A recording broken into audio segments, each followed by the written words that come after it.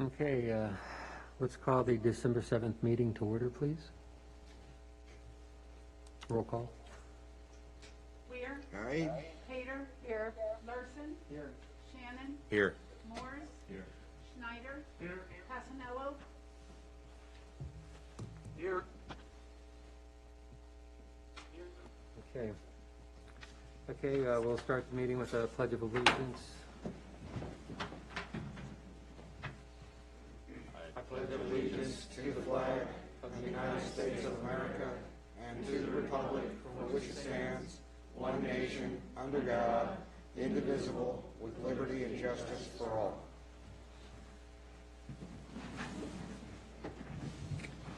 And now we'll move to invocation. Since this is the first invocation with our term, I give it to Chris Morris to present. Oh, yes, sir. Let's pray. Father, we thank you for the privilege that we have as a group, a governing body, to come before you, and thank you for the privilege that we have to govern. We ask you for wisdom. Father, though most of our decisions may not be received, we pray that they would be done with the best intent for the benefit of the town, for the residents, for the citizens, for our town departments, and we pray for wisdom. We ask that you would be the one that pours out your wisdom upon us. And Father, there are many who may be watching later on, and we pray that they would understand the times that we're living in. And Father, that you would be the one that directs our path. Thank you again for the privilege to come before you to ask for wisdom and to ask for you to bless our meeting, we pray. In Jesus' name, amen. Amen. Thank you.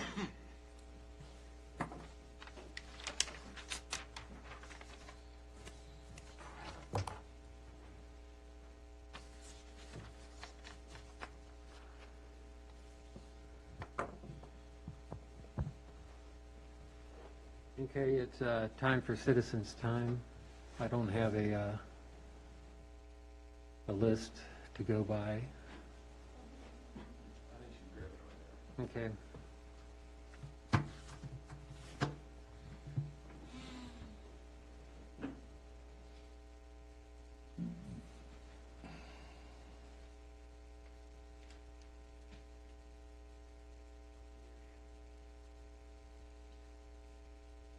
Jim Payne, 6680 Fayette Street.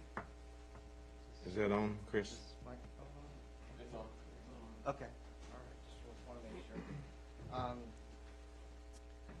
I come here tonight, I understand some changes might happen, a decision might be made with the PD and whatnot tonight, that would be a great thing. But I come here tonight to just talk about some observations and thoughts. I did watch the November Oh, can you, okay, I'm sorry. All right.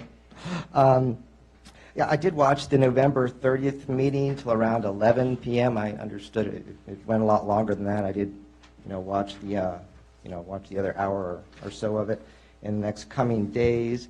But as I watched that, I definitely did see some fireworks, especially when it came to the police department and, the position. For those of you who did not go through the mayor's paper, it was very analytic, data-driven, heavy on graphs and charts. And I'm referencing your agenda packet, so the pages I reference are in there. I believe the mayor's paper was maybe 14 pages or something. I'm not exactly sure. As the mayor got down in his paper to page 70, what is in your agenda packet, so I get this exactly correct, and I don't misrepresent anything. I'll say exactly what he said.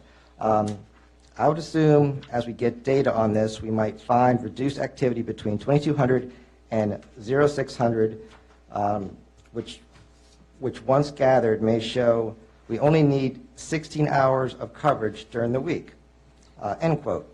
That would mean 16-hour coverage instead of 24, which we currently have. I was a little concerned by this, since even someone with no law enforcement background knows, and Chief, please correct me if I'm wrong, that the hours between 10 p.m. and 6 a.m. would be likely when most crimes were to happen. And the reason I asked the Chief is because he is a source of authority when it comes to PD matters, but the mayor did not solicit any input whatsoever from the police when he wrote his paper. Yes, this paragraph on page 70 was concerning, but what appeared on page 65 was a little bit more concerning to me, and it tells me a little bit about, what position the mayor was holding. And I will repeat exactly what that says, but yes, I say it's a research paper, but that doesn't mean that it started out with data leading to a conclusion. No, it started out with a stance, and data followed. To say exactly what the paper said on page 65, I wanted to stall immediate hire so that a review could be made. Here's what I did on my own to help defend my stance that the position could be left vacant. So that was the mayor's stance. And I believe Councilman Shannon explained that a RIF, or reduction in force, doesn't have to have the word defund in it at all. I can simply be not allowing the PD to have the resources it once did before Corey O'Neill left the force. Or in my simplistic view, 5 is less than 6. As everybody knows up there on the dais, kicking the can down the road is also making a decision, because the pool to draw quality applicants diminishes as we have kicked the can for the last 2 or 3 months, I forget. I'm just guessing, but it does seem like a logical guess that the chief likely has had some applicants slip through the cracks because of this. So the mayor, as he stated, wanted more data on his research. This research was done in a vacuum. As another councilman brought up, the council should be able to question the PD, which I totally agree with, and I'm sure, I don't want to speak for the chief, but I'm sure he would like to have some input in that as well, since it's a two-way street. So for anybody to say there's nothing in the POV paper that at all suggests changing or making different how the police force operates in any way, well, I guess they just read something totally different than I read. So let me equate, if you'll indulge me, let me equate the virus to crime. I know it's a little strange, but both of them will do you harm. Like the virus will do you harm physically, crime will do you harm physically, financially. They both might do you harm financially, I don't know. But I see you guys all up there wearing your mask, socially distancing, have plexiglass in between you. So obviously, you're following CDC guidelines, and you don't want to be a data point when it comes to the virus. We all see that. So I'm a little taken aback by why we would want to be a data point when it comes to crime. I don't want to be a data point when it comes to crime. I don't want you guys to be a data point when it comes to crime. I don't want the businesses in Haymarket to be a data point. I don't want any of the residents to be a data point. For me, and this is just me, the best crime is the one that's not committed and prevented by the presence of the Haymarket Police Department. So with that, I do thank you for your time. Thank you.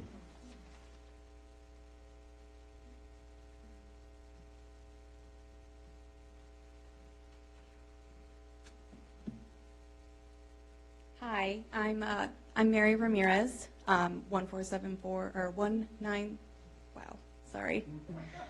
Public speaking's not my forte. 14974 Cheyenne Way, and I wanted to start off by saying thank you, all the councilmen, vice mayor, and mayor. You all made an effort to respond to my request to meet within 24 hours, which is amazing. Councilman Shannon was 3 days post neck surgery and made a point to meet with me and converse with me. So it shows that you guys really do care, and I hope that those private meetings were able to facilitate a constructive conversation. So thank you all for doing that. I know you guys commit a lot of time to this. I truly believe everyone on the council puts the town's well-being to the forefront of every action and discussion. The commitment that council has shown to our town is immense, both in your time and thoughtfulness. As an outsider looking in on these meetings, I'm worried you are putting the police department under scrutiny in the name of fiscal responsibility, when really it is an attempt to overcorrect the decisions of the previous administration. It is apparent this current council was left with many messes to clean up. The previous administration did a lot of things, but they got one thing right. The police department was firmly supported, and it showed in department performance, community outreach, and overall town unity. Our department is more than a service provided. Every officer in our department puts their life on the line for my family. There will never be words to describe the immense gratitude I feel for them. Our officers deserve to know how much they are appreciated and needed. With officers facing the current social climate, there is no support from national or state legislators. This important responsibility lies on our local council. That's you. Why would they continue to work for our small town when there are larger agencies and departments that offer better benefits, pensions, so forth, and are in dire need of officers? Prince William PD alone is facing a 235 officer deficit currently. In scrutinizing the department, like offering scheduling exercises without input from the chief, you are neglecting your greatest resource. The chief is the law enforcement expert in our town. If you do not understand policies or procedures, it is your responsibility to become educated. The chief has a department to run. Yes, hold the chief accountable, have hard conversations, ask clarifying questions, but do not discard what he brings to the table. That is negligent, especially when you suggest on paper the idea of removing police coverage from our town from 10 p.m. to 6 a.m. in one of your exercises. I keep hearing bang for your buck during various meetings, mostly related to Prince William PD. And I feel it's imperative to point out that law enforcement is not a retail service. You will never be able to quantify the amount of crime being deterred just by the presence of our officers or their cruisers alone. Crime is not predictable.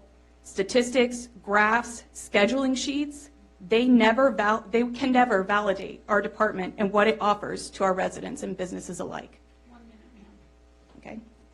Do not undo the glue of our community. When you hinder the hiring processes and dictate scheduling to the chief of police, you are putting our town's safety at risk. I agree with Councilman Weir. The council should approve an administrative assistant in addition to a full-time officer to help alleviate the new tasks mandated by recent legislation and now the additional demands brought on by this council's scrutiny. Our town's needs do not stop, and stress rolls downhill.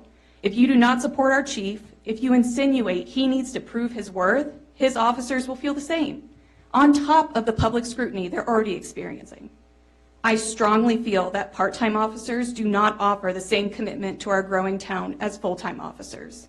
Community policing requires full-time commitment to our residents and businesses. You need to fill this vacancy, hire an administrative assistant, then continue your discussions to be fiscally responsible, and you can start debating how to better support the police department within that. The reality of the situation is we are lucky to have a small, committed department for our town. You need to support and respect the chief and let him manage his department. You need to thank our officers and ensure that they are not being overworked, left working alone, or feeling unsupported. Our officers need our support now more than ever. Thank you.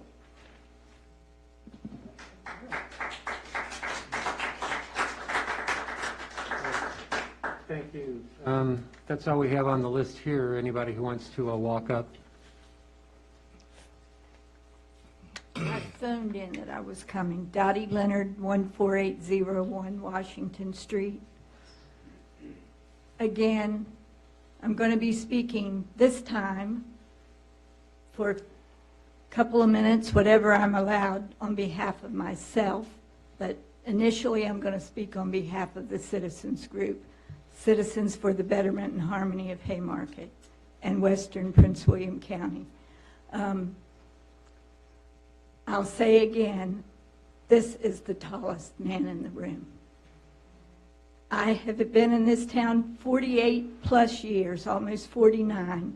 Never has a police department been as effective as under the leadership of this man.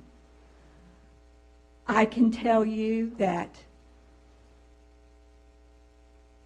I'm not 100% happy with every decision that this council makes, and I wasn't happy 100% with every decision the previous council made, but nor are the citizens of the town. Everybody makes mistakes some of the time.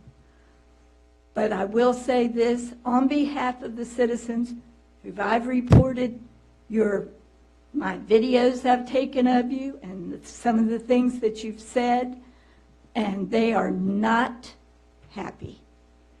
They like to feel safe in this town, and they like the way it's been run, and they want to see that continue. They're grateful for the things that Councilman Shannon said. They're grateful for, I'm sorry, I don't know your, is it Pate? They're thankful that you defended the prayer before the town meetings. They're thankful that Chris Morris defended it. They're thankful that Steve Shannon defended it, and they feel like you shouldn't be put in the position where you have to defend it. That was brought up by the mayor. Cutting the policeman's hours were brought up by the mayor. The mayor has been consistently wrong on a number of things, and I will say on behalf of the citizens, they don't like that either. And they would rather see you recalled than in your position if you don't represent them and the town the way they want to be represented. And I believe you also, Marchant, defended the prayer before the town meetings. I forgot your name at first, but they were grateful for that. They want the police department protected. Now I'm going to speak for myself. I like the safety I feel knowing that one of them is out there at night across from my house. That you have no idea how much that means to me. 3 times I've fallen in my yard. Once a passerby came in and picked me up, got me back on my feet. I was laying on my walk of rocks and couldn't turn myself over. More than one time at night, this police department has come to my rescue when an animal got on my porch and shut the door and locked themselves in. 2 skunks, as a matter of fact, on a New Year's Eve, late at night. Imagine somebody with disabilities, 70 years old, and I'm older than that now, but then I was 70 years old, and I had to call on a town policeman to get 2 skunks off my porch, or I couldn't even open my back door. So there are times when I look out my front door and see them, and I thank God for them, that they're there. Once I left my door open to my car, and one of them pulled into my driveway to make sure I was okay. Another time, my door was open to my car because I was so tired and weak I couldn't walk in, and the policeman pulled in my driveway to make sure I was okay. There's no price that you can put on that. So I just want to say, hear the people of the town, know that the police department is important to us, and we consider this very tall man a knowledgeable person on the subject. I don't want to repeat what's already been said by other people because they've said everything just like it needed to be said. But we depend on the decisions he makes because that's what's made us feel safe up to now, and we want that to continue. Thank you for listening.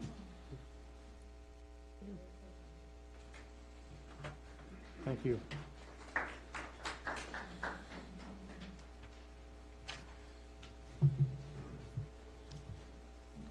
Good evening, I'm Tom Utz, 38-year resident, U.S. Air Force, live in the town of Haymarket, formerly on the Planning Commission, ARB, and Town Council. Got to serve as the police liaison under Chief Roop back in the day. So very concerned about the police department and the decision that we're going to start saving money. We're going to start saving money. That's what we're going to do. We're going to save some money. All these other things we're going to do, we're going to cut back over here. It's a bad idea. It's a bad idea. I appreciate what you guys do, and I do want to give you guys some love. I see a lot of great things going on in the town. What you guys have done here is beautiful.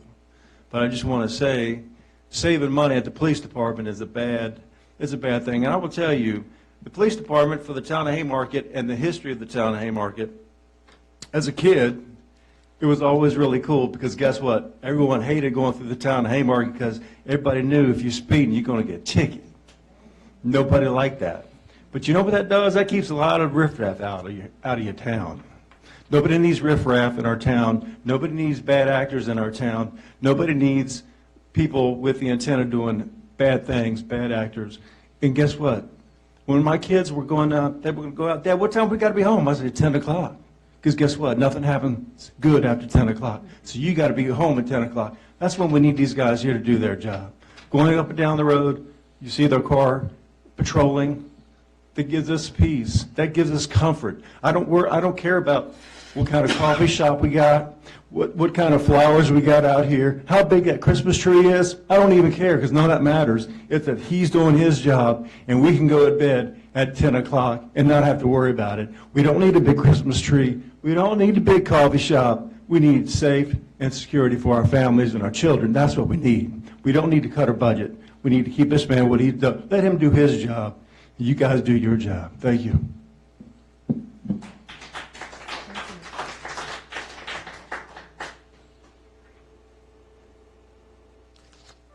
Anybody else want to come up to speak?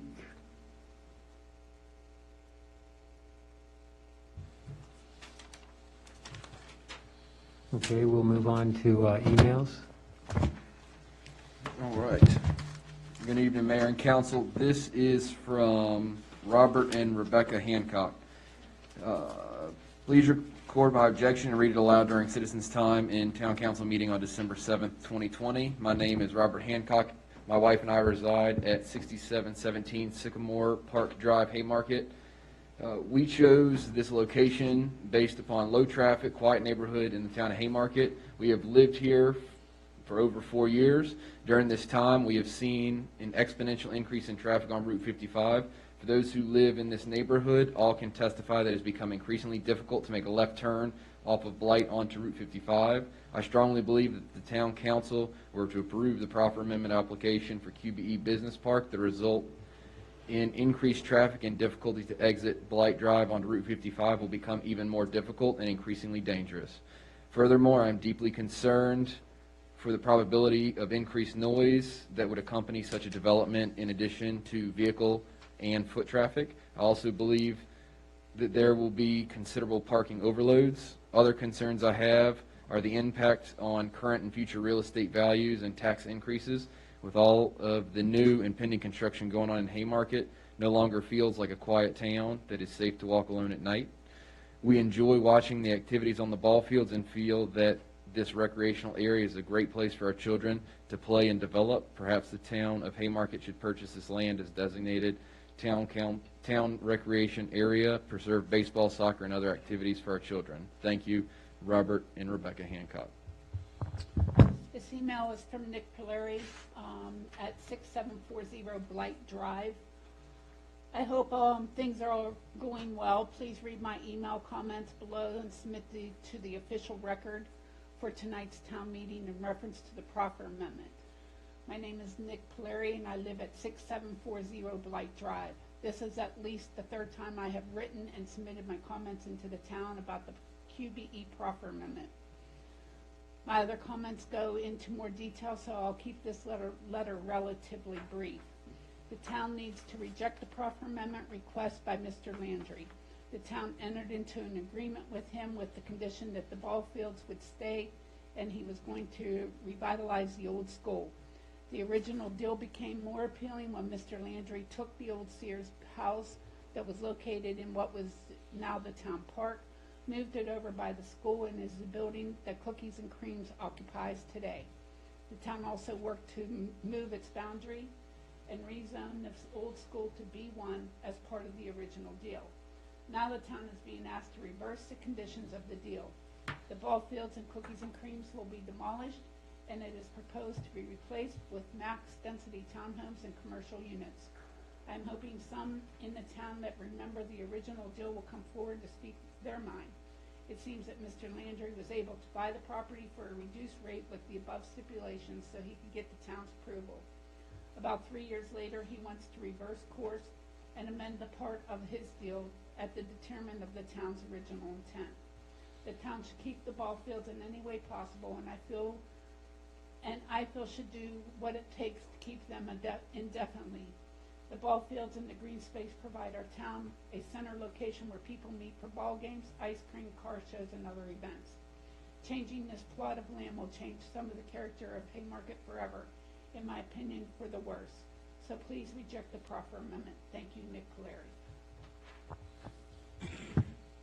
Mayor, Town Council, and Planning Committee. My name is Joe Namgoon. My family and I live on Blight Drive. Due to work, I cannot make it this meeting in person.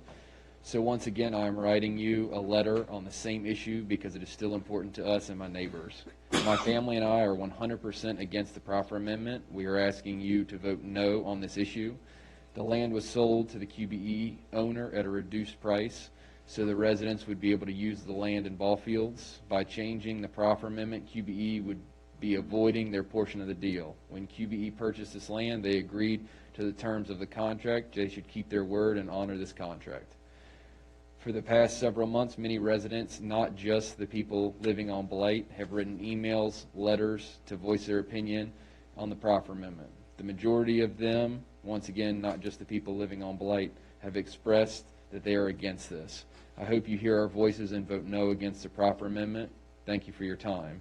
Joe, June, and James Namgoon. This email is from Jordan Ellison.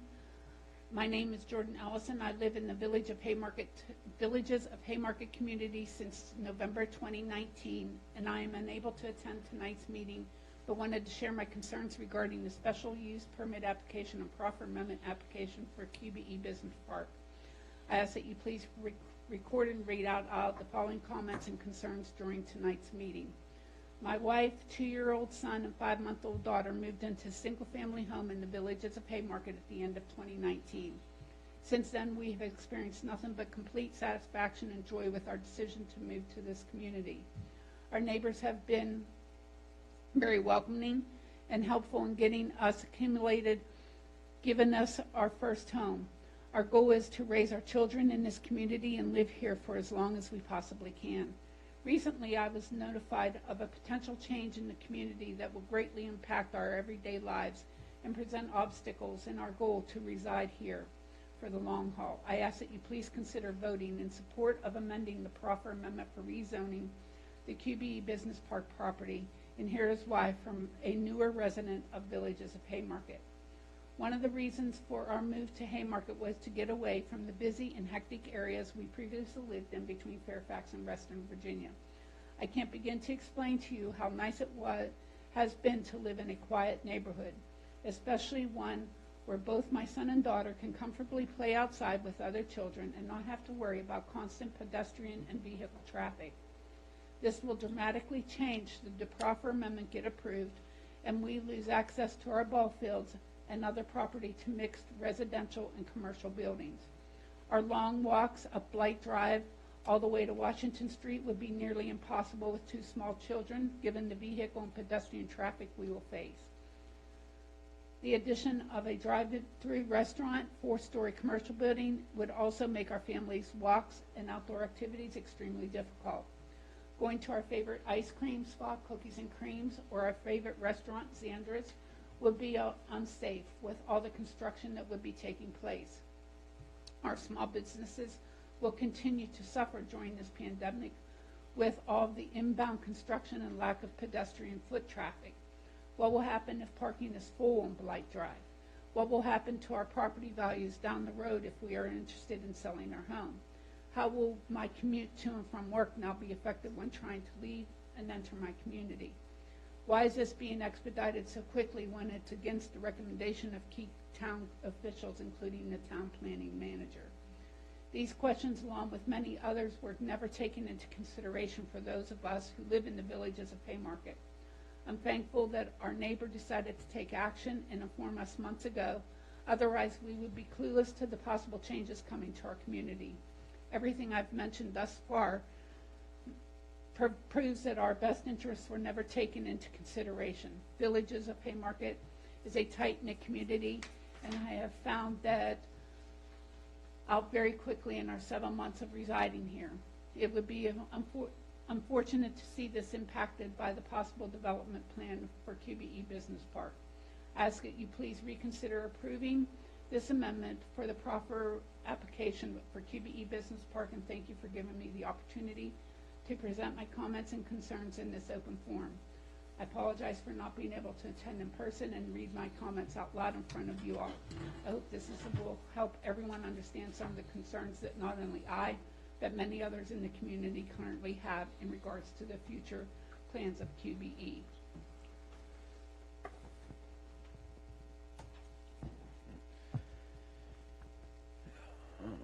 As a resident of Haymarket who lives off Blight Drive, I ask the council to reject the proffer amendment application to further develop the QBE Business Park property at 14604 Washington Street.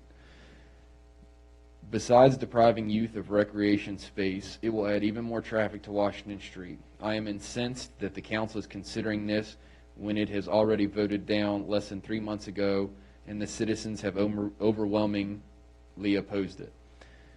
To even consider this under those circumstances reveals an obvious attempt to sneak an application through. As such, regardless of the outcome of the vote, I'll not vote for anyone who votes in favor of this application, and I'll encourage other Haymarket citizens to do likewise. Dave O'Mara, 6717 Sycamore Park Drive. Dear council members, my name is Shabush Bakshan, and I'm sorry if I mispronounced his name. I've been living in the village of Haymarket neighborhood along with my family for past 12 years. This email is in regards to proffer amendment application for QBE Business Park property, which borders Blight Drive, to construct additional commercial buildings and add entrance and exit lanes from and to the property of Blight Drive. Here are some of the reasons I would like to oppose this plan by QBE. Number one, most of the family in our neighborhood like to walk, bike along Blight Drive and have little children. Adding entrance and exit lanes to the property off of Blight Drive and parallel parking lots on Blight Drive will increase traffic on an already busy road and will make our neighborhood along Blight Drive very unsafe for walking or biking. Number two, traffic on Blight Drive from and to Washington Street is already bad, and especially during rush hours, it takes forever to turn. Adding entrance or exit lanes to Blight Drive from Business Park will make it even worse.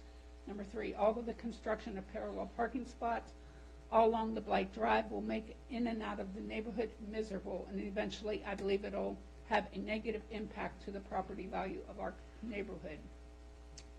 Number four, lastly, I believe more traffic, pollution, noise, and elimination of green space will have serious impact to our health.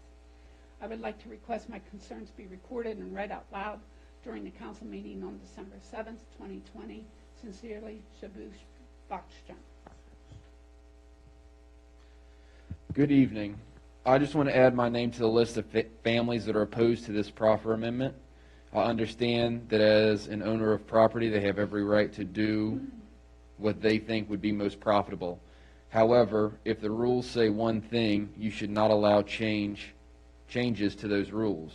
What is best for the town is to follow the original plan for this property. Sincerely, Jim and Suzanne McGuire of the Villages of Haymarket.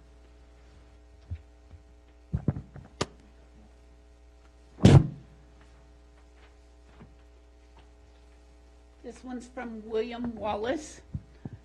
To council members, I am writing again to my opposition of the QBE business property request to overturn the proffer amendment currently in effect. The ultimate goal is to again bring forward the proposal to approve the general development plan, which is tied to special use permit application. As a neighborhood resident living at Cypress Park Lane, the following are my reasons for opposition. The current road infrastructure is having enough difficulty handling the traffic using John Marshall. Now add the subdivision being built further up Tyler Elementary, the addition of traffic from the hotel being built in the center of town, add the traffic from Home Depot next to Walmart, and it creates a serious problem. The buses at Tyler are having a problem getting from the school parking lot to take the students home, as well as parents and students trying to cross to get to their homes from the school. There must be something said when VDOT would not allow the traffic proposed plan to not empty onto John Marshall Highway. As a resident using Blight Drive, there are considerable wait times when trying to get onto John Marshall as well. Parking on Blight Drive will also create problems for a safe flow of traffic, as parking on both sides of the road will inhibit vehicles using Blight. Safe passage of vehicles going in the opposite directions. This has been proven when Blight is used for parking on Haymarket Day, and that is only once a year, not for the overflow of visitors and employees of the said residences and stores. I gather the empty stores within a mile of this property are not a major concern to the board, but they should be, as you are moving to allow more stores to be built that will increase the vacancy rate.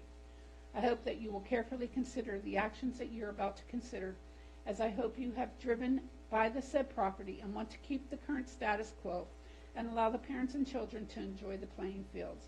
I request that this be read out loud during the meeting and ask that serious consideration be taken by all members and vote against the amending of the proffer. Dear Mayor Larson, Town of Haymarket Council members and Planning Commission members, we hope this finds you and your families well. As residents of the wonderful town of Haymarket for almost 16 years, we are writing this email to express our concerns about the construction plans at the QBE property. We humbly request that you please consider the concerns of the residents and how this construction will impact the lives of all the citizens, especially those who live nearby.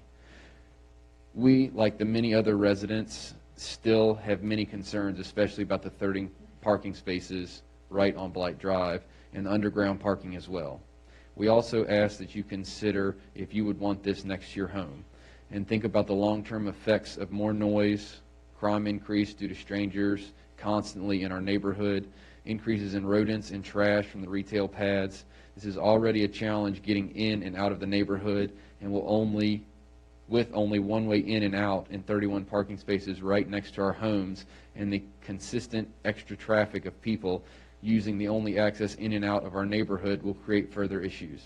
Extra noise will be generated from cars parking in those spaces, and the sense of security will be lost because of the constant influx of strangers parked near our homes, and litter will probably become an issue as well. We think that it would be beneficial if the developer met with the residents to devise something that all, or at least the majority of the residents would agree on. Is it possible for the developer to expand construction on the existing building, therefore saving the green space for the town residents? Since there are multiple empty retail pads in the area, why is there need for this development? Remember, once the construction is there and it remains empty, we can't get the green space back. It is our sincere hope that the town of Haymarket and the developer will understand that the majority of residents have expressed that they do not want this huge development or feel as if it is needed. It will create a host of issues for the current residents and will destroy the tranquil environment of our neighborhood and the small town feel that so many of us love. Our homes are supposed to be our peaceful havens, and we should be able to come home after work and be able to enjoy our time there without worrying about extra noise and traffic. A project of this size does not fit in our residential area, and we hope and pray that you think about the long-term effects of a project of this magnitude and how it will disrupt the stability of our peaceful and beautiful community. We as residents of the great town of Haymarket only want the best for this area, and we really hope that you'll consider the concerns of its residents. Thank you very much. Sincerely, Greg and Yvette Terry, Dogwood Park Lane.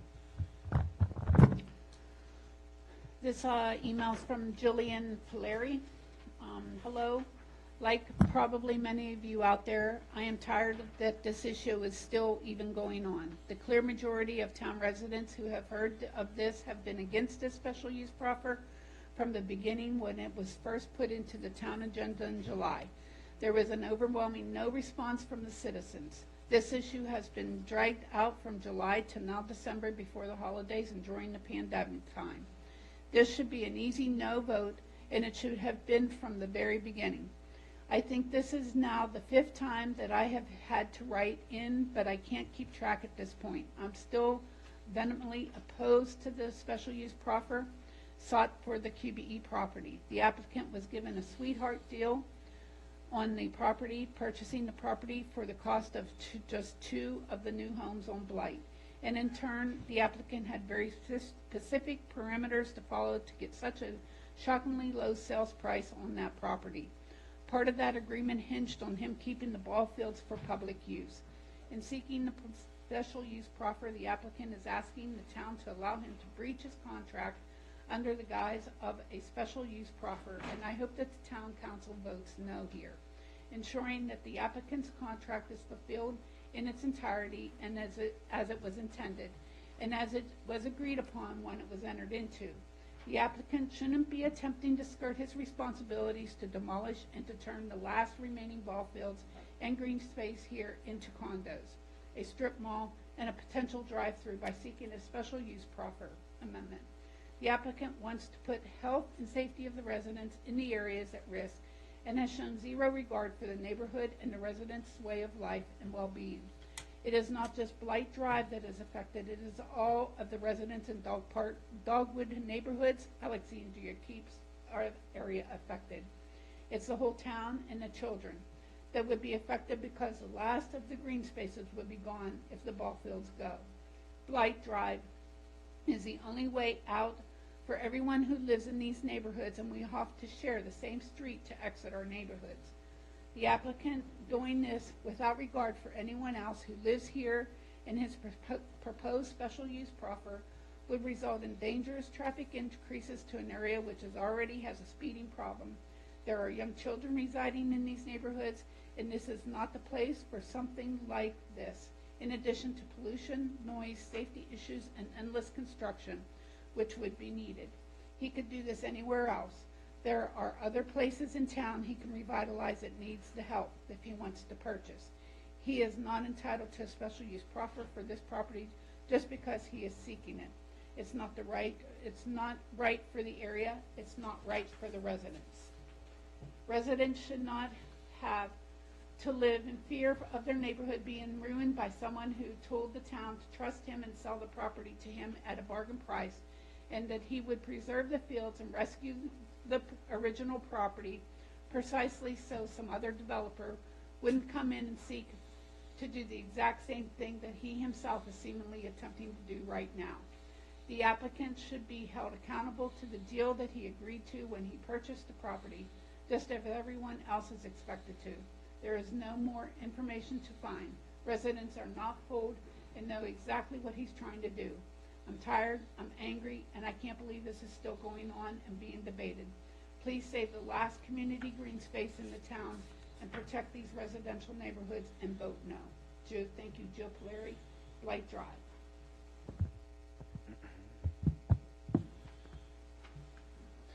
As noted by information previously submitted with other residents of Haymarket, I still remain vigilant to defeat the proffer GDP and SUP as previously submitted. The citizens of Haymarket will experience an enormous negative impacts to our safety, health, welfare, morale, daily lives, property values, congestion, and loss of needed recreational areas for the younger age children. It is, in fact, despicable to eliminate these areas of recreation, as we already are cognizant that hundreds of youngest age children utilize these gaming facilities during the week and weekend. The construction of the condominiums would be in direct contravention of previously agreed legal agreement in the proposed construction of no condominiums next to our development single-family homes. It certainly will affect those new $500,000 homes, and value would be dropped excessively for the new neighbors now living across from the proposed construction. This is not a great welcoming to the neighborhood, and it needs to be fought in our court system. Remember that the residents of our community have traffic one way in and the same way out. This should be easily accessed by emergency ambulances and fire departments, but will be a conflict with local statutes and law. Traffic at this time is horrendous and is expected to increase by 2,000% of current utilization due to proposed proffer. I am vehemently opposed to this proffer, and council members should act accordingly to disapprove this issue and move on to more important issues. I'm a 100% disabled military veteran who is expected to receive honors from Fort Lee, Virginia into the Hall of Fame, and getting in and out has been a concern of mine. If traffic of the nature mentioned above precluded my transport to hospital in a timely manner, it would definitely be an issue that would be critical to me and at least 6 others who reside in our community. Have discussed this with previous mayor during parades through the city. Citizens are not allowed to depart our community, and some council members are aware of the situation. Inform the mayor that he could expect lawsuits if emergency vehicles could not get to disabled citizens. He agreed. Thank you for this opportunity to address council members, and I hope you weigh your decisions carefully to assure the citizens of Haymarket are getting a fair shake. Ronald Phillips. Mayor and Council, this is the last email. It is a lengthy one from Alexander Beignet. He wants to disclose that these comments are his comments as not a planning commission member, but as a resident. I'm writing to you to communicate my family's and neighborhood's concern and objection with and to the proffer amendment application for 14600 Washington Street. Even though certain town council members introduced and discussed irrelevant matters in relation to the proffer amendment application during the November 2nd meeting, the matter at hand is as simple as whether or not the town should approve the proffer amendment application and allow the applicants to eventually develop the currently restricted 4.51 acres in accordance with a B1 zoning.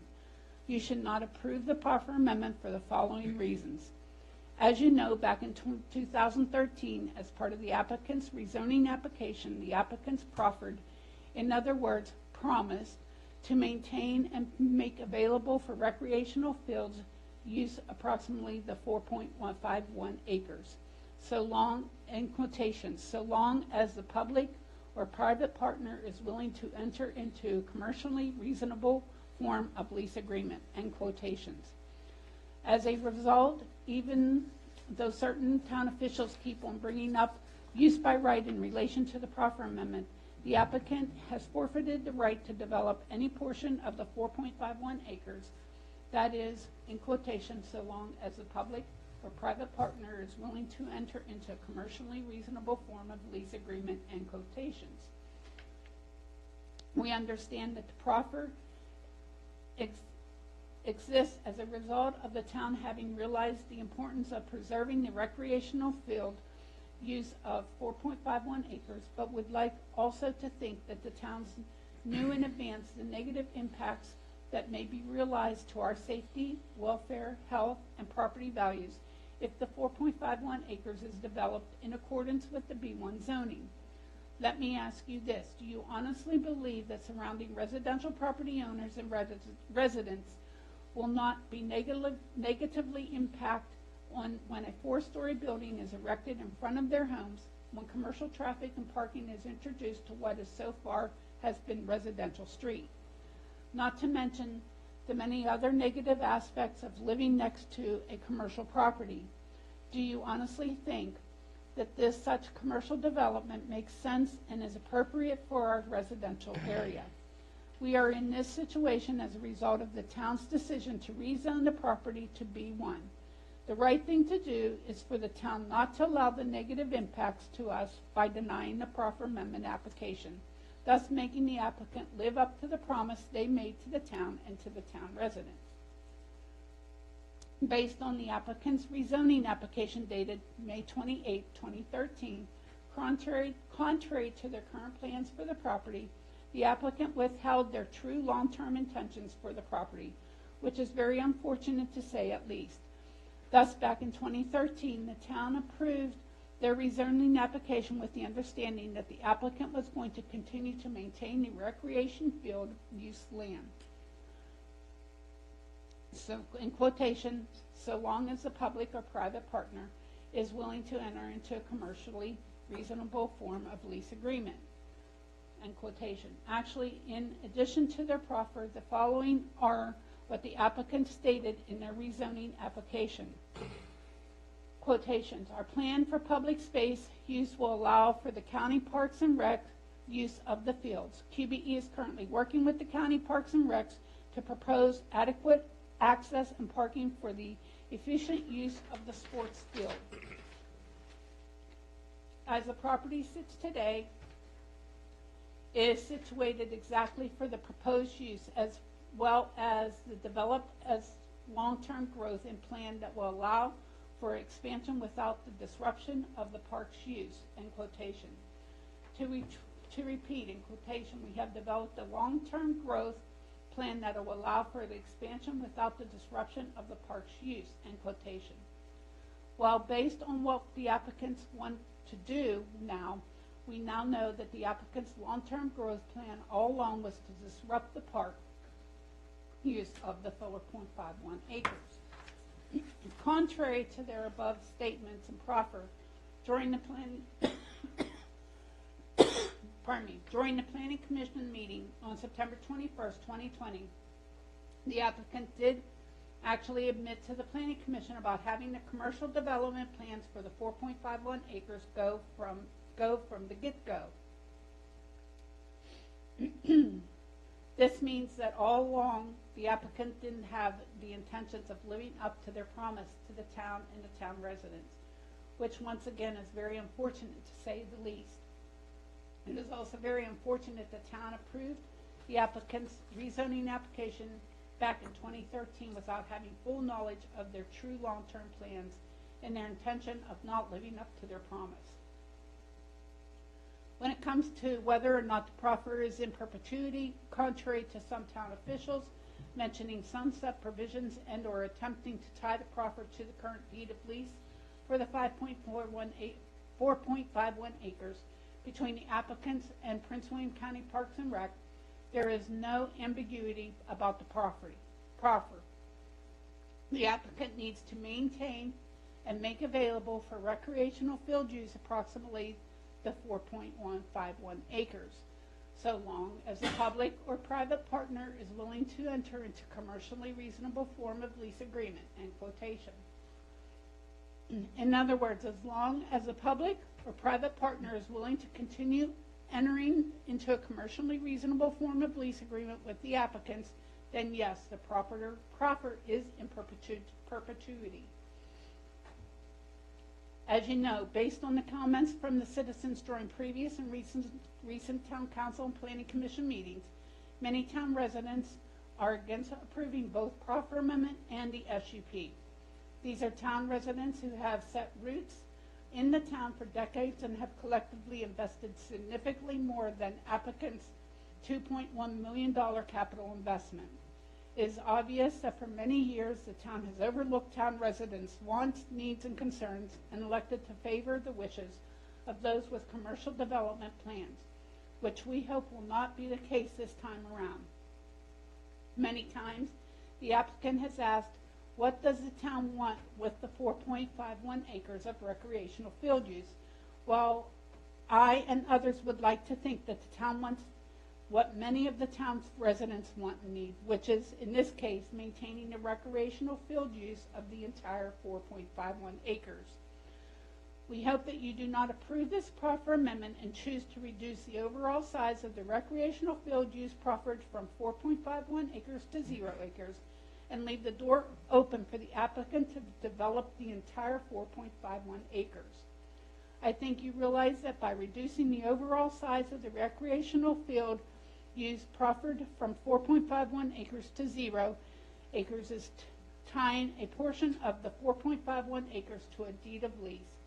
means that the only thing that will stop the applicants from developing the entire 4.51 acres is a deed of lease, which is in effect for an infinite period of time and primarily at the discretion of the applicant.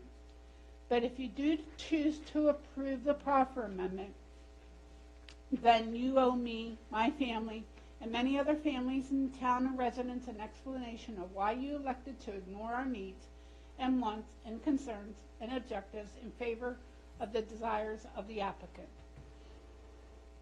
A desire of the applicant withheld from the town and the town residents until now, and is a desire that allows the applicant to break a promise made to the town and to the town residents. A promise that the town resident considered back in 2013 when deciding whether or not to object the applicant's rezoning application. In other words, one of the reasons the town residents did raise concerns or objections with the applicant's rezoning application back in 2013 is because the applicant promised and made it seem that the recreational field use will be maintained on the entire 4.51 acres. Please let the proffer stay intact and run its course. The possible negative impacts to us are serious and thus require your commitment to understanding all the facts about this matter and consider all aspects of this matter before making your decision. Please vote to deny the proffer amendment application. Thank you for your time. Alexander Beignet, 6817 Walnut Park Lane. That is all, sir. Mr. Mayor? Yes, question, Kim. What's that? Yes, I have a follow-up question for Kim. Kim, Susan Serrano is a neighbor of mine that was trying to get a message to you. Did she successfully get an email to you? I did not see one. Okay, Mr. Mayor, is it okay that she texted me her email response, was not able to get it through? May I read it for the record? Yeah, please submit it. Okay, Susan Serrano is a neighbor of mine in Longstreet Commons. So trying to message you at townofhaymarket.org, but no luck. Neither can I sign up for comments on the town site, to whom it may concern, Town of Haymarket. I do have a strong commitment to the mayor and his effort to address the policing policy in this tiny town. His presentation shows considerable detail, the actual situation, as well as reasoning for change, more documented accountability and clarification, i.e. transparency. This mayor was elected by the residents. He did very little campaigning, but won against a huge campaign of business-supported candidates. His win swept a new board and along with him. That's a strong signal that voters want changes. Perhaps a compromise of 24-hour patrols on weekend only would calm frayed nerves on this point. I have long felt that we have been over-policed in terms of personnel and equipment, heavy-duty vehicles, 7 or 8. Therefore, I support the mayor in his efforts in seeking to understand the past history of this department and to plan for tomorrow in an open, professional manner. Given the statistics, I feel it is not necessary to hire a new officer. The desired balance of time and money can be achieved through attrition. Thank you for your attention, Ms. Susan Serrano, Haymarket resident and voter. Thank you, Mr. Mayor. Yes, ma'am, I will right now.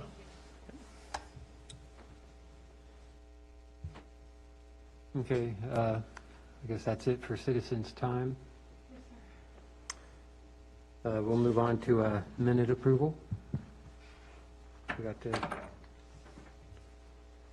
two sets of minutes in there. Start with the work session of October 26th. I make a motion that we approve the minutes of the work session from October 26, 2020. We got a motion I second. and a second. Any need for discussion? Okay, we'll put it up for vote. All in favor, say aye. And I guess just for official, Joe, if you can be kind of like a roll call vote since you're online. He's muted. Yeah, and I probably didn't give him a chance to hear it. He's on delay if he's listening, so. Joe, if you can hear, if you could vote for the acceptance of the, or denial for the acceptance of the October work session, 26th. Still on, man.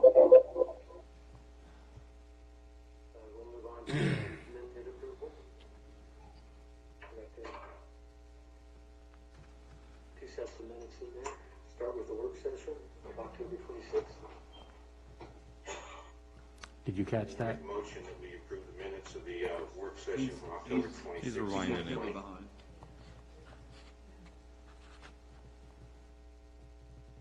And the second. Okay, we'll put it up for vote. All in favor? Say aye. And I guess just for official, Joe, if you can.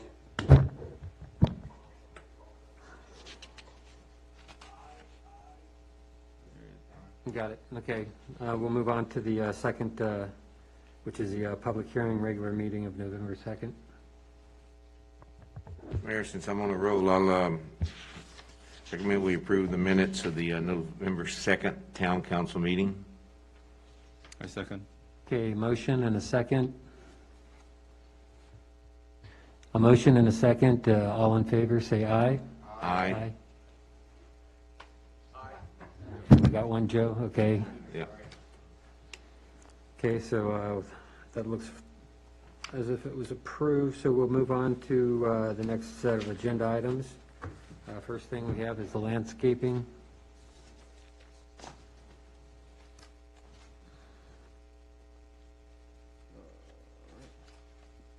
So yes, this is the landscape contract, which we talked about at the work session. What I've also done is I have attached the list of items that are presented to the landscape companies to provide a quote with. And this is something that you guys requested last week to get an idea of what is required. So if you have any questions or comments, please let me know.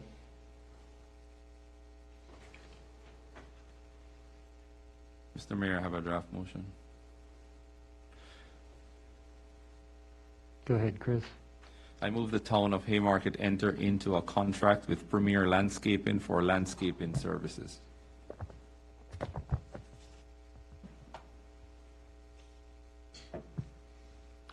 Got a motion? Is this Mr. Morris, would you accept a friendly amendment to include the contract amount? I certainly will not have a problem with that, especially since they're holding that price for the next 3 years. Mr. Mayor, if I can amend that draft motion, I move the town of Haymarket enter into a contract with Premier Landscaping for landscaping services to the annual amount of $24,900. Second. okay? I got a motion and second. Up for discussion. Anybody? Okay, I guess we'll put it up for a vote. Lear? Aye. Tater? Yes. Shannon? Yes. Morris? Yes. Schneider? Yes. Casanello? Yes. We heard him that time.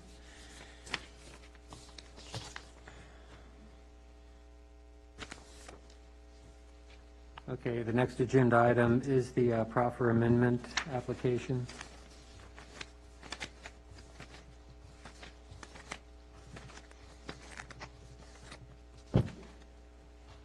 Is there any discussion needed or any questions needed to be asked? Mr. Mayor, I just received a text from some folks out in TV land there that says the video has a massive echo. We're hearing everything twice with a delay. That's when we deal with Zoom, that's what that delay was. So it shouldn't happen. It's not going to be the whole video, it's just sometimes. Okay, so it shouldn't be consistent. Correct. Okay, If it thank is, you. please let them know to let us know, and we'll try and resolve it. I will, thank you.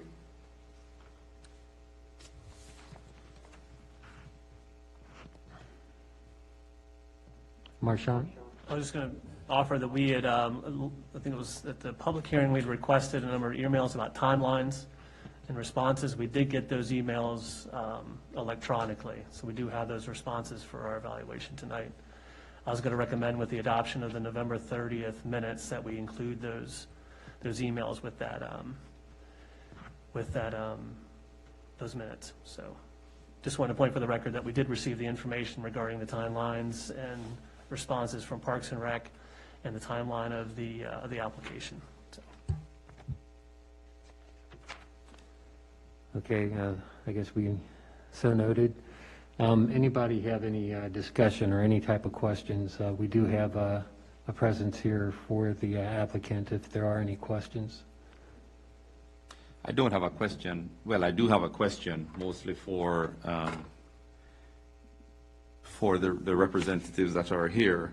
Cookies and Cream is on the property that is owned by Haymarket Group, correct? Yes, sir. Is there any advertisement for Cookies and Cream? I mean, I know there are advertisements for different other businesses in that complex, but is there any advertisement for Cookies and Cream that is promoted by the owners of Haymarket Group? Is it Properties Group? Yes, sir. We don't promote the tenants promote themselves. Is that a yes or no? So, Haymarket Properties Group does not do any marketing for any of our tenants, no, sir. but Haymarket Properties Group owns the sign at the front. Yes, sir. And Zandria's is on that sign, and other businesses they're on that sign. Are you saying that those signs are done by the individual companies? I'm not sure actually who pays for it, sir. I can. You are the president, right? Yes, sir. All right, it would be good just to find out, because Cookies and Cream, in my opinion, is the only company that is there that there's no advertisement for. That's the only, I just wanted to clarify it. Maybe I missed it, but I just wanted to clarify it. That we have a business for a building that was given to Haymarket Properties Group. I hope I'm saying it correctly. Yes, sir. Repurchased the building. Right. Yes, sir. But there's no advertisement for it. So, on the front monument sign. Yes, that one, yes. Yes, sir. I would have to go over there to look to see if Cookies and Cream is on there or not. It's not, I don't drive by it and see which tenants have theirs on, have theirs off. No, sir. That's up to the tenant.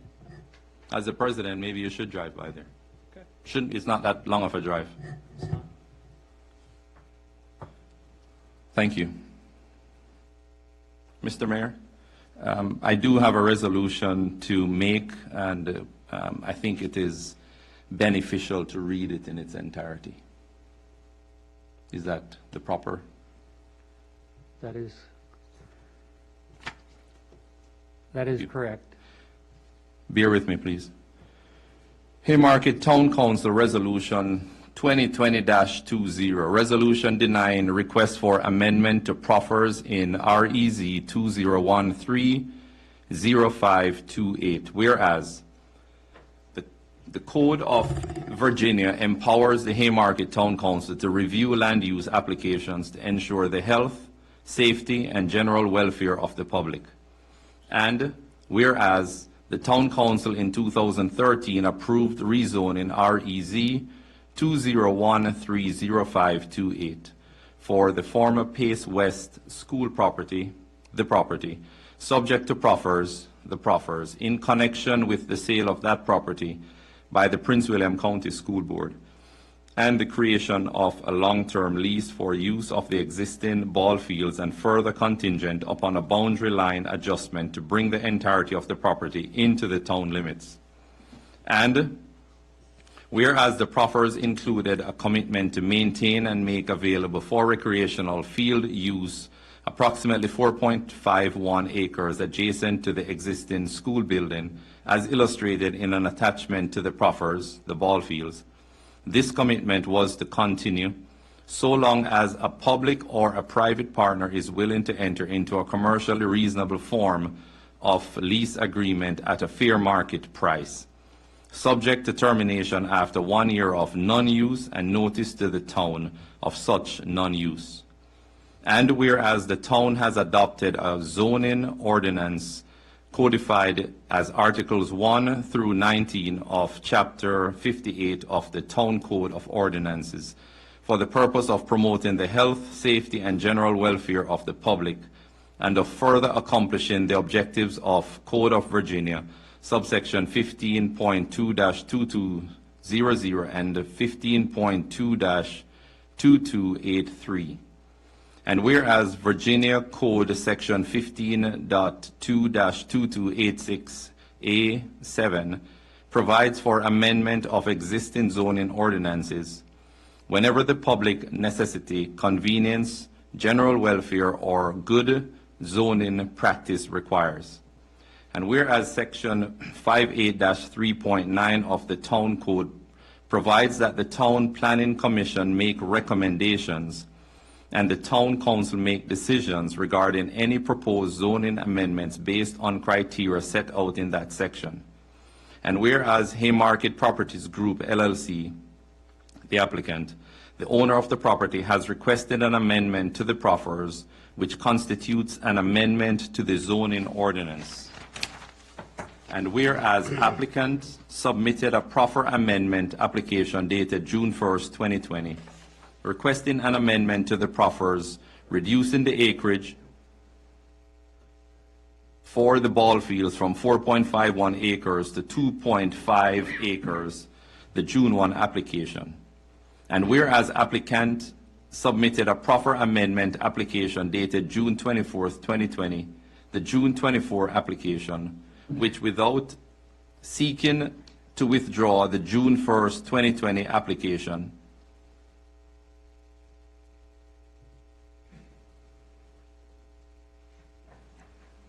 requested an amendment to the proffers to remove all restrictions on the ball fields upon the expiration or termination of the current lease of the ball fields to the Board of County Supervisors of Prince William County. The June 1 application and the June 24th application are collectively referred to hereinafter as the application. And whereas the Prince William County Parks and Recreation Department, Parks and Rec, is currently making use of all of the ball fields pursuant to the county's lease from the applicant, and Parks and Rec desires to continue such use and desires additional park acreage in the western portion of Prince William County. And whereas the applicant has not fully complied with the conditions of the proffers, inasmuch as it has not diligently pursued approval of a final site plan, the approval of which would have triggered further obligations to submit a work schedule and begin final site plan work. And whereas the Town of Haymarket Planning Commission and town staff have recommended denial of the application. And whereas the Haymarket Town Council, based on the factors outlined in Town Code Section 58-3.9, finds as follows with respect to both the June 1 application and the June 24th application.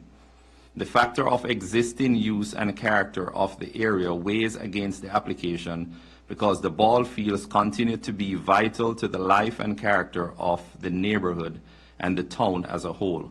The factor of suitability of the property for various uses weighs against the application because the ball fields provide a vital buffer between the commercial uses on the property and the nearby residential uses. The factor of trends of growth or change is neutral in this instance because increased demand for development is balanced by the need to provide open space to maintain quality of life for residents and visitors. The factor of current and future requirements of the town as the land for various purposes as determined by population and economic studies and other studies cannot be weighed in favor of the application because the applicant has not provided any such studies. The factor of transportation requirements of the community and the town's requirements for parks, playgrounds, and recreation areas, other public services, or the conservation of natural resources and preservation of floodplains weighs against the application because the town requires space for recreation areas. The factor of conservation of properties and their values and the encouragement of most appropriate use of land throughout the town weighs against the application because the ball fields provide a vital buffer as noted above and because they provide needed recreational facilities. And the town's comprehensive plan calls for the area of the ball fields to remain public, and the comprehensive plan specifically identifies the full potential of the property as being as a social, business, and recreational center for the town and adjoining area residents, so that this factor weighs against the application because granting it would eliminate the recreational center aspect of the property's full potential. And whereas the Haymarket Town Council finds that the balance of factors identified in Town Code Section 58-3.9 weighs decidedly against approval of the application, and that each of the factors 1, 2, 4, 5, 6, and 7 individually would suffice to justify denial of the application. And whereas the Haymarket Town Council finds that public necessity, convenience, general welfare, and good zoning practice weigh against the approval of the application. Now, therefore, be it resolved that the Haymarket Town Council, that in order to promote the health, safety, and general welfare of the public, to promote good zoning practice, and in light of the Town Code Section 58-3.9 factors identified above, it denies the application. In order of the Haymarket Town Council done today, Monday, December 7th, 2020. Thank you, Mr. Mayor. Second. Okay.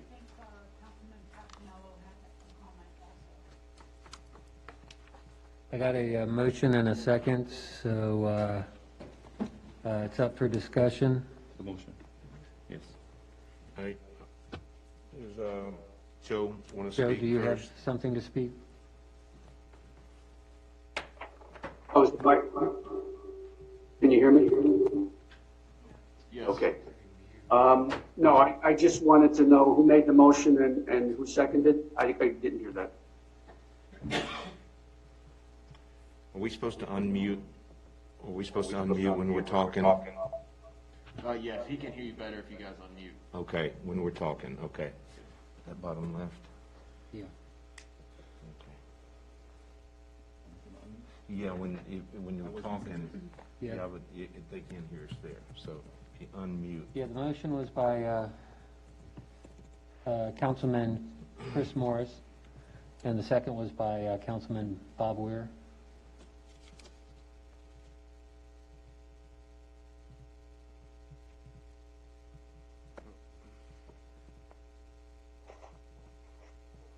Did you have a follow-on comment? Double feedback from the computer and the microphone. Yeah, that's why you have to unmute too, to talk and then mute.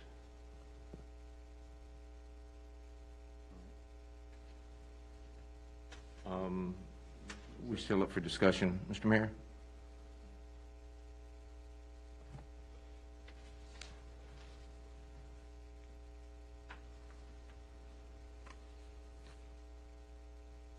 Trying to give Joe a chance to repeat. Okay. Let me unmute, let me mute, so in case Joe has something. Dang it.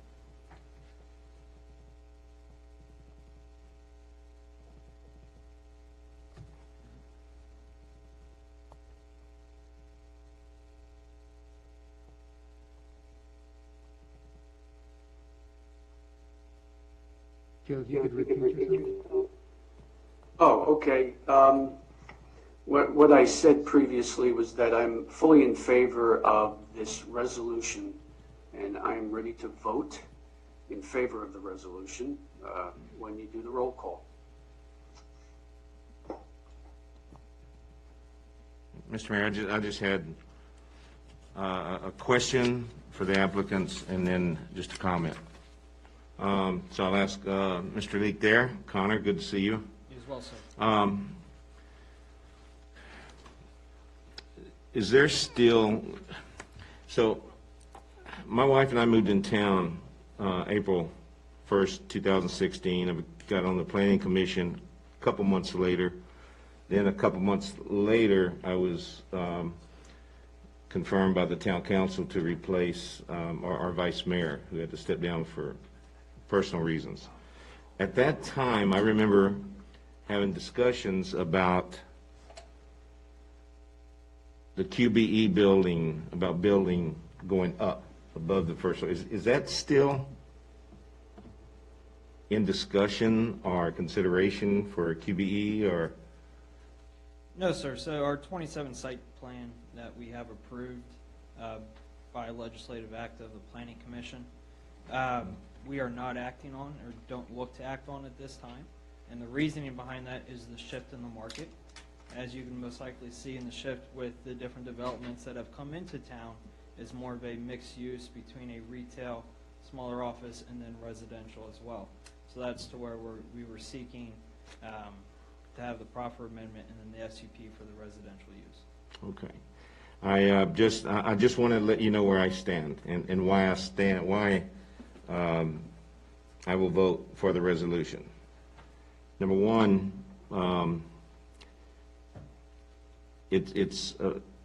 Chris, you correct me if I'm wrong, but Prince William County, the parks, as says in here, in our agenda here, that they have indicated they would like to continue use of the fields.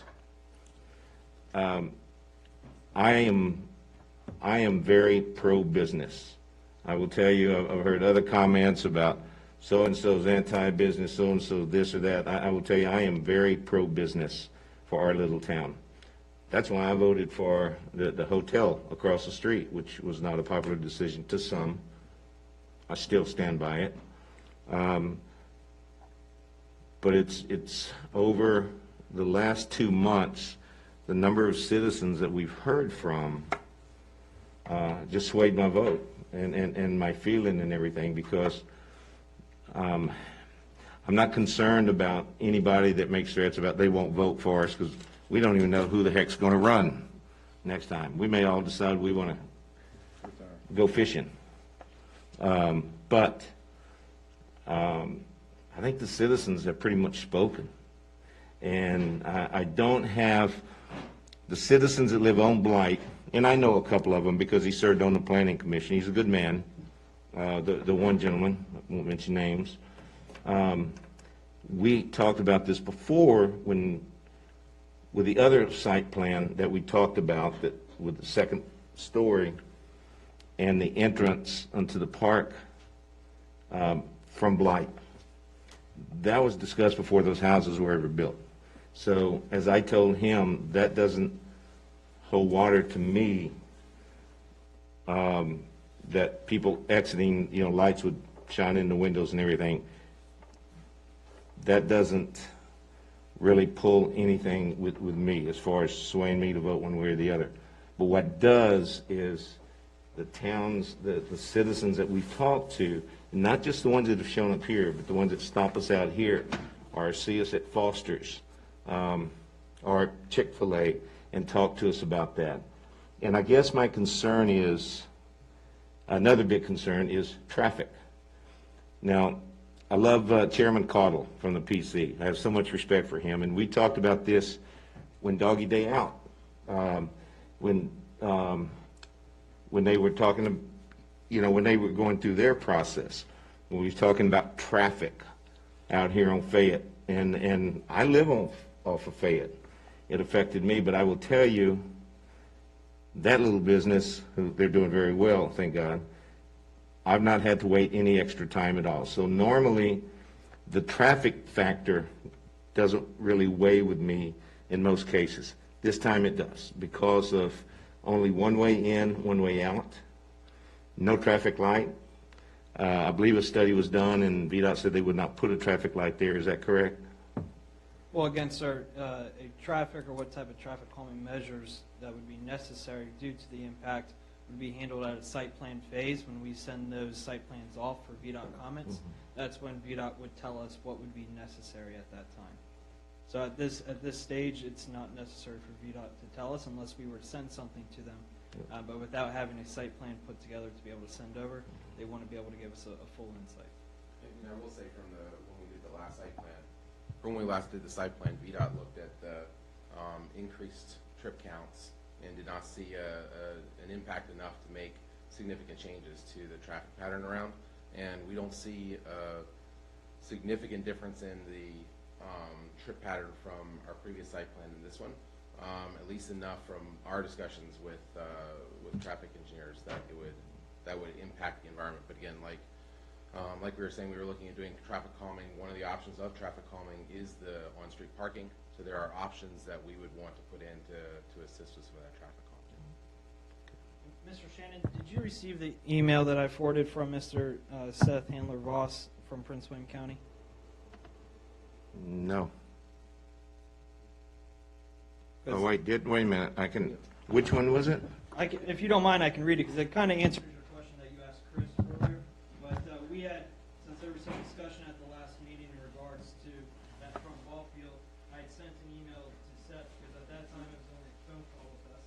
And I believe Mr. Passanella, who stated that he would like to have the emails for it. So I asked for a newer email, and I sent it over to Seth saying, Seth, I appreciate you taking the time to speak with me to discuss some of the discrepancies I was hearing between the town, yourself, and I. The town council has requested a formal email to knock out any he said, she said type scenarios. Could you please confirm the following two items, and that is still true and accurate? You will continue to try to permit the front field at the corner of Washington Street and Blight Drive as long as the leagues want it permitted, but the leagues themselves have reservations and hesitations about permitting that field because of its proximity to Washington Street. He said, correct. I then asked, I said, you would like to continue discussions with us over the redesign of the two fields in the rear of the site to produce higher quality fields, to include fencing, lights, bleachers, possible playground, pavilion, and restrooms, which would in return remove the front field from the lease and allow us to renegotiate a new long-term lease between the two of us for the back two fields. Granted, this would have to go in front of the Board of County Supervisors for funding. He said, correct, but I would also like to add an on-street parking on Light Street and dedicated private parking. He then stated, we would also need Board of County Supervisors approval for the new lease or easements of the property. And easements would be ideal. Roughing out the new fields by the owner during redevelopment of the property would also be ideal. So that's to where it comes into the proper, to where being able to promote the back two fields, a new redesign, a long-term lease with the county for those back fields to make them of what Seth refers to as higher quality fields. That's what really sparked the conversation of removing.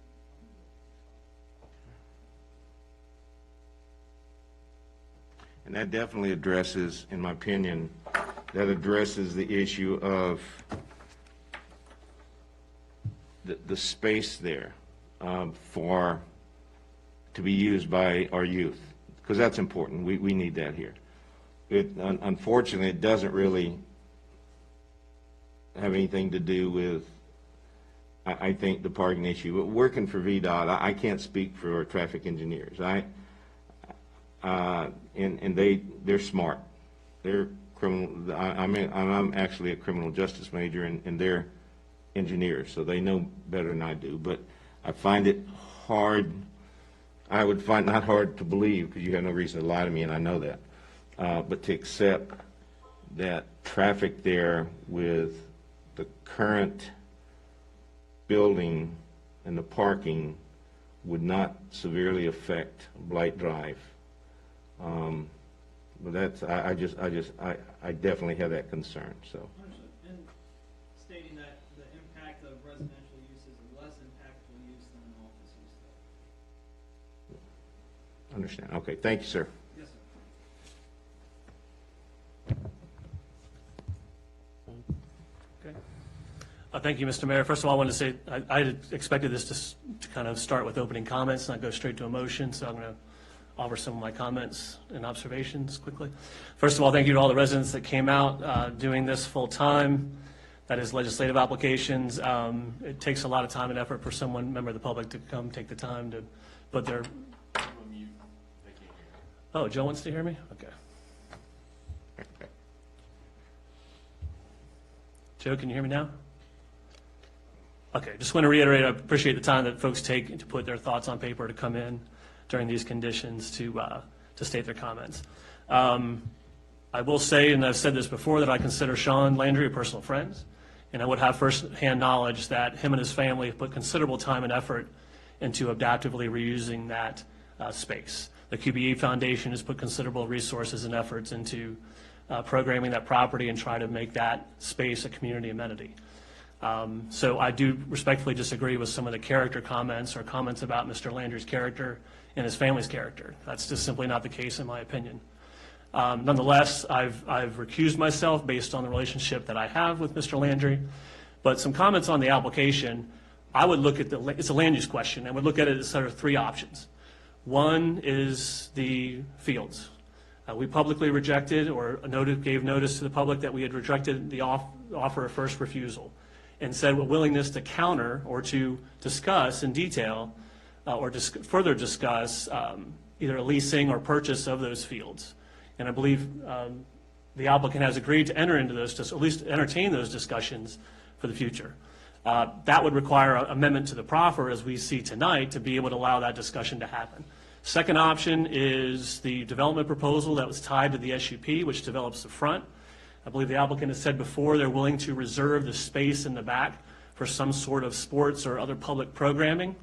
I had suggested at the last meeting that perhaps that general development plan could be tied to the proffer amendment. If that was the consensus of the council, if we went down that road, that's where we dive into the detail. What is the traffic management program? How do we mitigate noise? How do we address property values? How do we address design? Really jump into the details to make it a better project. Again, if that was the consensus of the council to go that direction. Third option is to let the proffer lie, and that does come with a risk. There is, sunset clause is not the right term, but there is a provision that it says under certain conditions that proffer to commit the fields may end, and there's some uncertainty about what that would mean. So that is a risk we would have to entertain as well with that motion. So I think it's important to say we have options to consider. We have ways to evaluate this proposal, ways to address the public comment if that's so desired. So appreciate your time.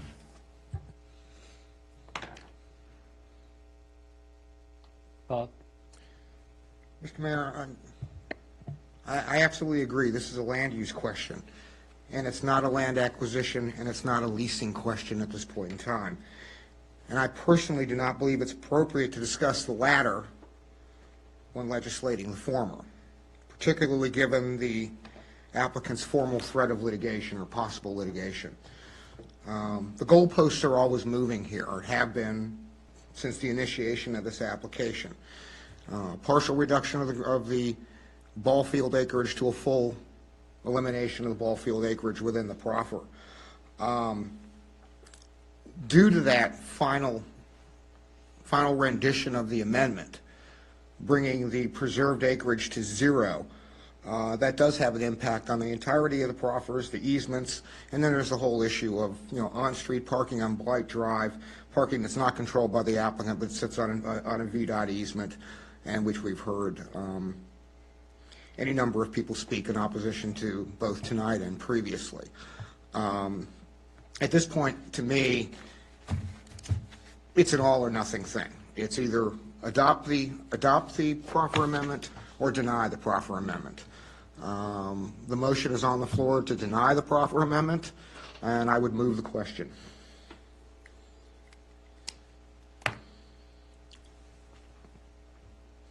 Mr. Mayor, I have one more question, and Marchant may have addressed it. We deny this. What would their next steps? I mean, we deny this, then at what point in time can they come back in with another plan? I guess any time? I mean, if they came back with a better plan or something more acceptable, it would be entertained. And because I'm not sure how that works. Bob, you probably had the most experience about that and might know. Sure. Marchant, that's 6 months. Typically, for mapping applications, it's 365 days. Could not be a substantially similar application or a lesser time. We'd have to ask Emily if she's on the line. So. Joe has his hand up. Mr. Passanello has his hand up. Yeah, we got a question asked first before Joe can go. Emily, do you have the timeline? I'm sorry, the mute was off. Can I ask it again, Mr. Mayor? So the question was, Emily, that how Councilman Shannon asked how soon till they could resubmit an application. Our response was a substantially similar could not be submitted within a year or a lesser amount. Do you remember what the ordinance says on resubmittal? I believe that the ordinance says a year, but while Joe has his comment, I'll look that answer up for you. Okay, thank you. Okay, Joe, you have the floor. Thank you. I hope everybody can hear me. And I'm glad that Emily's looking that up, because my comment was going to be that the proffer amendment is what we're voting on tonight. That is what we're looking at. Do we agree or not? In my opinion, I do not agree with it. I agree with the resolution. I think it lays out clearly the reasons for not agreeing to this proffer amendment. I do not believe it precludes the applicant from seeking other opportunities to work with the community or to revise or resubmit or take any of those other actions. I could be wrong, but I don't think so. So in my mind, we have a choice here. We either adopt this resolution or not. In my opinion, we need to adopt this resolution for the reasons set forth in that resolution that was read by Mr. Morris. And frankly, I want to add one more thing. I want to thank all of the folks who spoke and wrote this evening.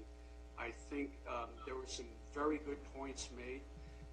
One of the things that struck me very clearly was Mr. Bayene's comment about no ambiguity. Now, there may be a little bit of ambiguity when it comes to, and I don't like this term sunset because I don't think this sunsets. There are certain conditions that have to happen for that to happen. But I think as long as that, so long as, quote unquote, I think that lays very clearly that the intent was that those fields were to be kept in the inventory for recreational use. The other thing is the zoning for that property, from what Mr. Bayenne also said, and I think it's valid in this discussion, that the B1 was changed in that property. It was changed to B1, but I don't think previous council thought the entire thing was going to be B1, because I thought they believed it would be recreational use going forward. So, I mean, we can figure that out and vet that out wherever it has to be, but frankly, I think we just need to go forward, vote on this resolution, and then we'll have other options going forward. Thank you. And to follow up, it is 1 year. It was apparently changed in 2017, and I'm trying to look up the motion on that. Thank you, Emily. So you can't submit a substantially similar application for a year, correct? Correct. Okay. Correct.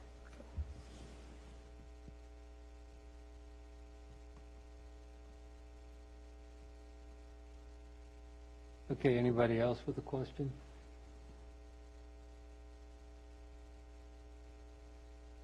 I guess that's it. We'll put this up for a vote then. Weir, Aye. Pater, Yes. Shannon, Yes. Morris. Schneider. Abstain. I should have said in my earlier comment, I meant to abstain, not recuse myself. Thank you. Casanella. Yes.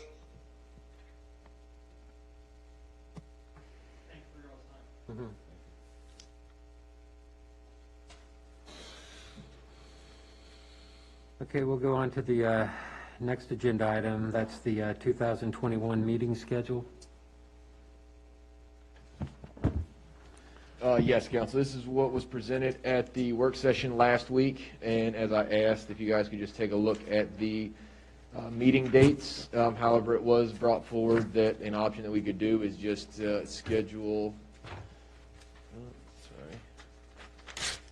it was stated that what we could do is go ahead and schedule all the meetings that were on holidays for that next day, which would be Tuesday, and then if there was any issues in the future, then we could just move forward with that. So if you guys feel comfortable with that, we can go ahead and move forward with the meeting schedule, or the schedule for 2021. So moved.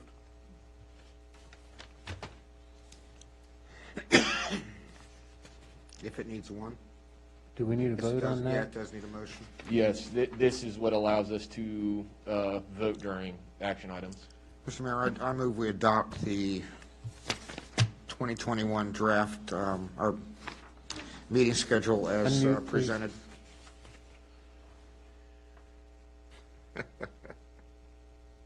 What? Unmute, please. Now I gotta find that. So Joe can. There we On go. the left. For Joe's benefit, I move we adopt the 2021 meeting schedule as proposed. Second. I got a motion and second. Doubt we need a discussion, right? Okay, let's put it up for a vote. Weir. Aye. Pater. Yes. Shannon. Yes. Morris. Yes. Schneider. Yes. Presinello. Yes.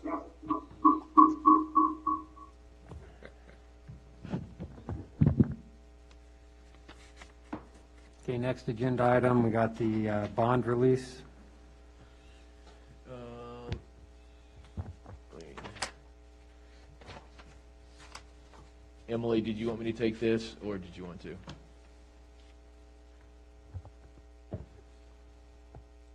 She's muted. So you want me to go ahead? Okay.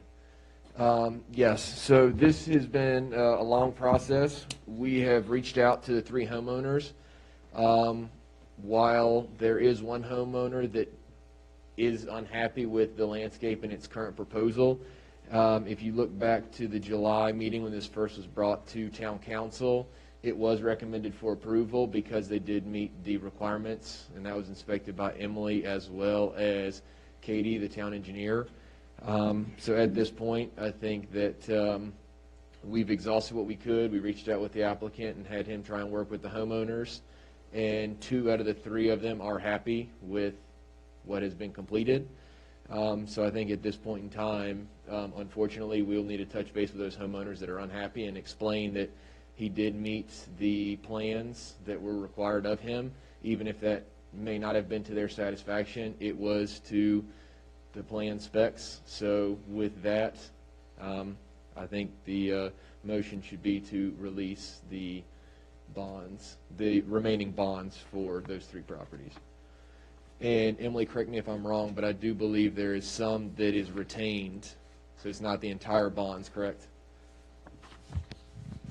For the landscaping bond, we retain the 10% for 2 years, but that landscaping bond will only cover the trees and shrubs that he put in the back or front yard.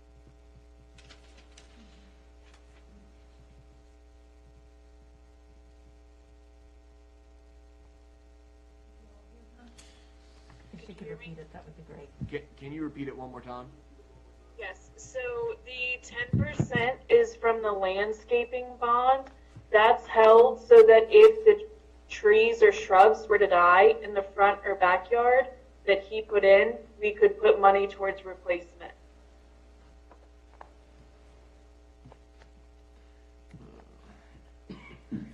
So, Chris, just to clarify then, the motion would be to release, the bond issue, release for the 3 addresses there.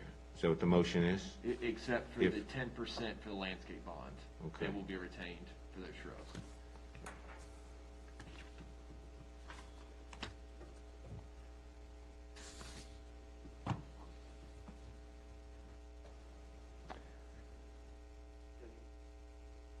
You know, I think we kind of gave directive to the planner to do what's necessary. I guess we can have consensus here, though, if everyone feels that that's appropriate, to release the bonds as projected.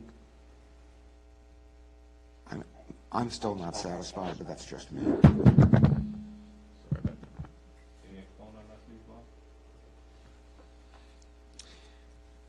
I don't believe the developer has done enough to remediate the situation or to do it properly in the first place, and I'm still unconvinced of any change in that circumstance.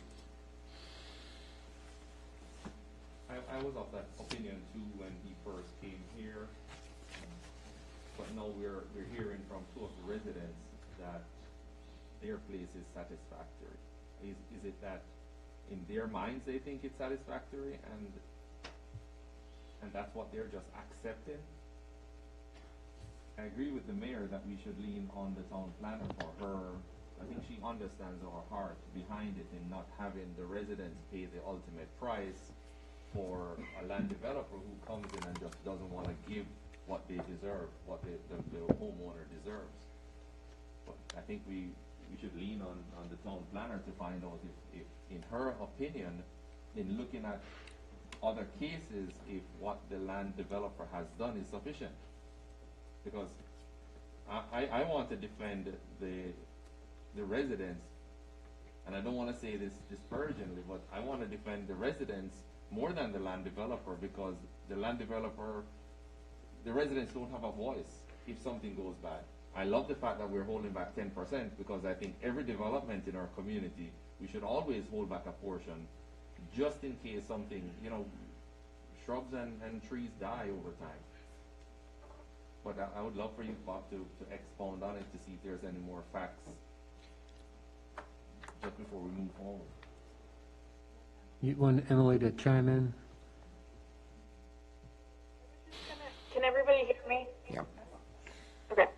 I was just going to add, when I first got here, and one of the very first houses that they released bond on was for the Blight Drive homes. And Katie walked me through that process as I was a new planner at the town. And the yards did not look like the one on Fayette Street. That developer took their time. They put in the right amount of topsoil. They did the right seeding. They did the right sod work. And thus they have very nice yards. They have quite a bit of slope there. And they still were able to get it to look nice. They did the proper grading work. And again, I think the big thing is they put the right topsoil in. The yards on Fayette Street, specifically the first one, I perhaps agree with Councilman Weir. It's not satisfactory. It's gravel. And Chris and I walked it, and you know, as you walk through it, you see chunks of gravel where grass is never going to grow because it's just rock. I mean, that's all it is. And there were other yards that the developer fixed, but I believe this first homeowner made it clear that they didn't want for the developer to come in and fix it yet because his fix was not anything that was going to last long term. So, you know, Chris has spoken with the other two homeowners of recent, and we can reach back out to this first one, but that's kind of where we stand. They're looking at having to pay about 11 grand in order to get this fixed the right way. Who's looking at paying 11 grand? The homeowner? Is Is there? That's my opposition to the bonds.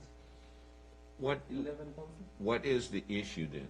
It's $11,000 for a landscaping issue, unless there's major according to Emily, drainage issues. Go ahead, Emily, thank you. So, in the backyard, I don't know if it's echoing on your end. I'm going to mute you guys 1 second. Okay, so in the backyard, if you actually go up behind Copper Cricket, you can stand on our deck and you can see all of the backyard that is mud. They did not properly grade it along our fence line, nor on the other side of the yard. And then if you go into the front yard, if you look at the first house to the left of the driveway, near where the gate of the fence is, there's some bare areas there that it's just gravel. And then, of course, they did mention that they had dug up quite a few timbers, things like that. But that aside, that area is just mainly gravel. So the company that they got quotes from said in order for them to come in and fix the back and the front yard grading and drainage problems and put topsoil and seed it again, it would be 11 grand.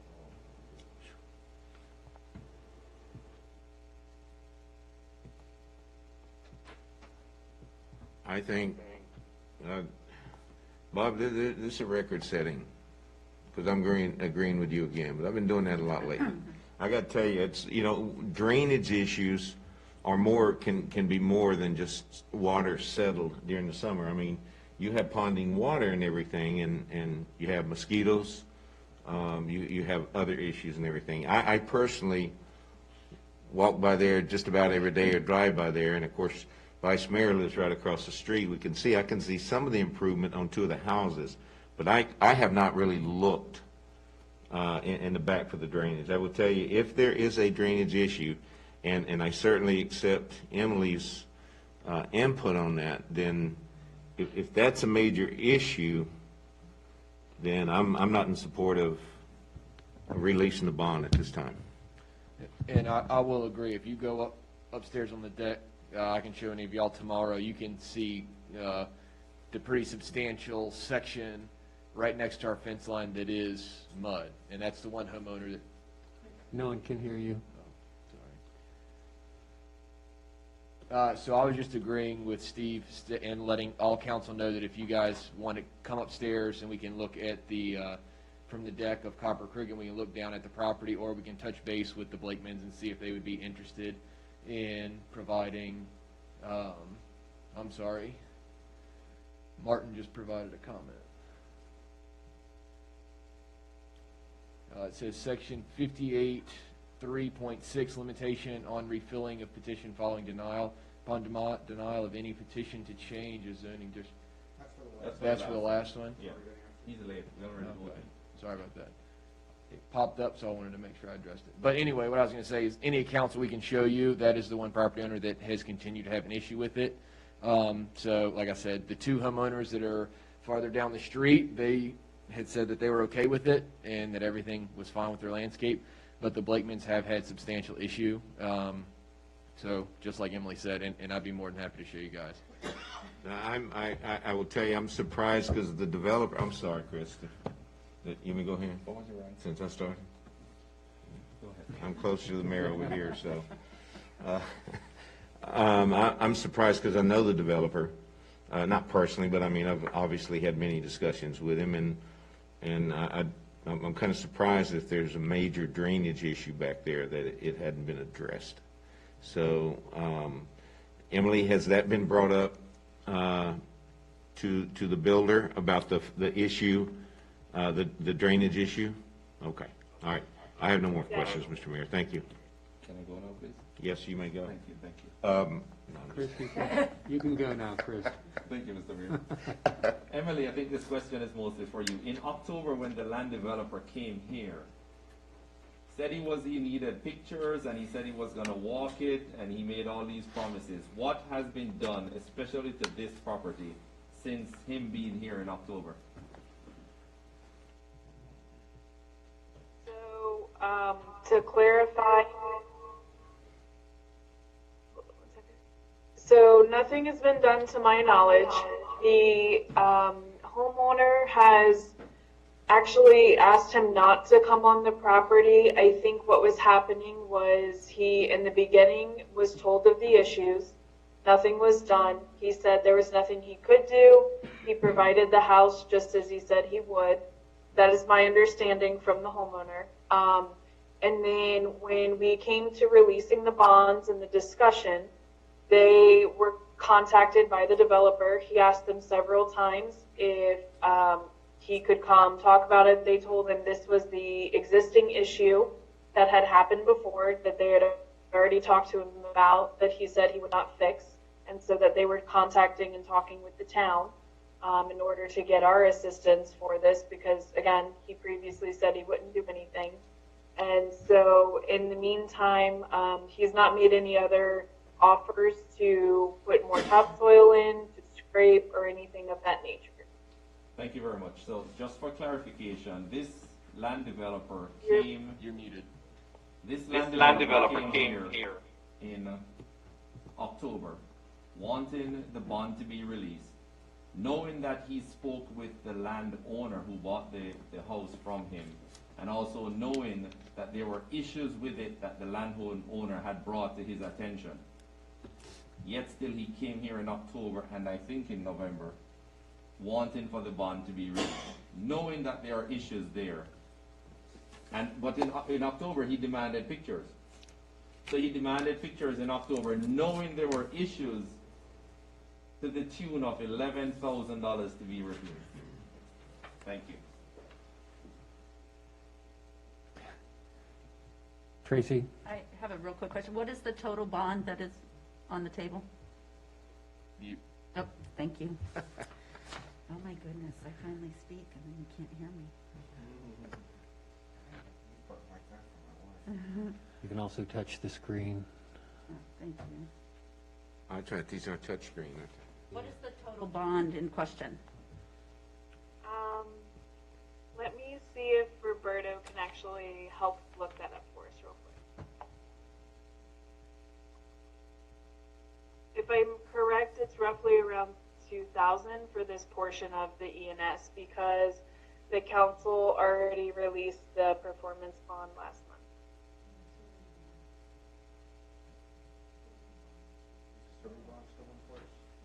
No.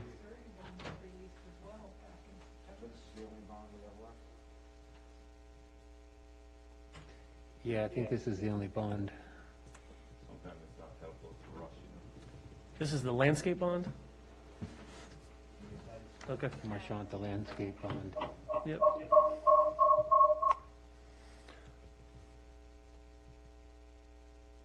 Marchant? Okay. And then we'll go with you, Joe. Do I have all next. the right buttons? Okay. So I guess, just Katie looked at the backyards. What is her assessment? Coming in actually next week, we're doing kind of a bit of a stormwater drainage walk on Fayette and Jefferson. So that was one that we're getting her to go look at the backyard. She has looked at the front yards and agreed with the one on the one side with all the gravel.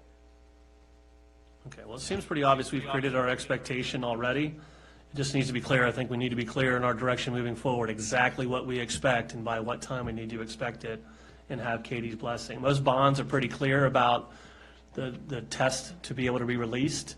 And if for some reason we're missing the mark on that or it's not clear in our bond, then we need to make sure we clean up that document. But coming out of tonight, I think we need to be very specific about our expectations. Thanks. Marcia, given that the engineer is coming out for review this week, would you agree that it's prudent to defer this at least until next month, until we get a report from the engineer on backyards? I would agree, yeah. Then with that, Mr. Mayor, I would move we defer until next month for further consideration. I second that. Are we deferring Oh, wait. next month? I'm sorry, Bob. Defer. Sorry, Ms. Morris, could you clarify what? Defer the release. Further action on the bond, on the disposition of the bonds until next month, pending a report from the town engineer. I'm sorry, I don't understand. If the town planner has already, and the town manager has looked at it and said it's not fixed, why do we need to defer it to next month? Take it off the agenda. I believe the town manager or the town engineer is reviewing it next week, so I'd like to see what she's got to say about it. And another point to that, I'm sorry, Emily, go ahead. I was just going to say two things. Joe had something, but also the town engineer will be able to give you guys a better analysis of the grading issues. She has the civil engineering background for that.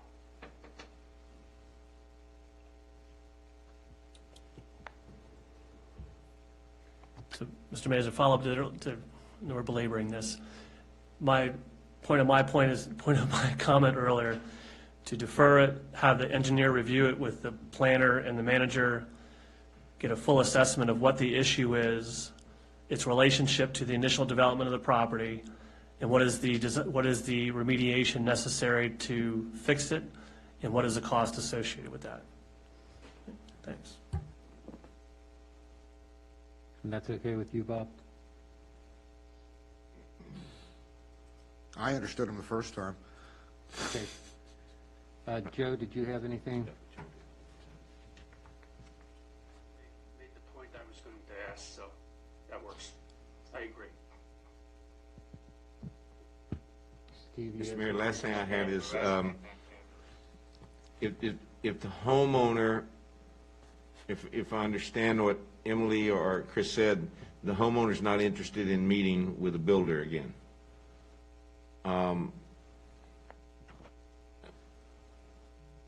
You know, and they're looking at an $11,000 bill to do that.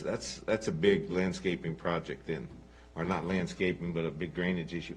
I would just, you know, I agree with Bob's motion and everything. I just think maybe we can, after our town engineer looks at it, that they, try to facilitate another meeting with the homeowner and the builder. Try it again to see if we can come to something. And I don't know, Bob's got something going. Mr. Mayor, I mean, one of the reasons I'm kind of stuck on this one is, we've had all manner of storm drainage and lot drainage issues over the years on a variety of parcels in town. And in this particular instance, one of the things that concerns me is the particular property owner, I believe I've got this right, the particular property owner that feels like it has not gotten what it paid for when it bought the house, let's put it that way, is at the low end of the drain field. The other two parcels are above it and draining through their property. So while those two might be fine and good with the way that their properties are draining, ultimately the drain field is impacting the third house, and that's the one, Emily, correct me if I'm wrong, that is unhappy. And I don't want to be in another circumstance where we've got somebody at the end of the drain field or at the end of the storm flow that's collecting all the impacts, and those upstream, they're happy, but ultimately the burden is laid on the last house in the row. You got to also understand, though, that this bond is probably not large enough to cover this expense. 10-4. So we can only release what should we say, we can only withhold what's available, and that can only supplement the problem.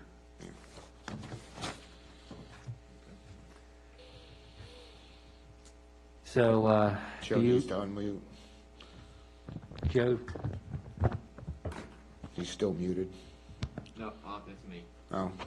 Sorry. So, Joe, the landscaping bond was for $1,000 and some change.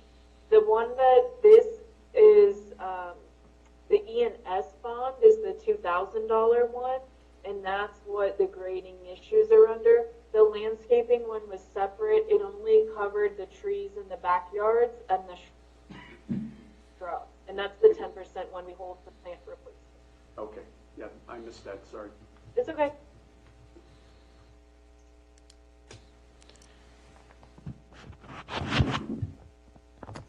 So we do have an understanding of the direction to go, right? I don't think any motions are required unless we got to vote on a defer.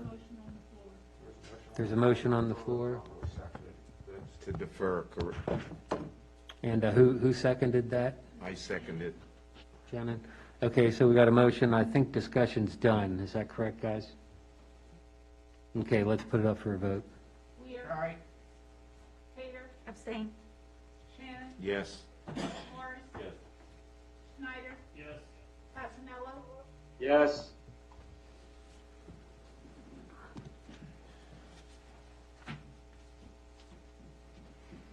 Okay, that closes out that item. That goes on to the next one, the police officer vacancy. 5-minute break? What's that? 5-minute break? Okay, I got a request for a 5-minute recess. Let's do that. You're a good man, Marshawn. Thank you.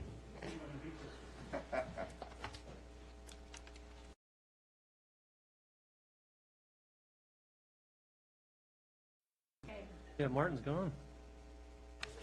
You're back in. Is Joe outside? Joe needs to turn on his heat. We're, So you're back on Huh? there. yeah, we're back on. Let's continue with the meeting. Okay, we left just about to enter the police officer vacancy item. Mr. Mayor? I think there was some discussion done with the chief and the town manager. Is that correct? Yes, sir, but if council wants to go first, I can wait. I do want to clarify some things before the town manager goes with his discussion, if you don't mind. Go ahead. Joe's having a hard time hearing. So. Maybe I should unmute. Thank you, Mr. Mayor. With the exercise that was done last week, I would like for clarification on a few points. Now, I think I attacked it a little bit differently during the work session. So what I intend to do now is to look at the three main points that I got from it, mostly because I heard comments that don't necessarily line up with how I read the exercise. So what I would like, and this is more in particular for the mayor to comment on, and also for council members, because I think it is important going forward for the chief to get clear directive.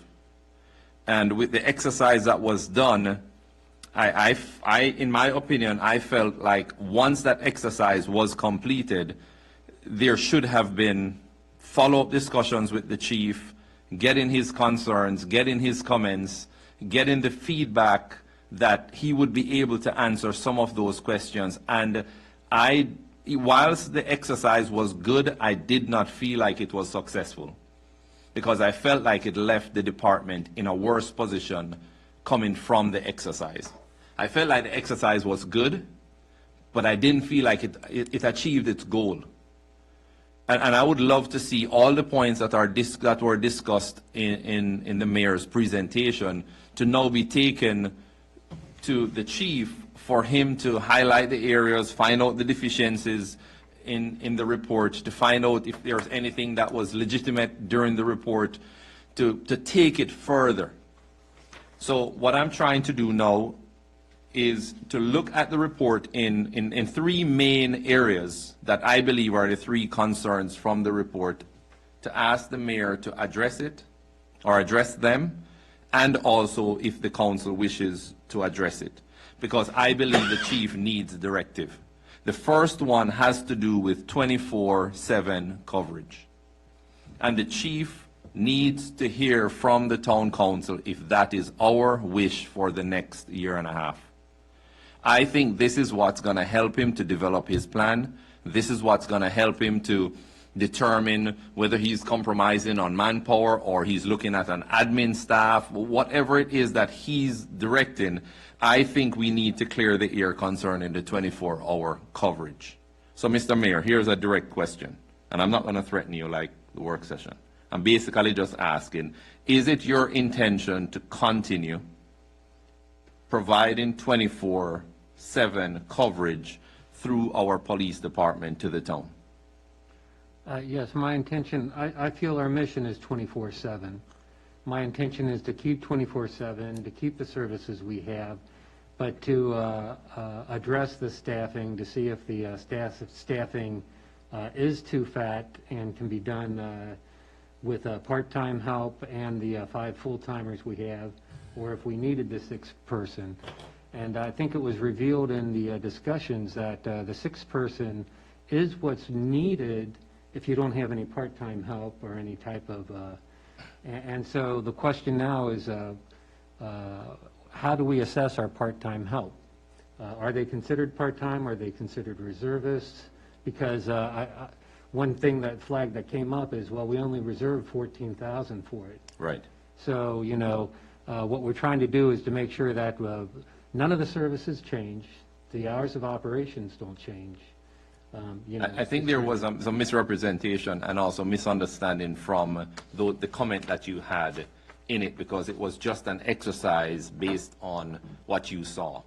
Well, no, it was just kind of saying, and you can see how this tool could actually make you review this type of stuff. But if you notice the caveat after it, which was ... is saying, you know, and also you got to take into consider the time. You got COVID here where you're getting less activity outside because people are stuck inside.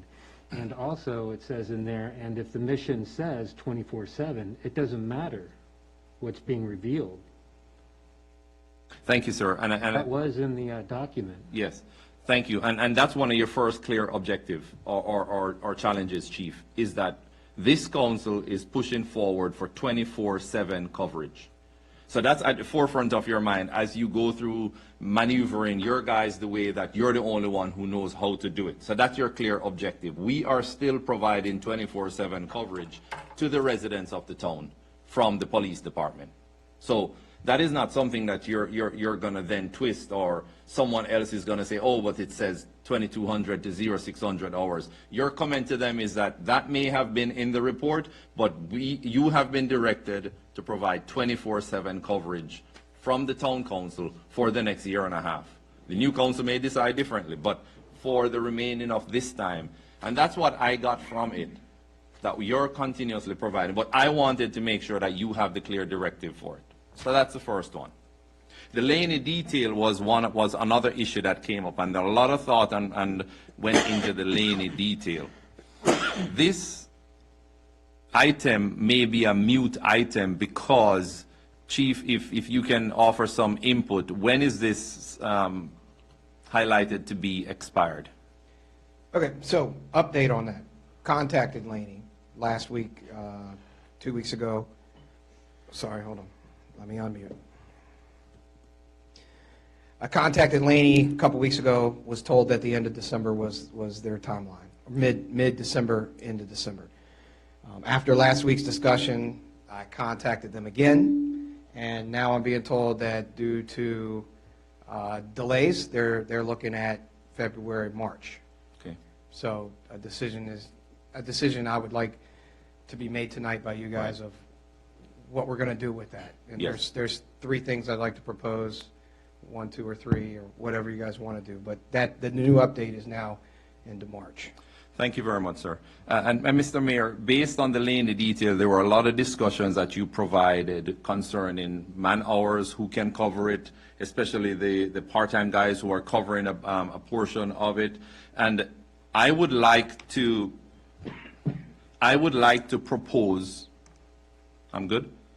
I would like to propose for consideration that we do not touch the Laney detail, especially during the Christmas season, and review it once if you can give the confirmation that yes, we can hold it until with your current strength until the end of February, for you to say let's hold the Laney detail. There were a couple of things that were pointed out during the mayor's presentation that we should have corrected. We should have done it differently, but we can't change it now.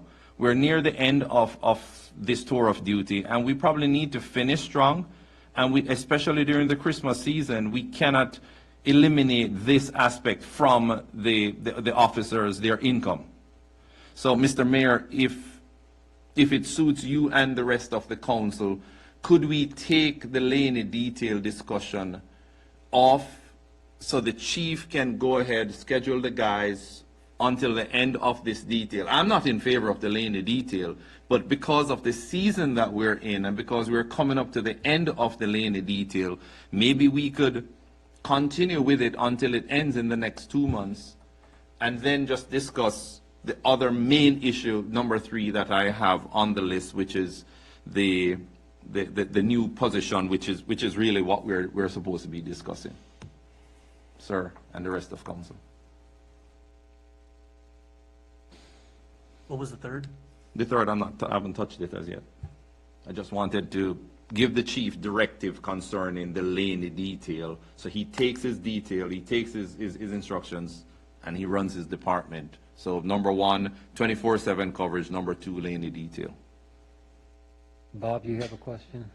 Mr. Mayor, with respect to the Laney detail and the Laney detail only, I don't want to compound the confusion amongst those that are listening, and I agree that we need to take the Laney detail off the table right now for the discussion we're supposed to be having on the 6th officer and the vacancy. However, I do believe that when the chief's report comes up, we do need to talk a little bit about the Laney detail in the future and that sort of thing. I'm not in favor of getting rid of it at this point in time, but I think we need to discuss the Laney detail and impact on the future, but that would be more appropriate during the chief's time rather than during this particular agenda item. I agree. Steve? Yes, sir, Mr. Mayor, just a couple comments. Again, I take at face value what this man says, and that he has said that there is absolutely no issues, manpower issues or whatever, for the Laney detail. And the other thing is we're already taking money out of some of their pockets without them having to drive home the cars. But that's acceptable. I understand that. But yeah, I go back to what I said before, and I'm not in favor of doing away with it. If we want to table it till February or whatever, I think that's a good idea. He is a chief directive. He needs to make schedules because we got Christmas coming up, people vacations and everything else, and he needs to make his schedule out and not have to worry about us later on in December, January, saying, oh, you can't do the Laney detail. So that's only comment. Thank you.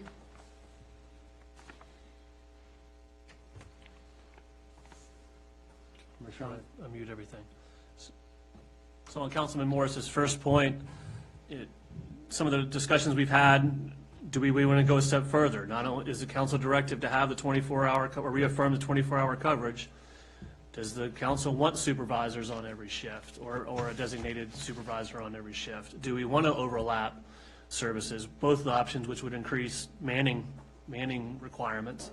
But I think we do need to be clear about the expectation. I do agree, I appreciate you going through the effort. I think it was a good exercise. I would agree that there was some misunderstanding of your intent, and that the fact that now we're making a decision based on that, I think is the right direction. We need to go ahead and move forward. So, thank you. Marshawn, thank you. I think you used the right term a while ago, expectation. And I think it is a lack of our responsibility not to share that expectation with the chief, for him to take the expectations that we have of him, for him to run the department. And you brought up a good point. We discussed it today, the supervisors on each day shift. That's something that if the council so wishes to push forward in having supervisors on each shift, it's our job to do diligence to then give it to the chief to say, how would you provide this? He's the man who knows. He's the one who also knows that if him or the lieutenant are not available, who can he call on to fill in should there be a void not having a supervisor? None of us can make that assessment. But I think our expectation needs to be written down so that he gets those expectations and he gets the directive and he runs with it. And I think it's just needed. And I think we have failed by not having these directives in place. Now, I do understand that for a new council, we had a lot of things that we had to take care of. The town manager had a massive list of things that we had to prioritize because of things that we needed to happen. But now we are settling down. COVID is still on the increase, and we're in the Christmas season, and I think it is only fair to the chief to give him a list of directives, and then for him now to come back and share with us how is it that he intends to put these things in place. And then we can go and discuss the officer that we are looking to hire, because everyone has said it in the work session that they're in favor of replacing the officer who left. How we go about doing it, we have to lean on the chief for him to be the one to share with us what and how he can come about doing it. It may not necessarily be in the form of one officer. It may be in the form of 3 part-time or 2 part-time and an admin, however it is. But now is the time that we've brought these discussions forward to now lean on the chief and said, hey, does this work? So on we finished with the Laney detail, and now we're moving into filling the position of vacancy. Mr. Mayor, one comment. I'm sorry, in reference to your first point. And Mr. Mayor, something you said, I can tell you crimes across the board have jumped 200%, different crimes across the nation. So COVID doesn't curtail crime at all, in my opinion. And if the news, which I don't have a lot of faith in media, but that's what they're all reporting. I'm going to make these comments, then I'm done until we put up a vote here. The chief brought up something last week that is very important. And again, I'll say again, I commend you because you put a lot of time and effort into your point of view packet. I strongly disagree with all of it, not all of it, the majority of it. But one of the things that the chief brought up is so true. You cannot, if you want to look at statistics, the fact that we don't have crime in this town, that's the statistic that's important. And that statistic is important because we have presence and people know our little town. Some people call it a speed trap and everything else. It's not.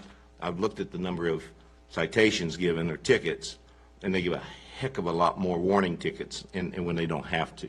So if you wanted statistics, the chief could do that. He could start giving tickets to include those of us up here that do things illegal, speed or whatever. He could beef up statistics. But that's what you don't want, not in the line of police work. And the other thing is, we talked about what we talked about earlier. We're talking about listening to the people, listening to the people. What have the people said? They want this officer hired. So if we're going to listen to the people for other projects, then that should fit here as well. And I'll say, because I've had people stop me, that nobody up here on this dais, I brought it up last week, and when I asked y'all to make sure that the chief and his officers knew their jobs were not in jeopardy, and everyone here said, no, they are not in jeopardy, and I appreciate that. And that's where I've gone to the defense of you specifically, and to citizens that have called me, emailed me, texted me, or stopped me out in this case, Foster's, about that. I wanted to make sure that they understood we are not trying to, I mean, we're discussing the one position, but we are not looking at taking any for other positions away, because that's what everybody said 100%. And I think that was important for the chief and his team to know, because I do know a couple of his officers have other opportunities, and I won't ask him to discuss that or whatever. So if we're going to listen to the people for other things that we talked about earlier, we need to listen to them now as well. And again, I go back, everyone up here, well, not everyone, but most of us have said, yeah, we need to hire that one, but at what point in time? And so that's what the discussion is going to be, I guess. So thank you.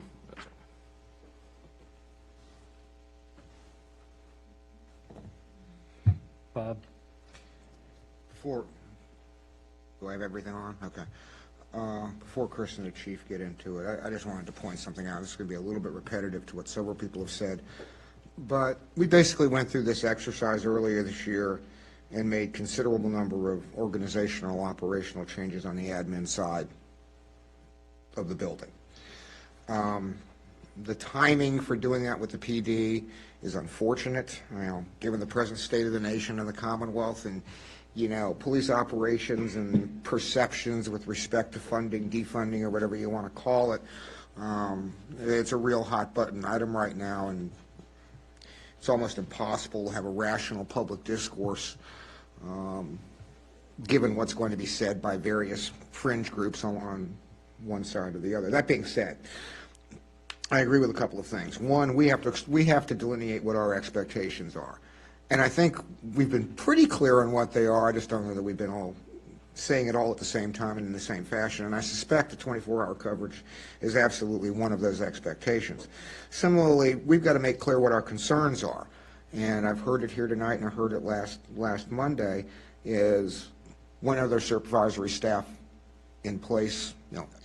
Are the supervisory staff staggered? When are the supervisors in place? My personal belief is the more shifts we have covered by supervisory personnel, the better. It's just a matter of how do we attain that particular schedule. What do we see as unfulfilled needs? Personally, I believe the chief needs a clerical position just to get some of the admin stuff out of the way and take that particular burden off of him and Lieutenant Shaver. The other thing is, and these are hard questions. Where do we perceive inefficiencies and/or questions? I heard a statement last week regarding usage or non-usage of the part-timers, or usage of them in a way that I don't particularly agree with. Others might. That's fine, because at the end of the day, the question is when, not if, we're going to require a sixth and likely a seventh officer. The growth in this area is going to necessitate that. Is it absolutely an immediate need today? We can argue that. I would suggest that we have to have longer-term plan in place, and I would suggest we have to have it done before the end of April in order for this body to properly draft next year's budget, plan for the spending, which I'm going to presume, at least at this point in time, at least I think when we give Roberto our initial budget guidance for at least FY22, which is next year, because this is FY21, correct? Yes. Correct. For FY22, we're going to be budgeting, I would expect at the very least a sixth officer. So we've got to take into consideration maintaining at least that level of pay in the budget line items, regular pay, holiday pay, benefits, all that other stuff. Consider or start to talk about when we might potentially require a seventh officer on the payroll.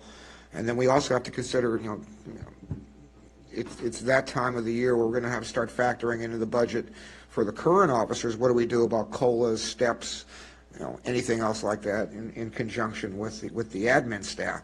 So there's a lot of stuff that we have to put together for the budget circumstance that we're going to be dealing with in April. So I'd like to put this to bed, but I mean, I've still got a lot of questions about, what is the immediate need and how do we handle it? And with that, I would leave it to the chief and the town manager to carry on. Joe, you had your hand up? I did. I'm going to wait to hear what chief and town manager have to say, but with respect to 24/7 coverage, in answer to Chris's question, which I thought we had put to bed at our last meeting, but I guess the need to affirm or clarify is I didn't hear anybody say that we shouldn't have 24/7 coverage. I think everybody, most people, said we should, and I'm a proponent. I think that's important for our town. That's a service that we provide, that we should continue to provide. The Laney detail, I'm not in favor of taking any opportunities away from our officers, but I think there's a lesson to be learned going forward after Laney is finished for future projects. I think we need to do a better job of documenting and entering into agreements to ensure that we're covered as a town, our officers are protected, and our taxpayers are protected. So the only question I have about the Laney detail is if I remember right, we did get another work order, but I think that work order was only for another month or two. So if they're going to continue to march, are we going to have to get another work order from Laney? So I guess that would be for our finance specialist there, Mr. But I think that's something that would have to be, daylighted. Thank you. Good evening, Council. To address that, Chief, if there is a conversation to happen with Melody or anyone from Laney, we really have to talk to her because the change order number 2, change order number 1 they supplied us only will cover payroll up to January.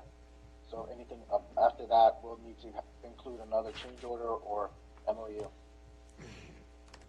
So in reference to a conversation, I have not had a conversation with Melanie, who is the one who releases the money and works with Roberto on that. I've only spoken to the on-site supervisor, took his information, held it till tonight so that I could get direction from you guys on which way I need to go. I informed him that we may not be pursuing this past the end of this month. It was up to council. So once a decision is made, then I'll get with you, Roberto, and then we'll get with Melanie and get the proper POs in place. But I just need some direction from you.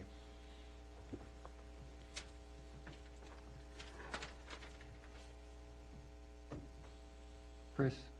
So Roberto, when you said January, are you saying the end of January or January 1st? No, the end of January, sir.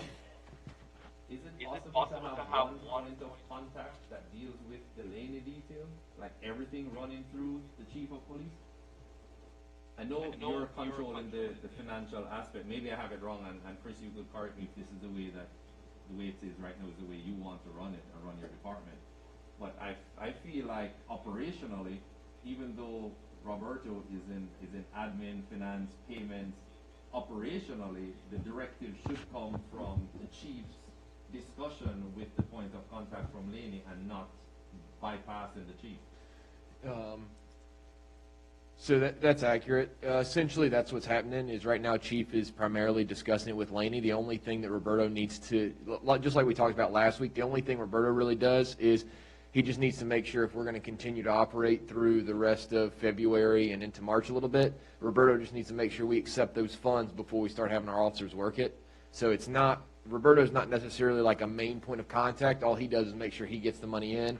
So when we invoice it, make sure those POs are in accordance and make sure that change in funds happens. So for the most part, Chief is the responsible party for Laney and discussing it and extensions, or if they were to come back and say, hey, you know what, we're done, we don't need it anymore, they're going to talk to Chief about it, and then basically Chief normally lets Roberto know, and then if there's any discussions that need to be had, Roberto just kind of puts a bow on it and makes sure that we're done. So it's not, primarily it is him. Chief, do you have a directive, or you're still not sure concerning the Laney detail leading up to the end of March? Okay, so I haven't heard everyone's point of view, I guess, on it, but I feel like you're saying go ahead and work it through to completion, but I definitely would need a up or down directive on that. I think this is something we got to work through completion. We can't drop it in the middle because that's too much effort for Laney to have to try and replace us. Okay, so, oh, I'm sorry. No, I was just, oh, darn it. Yep, we'll get this start down the diocese. We'll start with you, Tracy Lynn. I was just going to say, I feel like working it through makes sense, being that we're so close to the end. I think the bigger lesson here is in regards to making certain that we have something formulated moving forward on any additional projects that we have. So that's clarity. Yeah. Hit Bob first, and then I'll come back Yes, to sir. you, Steve. Yes, sir. Mr. Mayor, with all due respect, the Laney detail is a different operational / fiscal / policy decision than what we're dealing with, which is the 6th officer. Can we defer any further conversation until the chief's report and then handle that separately from this other issue that we still have to put to bed? Okay, I'll give Steve the last Thank you, word sir. on it. I think that it's just a matter of giving the chief direction, and I think with what we're talking here, and Joe Passanello and the vice mayor brought up a good point. We have definitely have lessons learned how we need to do this going forward, but I think we just need to give direction, and it can be done quickly, and we can move on. Is just have the chief continue with the Laney detail. Okay, and what I want to put out there also is that with the line items, we can shift the budget so that we don't have to deal with any public announcement and go through an amendment of, I think it's 21,000. Is that correct?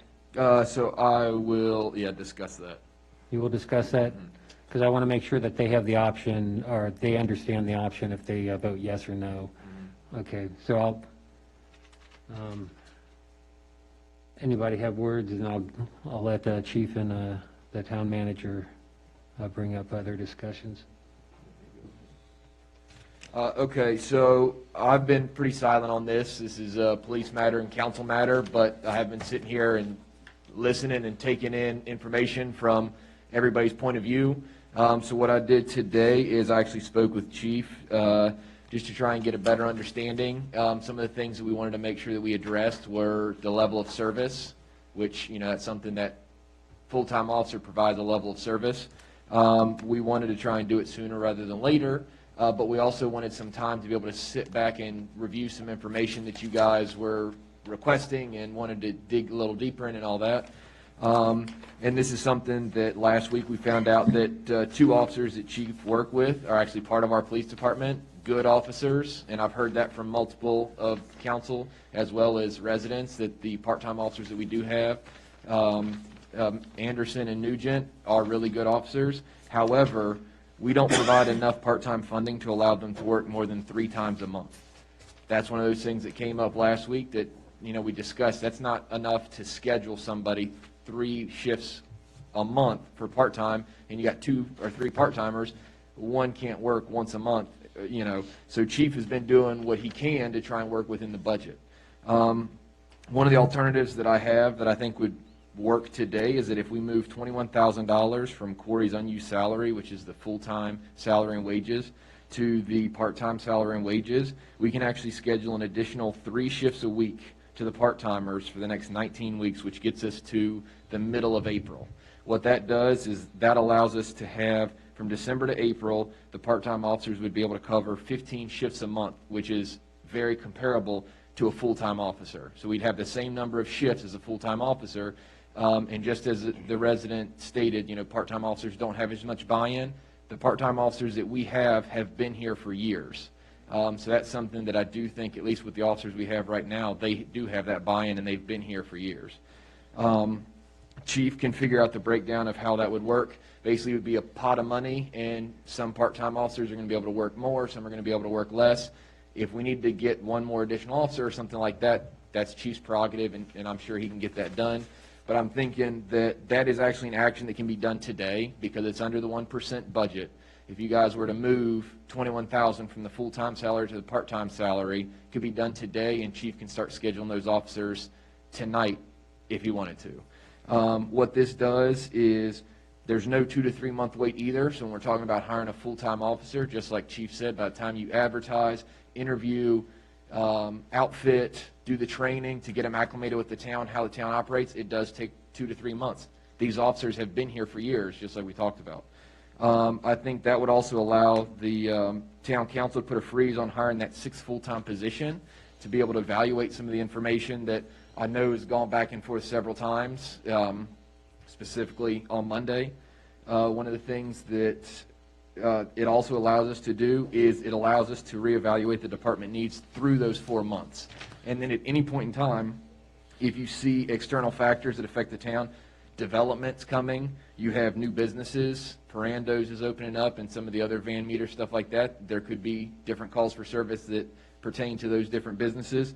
Hopefully not, but there's external factors that could change that.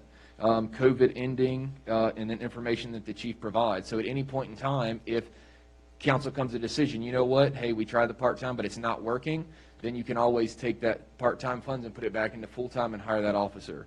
So I think what this does is it allows us to see chief providing information. It gets that level of service that the town expects. I mean, based on what everybody came and spoke today, it's providing extra hours to officers who have been here for years and know the town.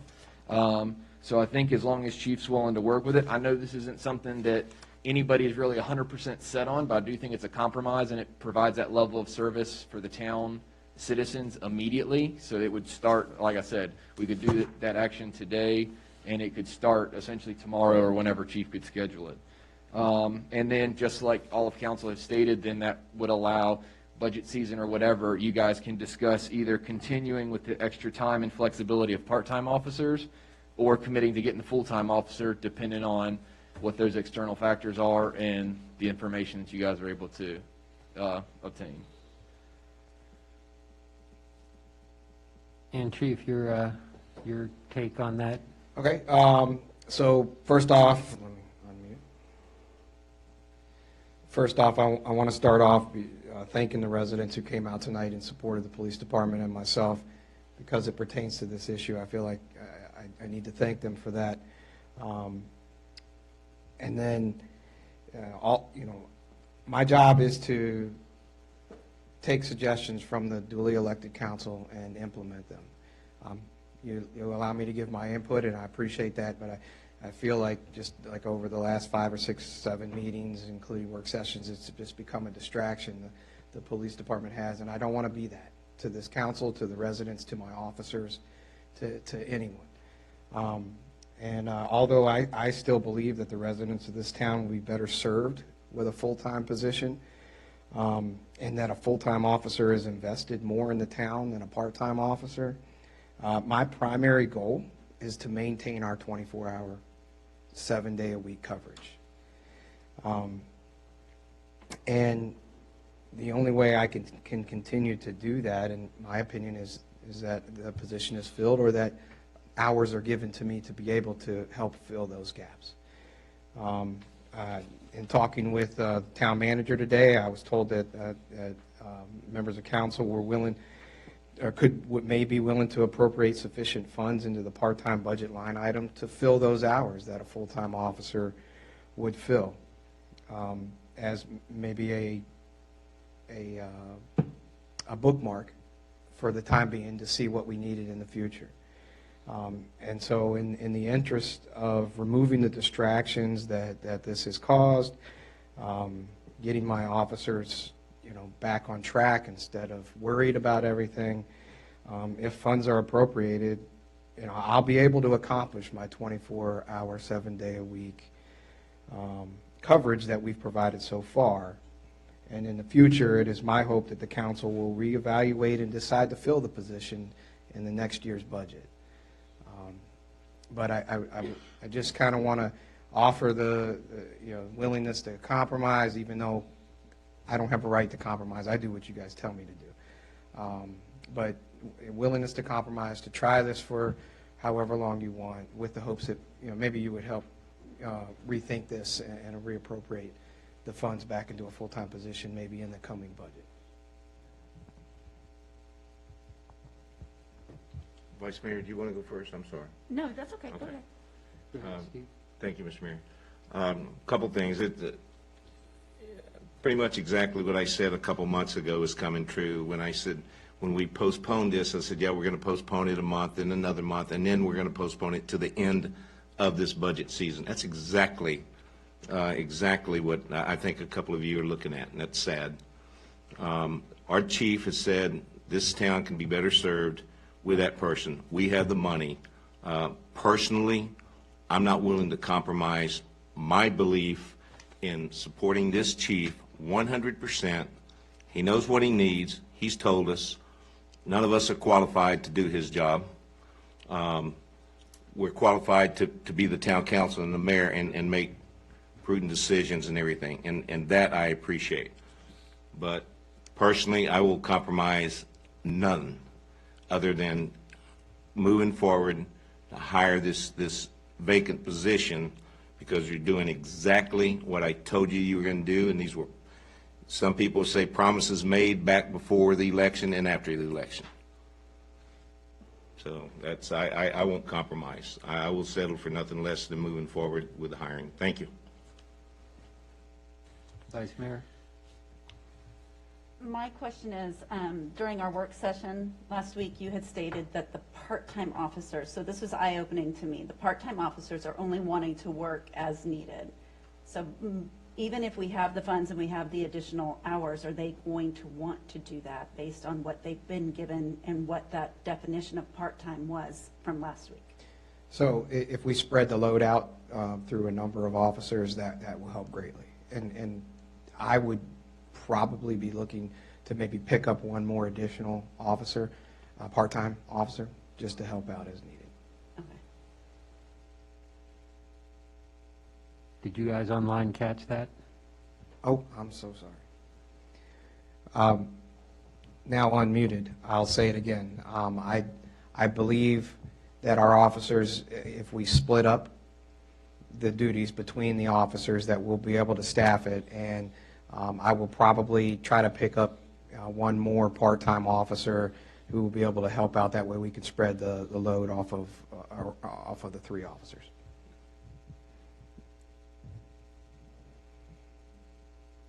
Knowing as well, though, that I can't go over the limit that you set me. So I could have 100 and I can only give a certain amount of hours. So I just want to make that. I think, pardon me.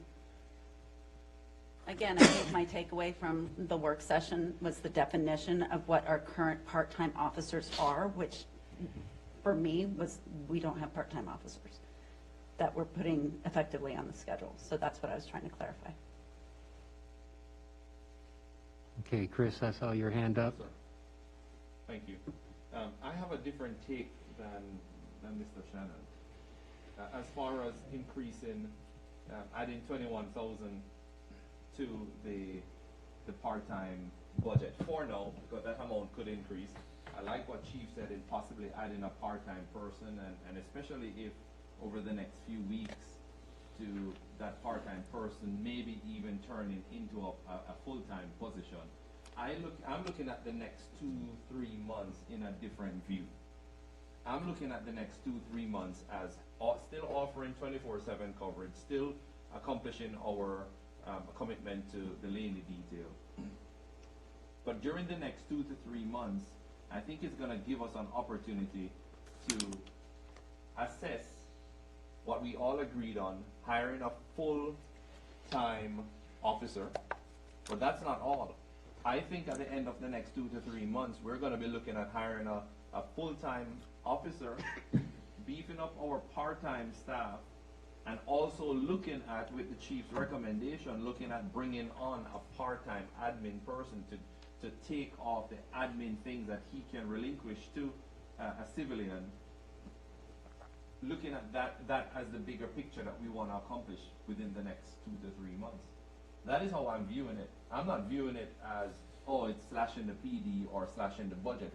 I'm looking at it more like, okay, here's a long-term plan. Here, how do we accomplish and make the department better? So my takeaway from adding 21,000 to part-time numbers now is giving Chief the number of bodies. He's basically getting 2 bodies at his disposal right now that he's going to be able to use. Plus, with his recommendation to maybe adding a part-time person. And it would be even good if that part-time eventually turns out to be the full-time that we're looking at bringing on within the next 2 to 3 months. But also looking at his department now, because what the chief has done in the last 3.5 years, it would be beneficial to have the chief being able to relieve himself of the admin things that he can give to a civilian. And that's kind of how I look at it. My long-term goal in looking at this exercise and also how I interpret it, and maybe I'm short-sighted, but how I interpret it is, how can we make the police department better? Never once have I thought that it's going to be a reduction in force or it's going to be a defunding. For me, every one of us agreed that the full-time officer needs to be replaced. What we're looking at is, how do we go about doing it? Because we could easily say, hey, just replace him. You have the money there from Corey's salary. Let's just replace him. But that is not proper accountability. It is also looking at the chief's responsibilities that he has and said, hey, chief, what do you think about a part-time admin person? You know, what do you think about bringing someone in on a part-time basis to kind of deal with the hours and all the different things, and then have the lieutenant who has all that vast amount of experience focus on policing? You know, I'm reading the report today, and the lieutenant is checking off hours, timesheets. The lieutenant with his vast amount of experience, I'm not saying the timesheets and stuff is beneath him, but that man has a lot of experience that the chief needs to pull on more and think about how he can come amongst the police officers who are on the street and working with them, improving the way that they operate on the street, and also as he continues to manage a shift out there. So I just look at it differently. I don't see it as a compromise, honestly. I see it as how it is that we can give the chief continuously what he needs as far as the hours, as far as the bodies. But I strongly think that we're heading in the direction in the next 2 months of increasing his staff, not decreasing it. That means we're looking at increasing his part-time officers, we're replacing the full-time officer, and we're even looking at, and I love the fact that Bob is the one that brought it up, because I never thought of the admin work or looked at the admin work until he brought it up. And so in addition to a part-time, a full-time, maybe looking at a part-time admin person. So I'm just looking at it differently, sir. Thank you. Okay, Bob? I'm glad you said that, Councilman Morris, because, I mean, the truth of the matter is we'd be having this discussion in about 3 or 4 months anyway. The only reason that we're having it now is because Officer O'Neill took another job and has hastened the debate or discussion, because I don't really think it's a debate. With all due respect, Councilman Shannon, and this is not directed at you, but quite frankly, there were members of previous administrations that didn't take a real keen or hard look at operational expenditures, policies, or anything like that on either side of the building, the PD or the admin. And we came in, we made some changes, and there was some pushback from the admin side. But we made it clear what our expectations were and what the policies we wanted and what our goals were. And it just so happens that we're now getting to the PD. Do we have criminal background experience? No. However, there is a wealth of experience in this room and behind this dais with respect to setting policies, at the corporate level, at the local level, considering staffing, scheduling, the impact on the budget, how you plan for the future, all those things that if you don't take care of them at the front end, then you get yourself in a real budget fix a couple of years down the road if you haven't adequately planned for it. So, I think that's where we're going. This is an interim step. I don't think anybody has talked about ultimately eliminating the 6th officer's position. In fact, that's going to be our default start position for next year's budget. And if we hire additional, or we find the need for additional part-timers in addition to the 6th officer, and in my view, a requirement for an admin person, because I don't think the chief has the time, through no fault of his own and no fault of Lieutenant Shaver, to spend enough time on some of the admin functions that would benefit us a little bit more in terms of, seeking out grant opportunities, filling out the grant applications, and doing that kind of work in addition to the other admin work. So this is all something that we're going to have to put together, starting in, Roberta, you're not going to like this, but starting in February, but probably coming before the council as early as April. A lot of this doesn't stem. A lot of this was initiated not by the mayor or not by the PD liaison. A lot of this comes as a result of a fiscal review, and we're going to talk. I promise we're going to talk about that later when we get to the Laney detail during the chief's time, because I want to address that issue specifically along with a couple of other ones. But for purposes of this particular agenda item and filling the vacancy, I'm in favor of the compromise they've reached. Okay, Ms. Shant? Okay, well, first of all, I appreciate the efforts, Chris and Chief, for trying to help us reach to a conclusion. One of the earlier comments was about what would happen in the position if we hired it and need to let that position go. Someone help me remember, was that because of economics or because of budgeting, or both? Okay. Okay. So for those that are listening at home, the answer was a little bit of both. So no good deed. I still think this is the solution for staffing the additional service demands facing us with the hotel and other developments. So hiring the 6th position and then using our part-time staff as an interim means with which to do that is a good idea. That allows us to get through the uncertainty of COVID, understand the budgeting changes that may come as we move forward in the rest of the year, and then reassess as part of the budget season. So I applaud the efforts to do that. I'm still in the position that we need to hire it, but still look at the part-time option as the way to address future demand. So thank you.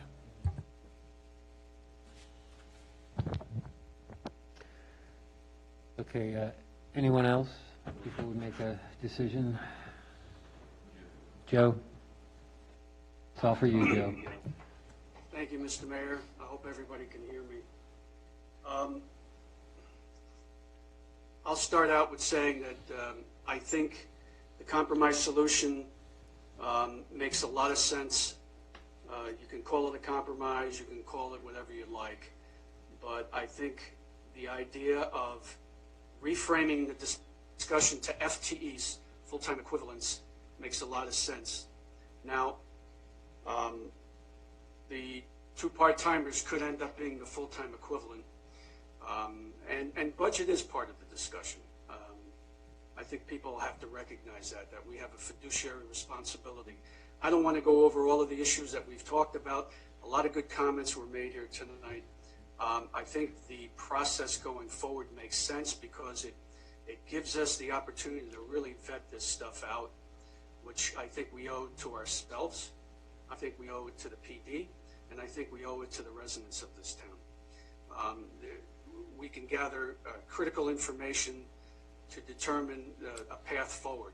And I've felt since the last couple of meetings that we really needed to kind of get our own stuff together, as Chris was alluding to earlier, Chris Morris. We really need to understand exactly what the goals and objectives, the expectations are for our police department. And I want to applaud Chief and Chris for sitting down and kind of working through a preliminary discussion that I think needs to go forward. And I think this compromise gives us the opportunity. Now, I do want to address a couple of other things. We had a lot of comments earlier in this meeting. I could not hear a lot of the initial ones. I believe Mr. Payne and Ms. Ramirez and Ms. Leonard and Mr. Utz had some comments. I couldn't hear all of it. It was kind of garbled. But I think Steve had said, or I'm not sure who said it, about a full-time officer would be invested more than a part-time officer. And actually, that was you, Kevin? Yeah, okay. And I get that. It's funny because that's not the first time I've heard that. I heard that when I was sitting down with Ms. Ramirez, and we had a nice discussion over a cup of coffee about that. I kind of understand it, but I also think that is kind of undercut by the fact that we have two part-time officers and perhaps others that we can bring into the fold that will be inculcated by you and your leadership, so that when they're working out there, it shouldn't make any difference whether they're part-time or full-time, in my view. I think no matter who they are, they should be fully invested. Otherwise, we don't need them. So I want to put that one to bed. That's my opinion. We've heard a little bit about the cars. You know, in the general order, it says that the cars are no guarantee. Frankly, it says that policy could be turned around at any time. So I think that's a I don't know, an unfair argument to say that we took the cars away. I just don't think people understand exactly what was behind all of that. And maybe that was our failure to communicate properly. But I want to say that it was important to reframe this as a FTE exercise as well, to determine exactly what is the real need here going forward. So I'm in favor of it. I got a couple of notes from a few things I heard here. I agree that this will give us some opportunities as we start to create our next budget going into April. I wish Steve would pick the horse for me because I'm not that omniscient to know that this is what we were going to end up doing. And frankly, I don't even know where we're going to end up tonight on our vote. So I think it's premature to suggest that we all knew that this is where it was going to be going, and that we weren't going to be doing anything until April. I think that's missing the point. I've always looked at it as an exercise in understanding exactly what the mission is and also how that relates to the budget, because that feeds into it. And remember, a budget reflects the shared values and principles that we all hold. So there's one other thing I want to say. There's some really interesting savings here, and I'm a budget hawk, I admit it, but I think there's some really good savings here on the fringe side that we can use and reprogram. We're not defunding anything. We're reprogramming it to the part-timers so that we can keep that level of service that we want. I don't think anybody's ever said to reduce the levels of service. I think what we are saying is we want to make sure we have the value for that service and for that investment. So I think the other thing that nobody's talked about, so we're talking about a savings on the fringe side, is that this could even create an opportunity for a cost of living. I think Bob might have mentioned it in his discussion earlier. So I think there are some opportunities here that we should look forward to and not try to draw a line that this is a riff or a way at cutting the budget, because I don't believe that's the intent of what we're trying to do as a budget exercise, as a resource exercise, as a staffing exercise, whatever you want to call it, but it all ties into one. So plainly said, I'm in favor of the going forward with trying out the part-time, see how that works out. In the meantime, we can collect a lot of good information to help inform a decision going forward. So with that, Mr. Mayor, I yield. Chris? Thank you, sir. Maybe Robert could help or Chris. What percentage or money amount can we add or transfer without triggering a public hearing? So it's 1% of the overall budget. So right now, that would be right around $24,000. I'd have to get pull the budget up for any additional amount.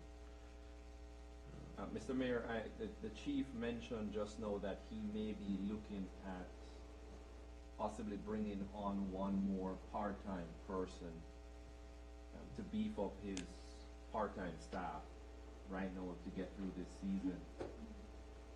Is it possible for us to give him a directive to go ahead and pursue and investigate, looking at who he could bring on, maybe start doing interviews, and eventually that person, if it's in his opinion, could translate in the next few months into that full-time position? Not making any promises, but just to give him a directive to start looking and start investigating. Yes, sir. So I'll just speak on this. Normally, when you're dealing with part-time, what it is it's a bucket of money. Oh, sorry. So when you're dealing with part-time, normally it's a bucket of money. So for example, our part-time officers make $30 an hour. So when you allocate a certain amount of money towards that line item, what ends up happening is then that allows chief, as he sees fit to, like he said, if he thinks that he should hire 2 more part-timers to get it up to 5, and then he can divvy it up that way. That's normally how that's done, as long as he can operate within the budget.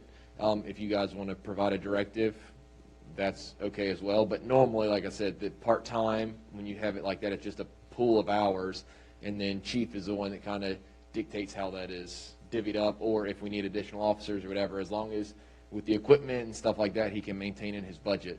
I understand that, and thank you for that. I just don't want anything to hold the chief that he would have to come back to council to seek directive. Mr. Mayor, I don't know if it's just something where he just makes the decision. If you feel the need for it, you go ahead and you seek it out, you start investigating it, but I just don't want for, after we finish tonight, for the chief to be coming back to the council to possibly make a decision on hiring a part-time person. I think he needs to have the freedom to do it, especially if we're already moving finances over into the part-time section of the budget. So that's my reason for bringing it up. And that would be totally fine. I mean, when you really look at it, there's very little financial liability associated with a part-time person until they start working, and then that's when you start spending your money. There's a little bit up front with advertising and getting them hired, and of course the little hit you have for insurance, but that's minimal in this case, I think. I don't know if you would agree, Chief. So, yeah, if you needed to bring on another part-time or 2 part-time, we could probably bring them on, just making sure that we're appropriately funding that line item by shifting the money. That you have the directive and the freedom to do that? If I'm being told so, yes. My question would be, there was some question from council before, I believe it was Councilman Weir, about how interviews and decisions would be made by this council versus last council, where before myself and the lieutenant and the department were making that. What is your directive to me on hiring a part-time officer? on that account. Again, the way it was before is there was initial interview, and then a background, and then an extra interview, and then a peer interview with the officers, and then I would always take that information, let the mayor know what we're looking at, and then we would move forward.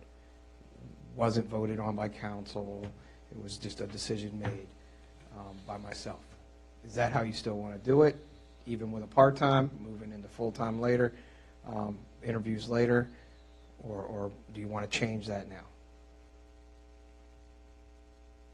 I think that would be a question for the council, since that would give me ultimate power, so to speak. So how does council feel about this process? I'll be glad, Mr. Mayor. I think it should remain the same. I will tell you, one of the things that I talked to the chief about once before, and actually Chris and I talked about it, is if he's going to return to the position of liaison, I don't have an issue with Chris sitting in on the interviews, or if you're the one, doing whatever. But I have confidence. I look at the team that the chief has built, and I have full confidence that the current process that we could continue, that he would get the right people for the team. So, thank you. Tracy Lynn? I would concur. I wouldn't want anything to delay in regards to having to wait to another meeting or something along those lines, so absolutely. Joe? I have every confidence that the chief should continue with the process as is. It's his responsibility. That's what we pay him the big bucks for, right, Kevin? I'm just kidding. But no, that's his job. And I think he should have that right to continue doing what he's doing. I have no reason to think that you should not be involved, Mayor, or the liaison, if you desire to. I think that would be helpful, and you could help the chief bounce things back and forth, whatever. And I'm not sure, Chief, if you use your Lieutenant Shaver in that situation. I'm not clear on that, but frankly, I think that's your job and that's your responsibility, and those folks report to you. They don't report to the council. You report to us as a whole, and that's where I think it is.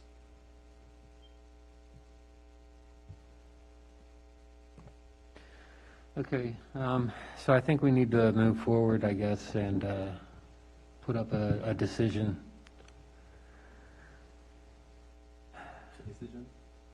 On the direction we want to go. Do we want to follow with this compromise? Do we want to go with a... Can we not call it a compromise, Mr. Mayor? Oh, okay.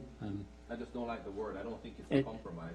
I think it is an option to ultimately get to the goal of hiring more officers. I just don't like. I don't think it's a compromise. I'm sorry, that's just my opinion. Maybe I misspoke, but that's just my opinion. I'm sorry. I agree. I misworded just like I did in my packet about 16-hour days instead of 24/7. Are you repenting for that, sir? Because I don't remember. I am repenting for sure for that one. The mayor has I went to bat for you too on that. So. Took me 2 weeks to get that repentance. Okay. I haven't threatened him. So I guess I want to get a consensus. Which direction do we want to go? Do we want to start with Mr.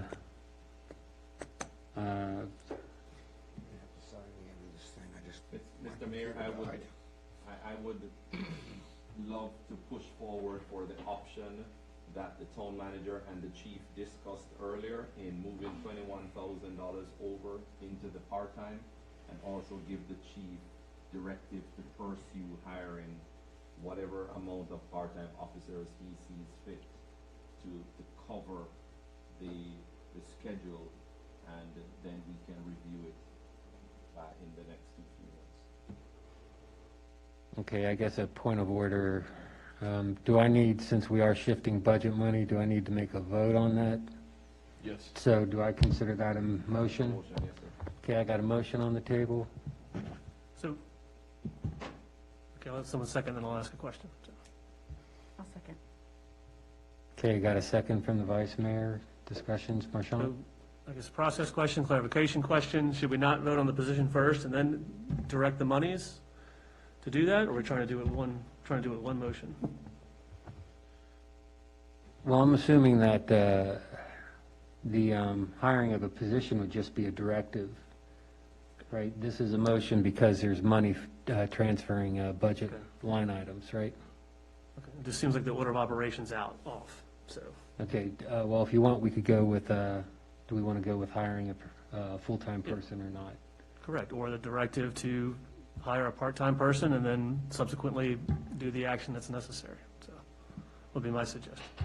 Okay, then we'll move, I guess, as Marchand recommends. Can I have a rescind on the motion, or would I follow through? Could you repeat that more, Sean? I'm sorry. Okay, I guess, am I unmuted? Can they hear me online? Okay. Touch this, click that. Where'd my mute button go? Okay. So the question was just the order of operation. Is it if the first decision whether or not to hire full-time or hire further part-time, do we dispose of that action? And then the further action is to direct the monies to support that action, is the question I had. I think the money is moving across is primary, because that's going to give the chief the leeway to go ahead and hire part-time officers as he sees fit. Understand, just didn't know if it was two separate. I'm sorry, I'll let you finish. So I think it could be two separate or just one. I mean, the hiring is a directive, and the chief is doing it he's doing it on his own accord. What the council is doing is voting on moving the 21,000. And, Mr. Mayor, first of all, because I definitely disagree with my good friend here. I believe this is a compromise. So I thought that the vote was going to be, was going to be either yes or no for the full-time position. And then second would be moving the money over to hire part-time. I see it as two separate actions. I don't know if I'm the only one that does. Chris, thank you. Chris? So, Marchand, were you offering an alternative motion similar to how Councilmember Weir did a couple meetings back, that we vote on the full-time officer? Was that your intent with that question? It was offering an alternative motion to Just hire. to separate the question, either, I understood Councilman Morris's motion to be to have direct the chief to move forward with the part-time hiring, and then the second action would be, dang it. Okay. I was just looking to make it a clean decision that there was, it sounds like in lieu of the decision, he is recommending that you move forward with the part-time position. Once that decision, that vote's taken, then the subsequent action is direct Roberto or whomever to move that money over to fill that part-time position. I just wanted to clarify that was your intent. So, and it seems cleaner to do it, to break it up into two parts. So, Okay, Joe? Should be a two-part motion, yes. I'd like Martin, if you can hear me, to weigh in on that. Why couldn't it be just one motion?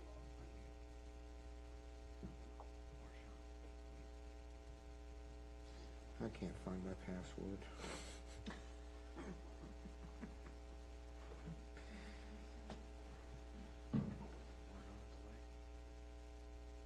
Yeah, Mr. Mayor, I'm sorry, if I could. I just see it too as Bob, two questions here. I mean, one, the full-time hire, either yes or no, and the second would be to move the funds for hiring of a part-time. Bob, is that what you see as well? I actually was agreeing with what, if I understood what Councilman Morris was doing, direction to the chief to pursue the part-time position expenditure as one motion, the compromise, not compromise, whatever that solution is. And then there's got to be a second. Are you on mute? No, my computer died.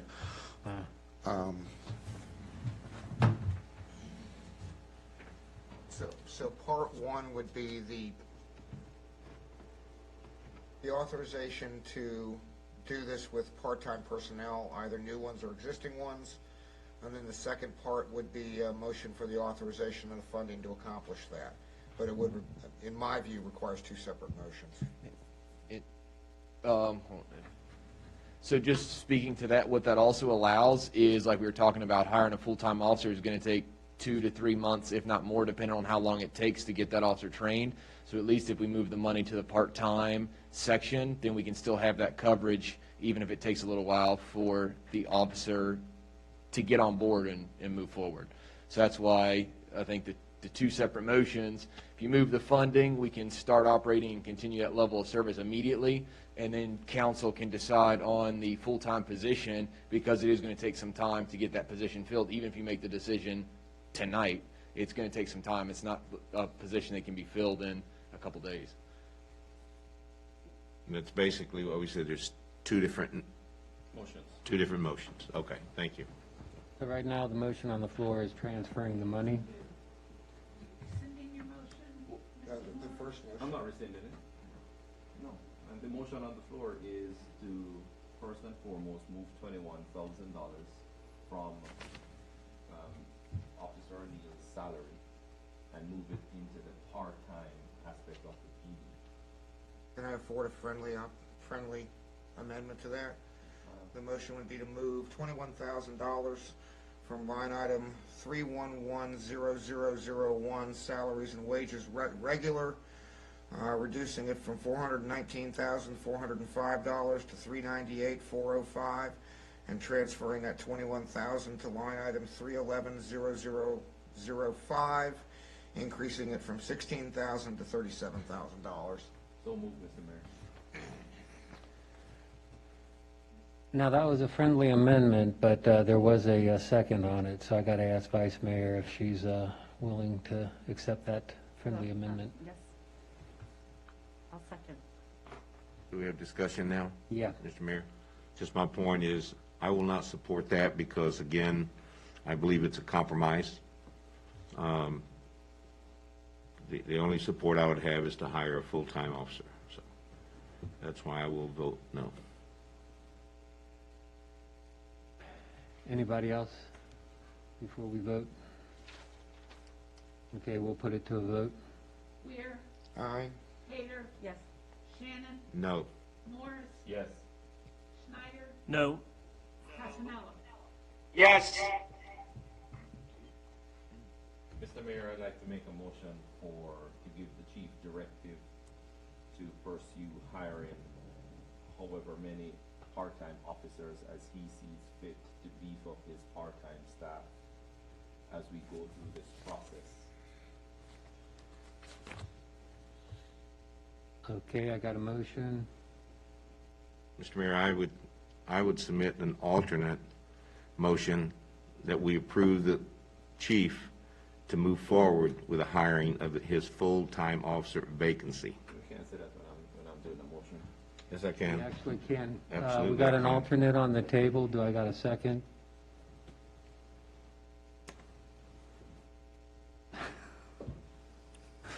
Just making sure I check out everybody. I do not have a second on this. Is that, You give you- return to the original motion. we return to the original motion then? Do we have a second on that? Can you let me in? And the motion on the floor is to give the chief the directive to go ahead with hiring at least 2 part-time officers, 1 or 2 part-time officers, or as many as he sees fit in order during this time where he is, when the funds has been transferred for the part-time, so that he has enough coverage. Bob, or Joe, I see you're raising your hand. I wish to second Mr. Morris's motion. Okay. Okay, we got, I guess, a motion and a second for appropriating the authority for part-time help. Any discussion? Yes, sir. I'll just state again that I will not support this because, again, it's a compromise that this officer, this chief should not have. Thank you. Any other discussion? Mr. Mayor, just, excuse me.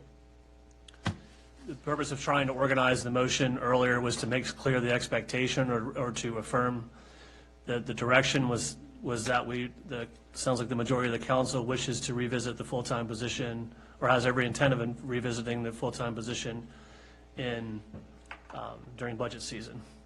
So I just want to make, for the messaging, I think we need to be clear what that is, and that was my intent for doing that. Nonetheless, to be consistent with my previous position, I'll vote against the motion, but that again is the premise where I feel like the position should be filled now. Thanks. Okay, and on that note, like Bob said, I think the baseline for the next budget will be 6 full-time positions. And possibly more, sir. And possibly more, but I mean, the baseline to start with will be 6. That's where we're heading to. Yes. Okay, So just a correction, I don't think it's a matter of whether we're gonna fill this position or not. The position, in my opinion, will be filled. I think we're taking it a step further to see if there's more personnel that we need to bring on for the police department. I feel the same. I feel as though we are actually giving the opportunity for more with immediate coverage. And that's a concern. That's what our citizens were concerned about. So, you know, having that availability right now and being able to work towards it within that time frame, we're overlapping. okay, any further discussion? Just to make sure there's no confusion, if I could get that motion read back for everybody. The motion is made by Mr. Morse, seconded by Mr. Pasanello, for the chief to go ahead and pursue as many part-time officers as he conceives to be fit within his budget parameters. Did you catch that, Joe? Okay, I'll put that up to vote then. I guess discussion's good, so put it up for vote. Weir. Aye. Tater. Yes. Shannon. No. Pasanello. Can you repeat that?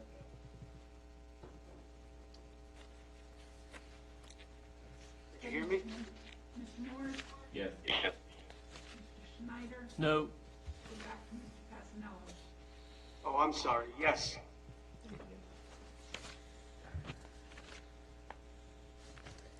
Okay, that, I guess, pretty much takes care of the officer vacancy. We'll go to the, is everybody good with no recess, or do you want to take a recess at this point? Just keep going. Unless- Okay, Power through. let's go through then. Sound good. We'll go to the liaison reports, finance.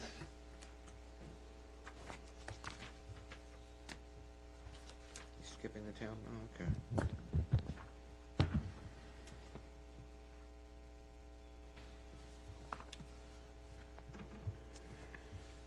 Who was gonna go for liaison, finance liaison? Oh, I thought it was Roberto's report. No, this is liaison. Roberto will say everything for me later. I think he's gonna say everything for, let me turn this on. In the interest of time, I think Joe and I are gonna pass on the finance liaison's report and, address it with, conjunctively with Roberto during his report. If that's okay with Joe. Is that okay with you, Joe? Yep, that's good.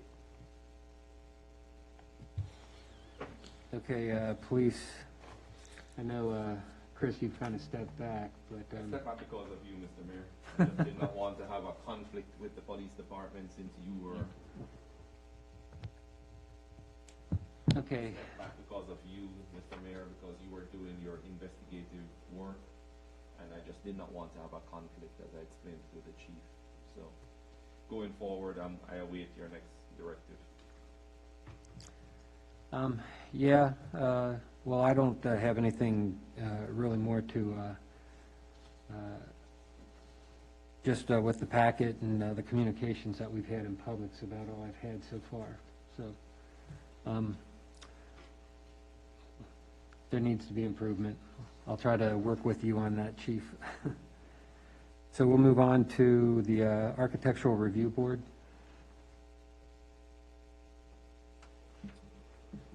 We had an interesting application. Aldi has submitted an application to take over a half portion of the old Food Lion, and they wish to bifurcate the building facade to delineate one side being Aldi and then the other side for a future tenant. It disrupts the architecture of the entirety of the shopping center. One thing we determined was that the sign was well up on the building and well exceeds the current ordinance. So we gave some suggestions on how they might revise their plan to come back in within the ordinance standard and be consistent with the rest of the sign program that's already out there. I think we had discussed it as kind of a billboard effect, where they wanted to create kind of this white sort of background, remove all the 6 windows on the second story, put together this big white sort of panel, and then affix the signage to that. So it was quite a remarkable change for the property. So we'll hopefully have a more fruitful discussion when they come back next month. So that's all I have. Okay, any discussion or questions for Marchant? Okay, we'll move on to the Planning Commission.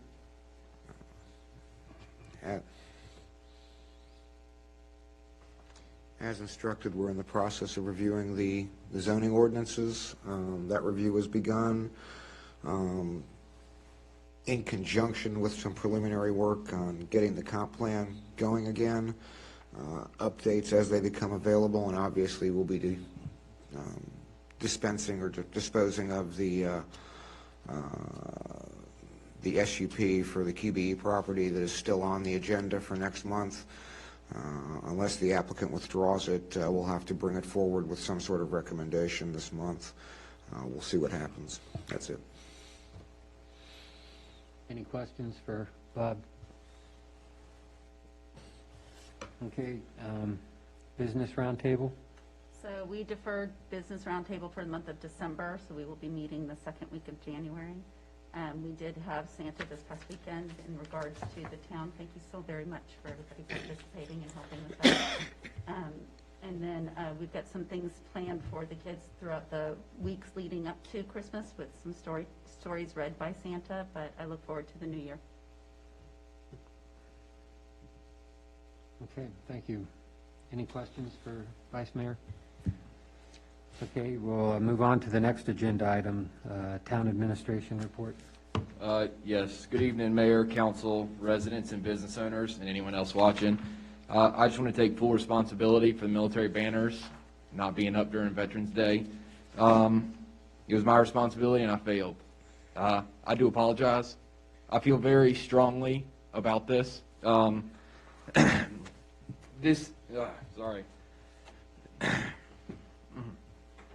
I'm going to be purchasing some for both my, but both my grandfathers, paternal and maternal grandfathers, Air Force Senior Master Sergeant Gerald Kuhn and Army Sergeant First Class Stuart Boldry. So I'll be purchasing 2 of those so I don't forget again. Like I said, I can't apologize enough.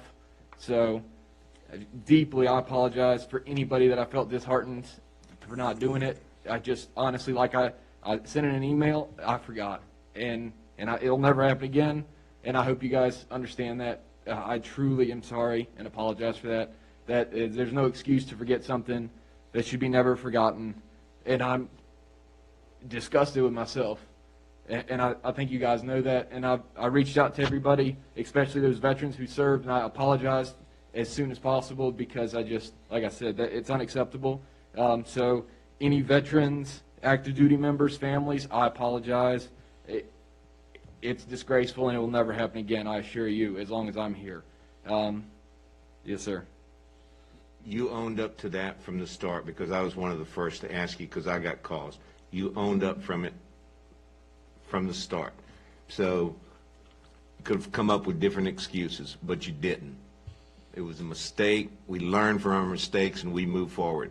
I'm not a gambling man, but I'd bet it never happens again as long as you're in that position. So mistakes happen. I'm one of the veterans. I have one of those too.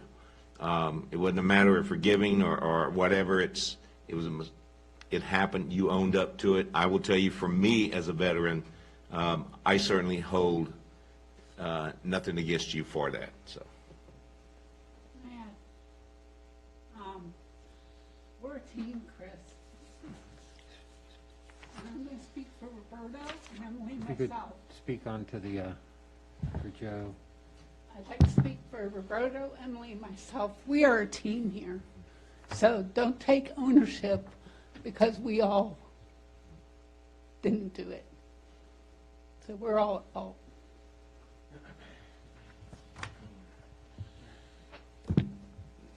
I do appreciate that, but like I said, the buck stops with me. So to those watching and anybody that felt disheartened, I do truly apologize. And like I said, I have every intent.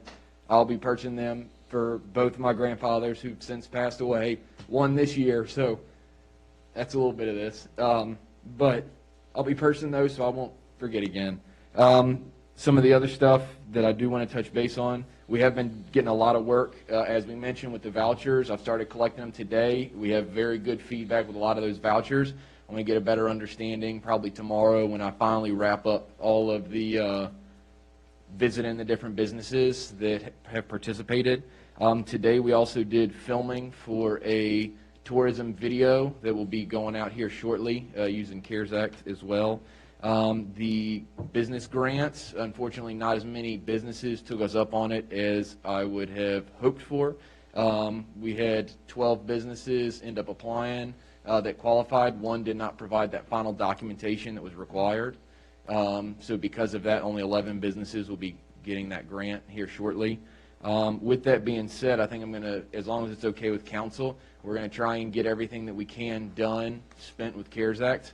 However, what I would like to do is follow suit with the county, and what they're doing is they're utilizing some of the police payroll during the month of March until December, so we could cover the payroll from PD, essentially is what we would do, and that money would go into the general fund, which would allow us to use the rest of those remaining funds. And what I would actually like to do is, as long as everybody's okay with that, do everything we can to make sure we spend as much money and then continue to use that money to benefit the businesses, predominantly like February or March when it's always the hardest that time of year. We got a question from Bob on that. More a comment than a question with respect to the PD salaries. This comes as a result of a recent change in the Treasury Department guidance. Earlier in the year, they said, no, you couldn't do it, and then I guess they buckled to the pressure, and within the last 3 weeks, 4 weeks? It's not been a long time. It has not been a very long time. They've changed their position on the use of COVID funds for ordinary wages, and they did it without a whole lot of fanfare, which leads me to believe it was politically motivated. And my guess is they are having issues with some jurisdictions being able to adequately disperse the funds. So for whatever reason, Treasury changed their guidance within the last couple of weeks, so we now have another opportunity to use the funding. I'm not sure we can justify staff funding with it. I don't think so. But I think we can now justify PD funding, and that was not the case earlier in the year. And then what that'll allow us to do is, since the PD payroll is already budgeted for, something that I think would be beneficial and helpful for the residents is... on mute. Oh, I'm sorry.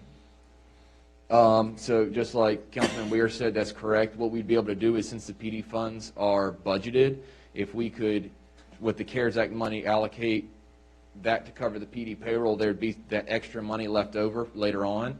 And I think that depending on how successful the voucher program is, and the fact that February and March are always the worst for the majority of businesses with snow and things like that, depending on the success, maybe we could do another round of voucher programs, because we've already got the system that is pretty successful, and the only thing that would change is that instead of it being through CARES Act and having to make sure we'd have all the different paperwork and stuff, it'd actually be a little bit easier for us to implement. So that's something that as long as council is okay with. I think, we do need to get through December, get through the CARES Act deadlines. But I think that's something that we can do, and then, continue to help the businesses, because the farther we can get them through this, the better chance they have to make it through the other side. And I think we owe it to them to do everything we can. And I stand ready to answer any questions. We have done a lot of other things, like the Christmas and gone virtual operations for exposure and stuff like that, but I've been trying to keep the majority of you posted on all of that. But I stand ready to answer any questions. Is that a hand raised, Joe?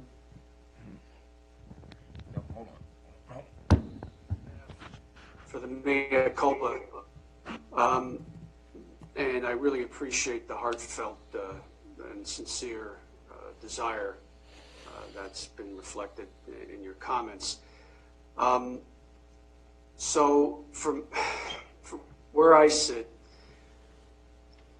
I don't think we should honor veterans once a year. I think we should be honoring our veterans every day. I'm the son of a greatest generation World War II, 96-year-old vet, Army vet, and my wife is the daughter of a Marine Corps sergeant serving in Korea. We can't honor them and those that came after them enough. So I would just ask that try to come up with something as a way of recognizing our veterans that participate in the banner program as we go forward throughout the year. Chris, if there's something we can do some kind of a recognition program in our newsletter or some other way on the website or on Facebook to highlight those folks that have served, those that are on our board, on our council, as well as those that live in town and those that have gone before us. So that would be my comment, and I would certainly love to see us do something like that. Thank you, Mr. Mayor. Hey, Steve? Mr. Mayor, just one quick comment. Because I agree with Joe, but we put those banners up, correct me if I'm wrong, we do it for Veterans Day. Don't we have them up for Memorial Day? And they're left up Memorial Day through July 4th weekend. Isn't that what we normally do? So there's been a lot of change with them. So hold on, on the town website, there's 3 dates that are indicated. It is, let me pull this up. So it says the banners will be displayed in historic Haymarket on Memorial Day, 4th of July, and Veterans Day. And that's what was posted several years back. And I do know that there have been, since then, we've added different times. We've put them up, so instead of it being for 3 or 4 days and then coming down shortly after, they've been up for a significant period. So there's little things that have changed. So regardless, this is going to have to be addressed to make sure that, if we're going to do it for long periods of time, we articulate that so anybody that gets these banners know when they're going to be up. Because I think in the past, I remember when we started this program, when I spoke to Shelley when she worked here, it was definitely the week of November 11th, Veterans Day, obviously.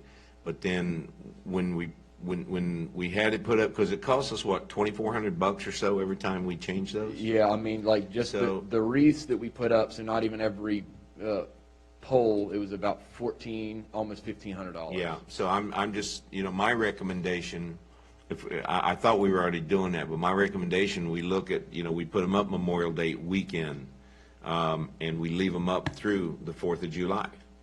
I don't know, that's just my I thought that's what we were doing anyway, but that would just be my recommendation. I agree with Joe. I'm a proud veteran, but I agree with him about the greatest generation. That was our World War II vet. So, Emily, you had a quick comment, or was it about the Zoom sound?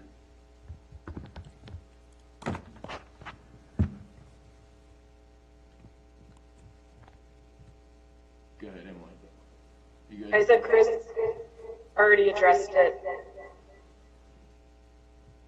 Okay. Marshawn? I'll just say, Chris, you appreciate the accountability, But you obviously were in unprecedented times, and with the other subject you addressed, it wasn't as if you and your team were sitting by idle. I've gotten a lot of positive feedback on the COVID and the CARES Act monies, so you guys have put the right efforts in the right places. So personally, I noticed they weren't up. I didn't think much of it, assuming that you guys had other pressing priorities, not to disrespect the veteran service. And then just as a lighthearted moment, every time I see my banner, it reminds me how old I am. So it was nice not driving through town and having everyone tell me how younger I used to look. So. What's that? Steve looks much better on his banner than I do. So. Appreciate the accountability, but you guys don't beat yourself up over it much else. Okay, are you done with your report? Yes, sir. Okay, any concerning questions? Okay, we'll move on to the chief report. Okay, good evening, council and mayor. You have my report with the statistics for the month. A couple points of interest was the Santa escort we did yesterday. It was fantastic. We had a great time. Thank you guys for making the decision to put that on. We would have had a lot of disappointed children if we didn't. I think that went off well. I did want to point out that we did some range qualifications again this month, and we're going to redo a crosswalk PSA that we did last year to try to update it a little bit. So we'll have that coming out as well as what we're doing with the crosswalks already. The back last page of the report, before you have questions or start with your questions on it, the West End sign the speed sign had an issue with resetting itself. So you see the number of vehicles there is really low, and that's because it only recorded like a week plus 1 day when it reset itself, which was the day I went out there. I had a problem with that sign the month before. It was showing me the stats, but calling it a month prior and was stopping at 10/7. So hopefully it will have reset itself, and we'll find that out. If not, I'll call the company and see what we can do about that. But that's why that number is just a tad low. I stand ready to answer any questions. Okay, I'll start off, Chief. I'm going to probably add a lot of stuff to the weekly report, and most of the stuff is just attributes or characteristics of some of the incidences. I've started to put together a list here. What I'll do is, just to save time, I'll take this offline with you, and Okay. we can get together a tableized form of the incidences with all these different attributes. And I'll leave the next question for Bob.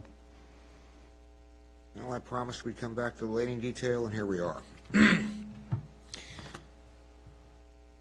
don't want to have anything to do with the operational aspect of it or anything like that. This is strictly to the contractual side of it. With respect to how the town and, quite frankly, how the police department enters into contracts with third parties, that's a policy decision that's made from this dais. The authority to go into them falls on the chief, but the policy direction and the manner in which we do it is something that we have to take responsibility for. As it stands, the Laney detail, we have a purchase order that runs through January, money that will carry us through February, but no authorization or money to carry us through March. Whatever it takes to make it work. Water under the bridge. We're into the deal. We'll finish the term, and when Laney detail's over, the Laney detail's over. That being said, the Laney detail was entered into on a purchase order. There's no documentation to support it. In my mind, that's not sufficient. That may have been the way the previous town executive decided to enter into such contracts and document them. Quite frankly, I find that irresponsible at best. Going forward, I've been in contact with the county to get some boilerplate MOUs from Prince William County. Martin has reviewed it. We have a draft. boilerplate MOU for future use, to be used for all such extra duty assignment or extra duty contracts. Takes into everything that is missing from the previous manner of doing things. It delineates responsibilities, liabilities, controls, insurance, or order of operations, all of that sort of thing, and takes the fiscal liability or potential fiscal liabilities off the town and puts that on the officers. It's going to probably require a change in the way that they are paid. I believe, my computer's dead, so I can't look it up right now, but I believe it changes them to 1099 employees of the contract. I'll have to go back and double check that. But I'd like for you to get together with Martin and hash out that MOU if you've got any concerns about it. And I would like a directive, to issue as a directive here without any, without objection, that boilerplate MOU, once worked out, once the details are worked out between the chief and Martin, is adopted as the boilerplate for all future extra duty operations or contracts. Any objections? He's got one. I wouldn't couch it as an objection. I look at you could turn it as off-duty or? There's a term for it, extra duty. Extra duty. Yeah. Thank you. So I would look at traffic management at Haymarket Baptist as a different exercise than the Laney detail. So do we need, to me, that's a clear public benefit where they're managing traffic that has an impact through town. There is a provision in there that allows him to afford that. Distinguishes between. That's something he and Martin are going to have to work out. Because I see that differently as a private entity asking for private security. So if there's some distinction in that MOU that differentiates, I think that's important. Chief, how would we differentiate something like that? So I wouldn't. I would Okay. just make everyone go by the same exact forms as everyone else. Okay. And Consistency.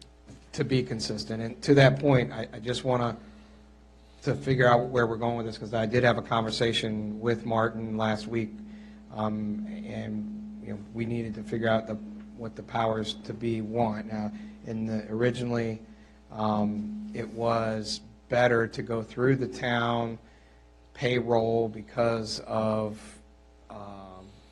coverage and insurance. That's kind of what VML kind of pointed toward. The document I gave you, it appeared to me that 1099 is covered as well, as long as we're performing a police duty.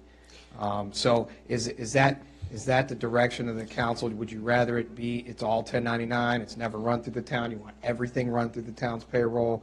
If you are doing 1099, that means the officer is working as a subcontractor of his own. However, are we going to allow them to use the police vehicles and uniforms? And if so, are you taking a $5 admin fee? Those things.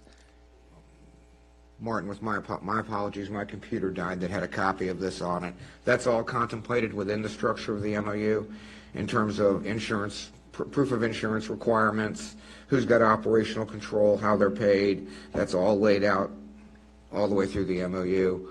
And I'd like for you to sit down with Martin, work out any issues you have with the draft. And if there's something that you two can't come to an agreement on, just bring it back to us. Okay, and just to be clear, we'll put it with every contract we have for extra duty, and that would be tobaccology, the ice skating rink, VDOT. VDOT's a different issue. Okay, as long as you're saying that. A state agency is different than a private entity. Okay, that's fine.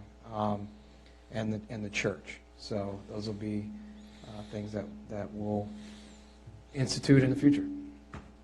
A quick question from Marshawn. Just to follow up that, maybe I should have said it differently. Do we want to charge the same for the services across the board? I would think that the church is a different entity or different mission than the Laney, and we can have that discussion. There is some discretion involved in the Should have asked policy. it that way. The only other comment I would have on Laney, as I said before, is that in addition to capturing whatever tax or other fees we need to collect, is just the fuel and maintenance. That's factored into the agreement. Okay, thank you. Well, I'll get a copy of it out to everybody in the morning. One other thing. I'm a little bit concerned about the status of our general orders, particularly given the new mandates and the statutory changes passed along by the General Assembly.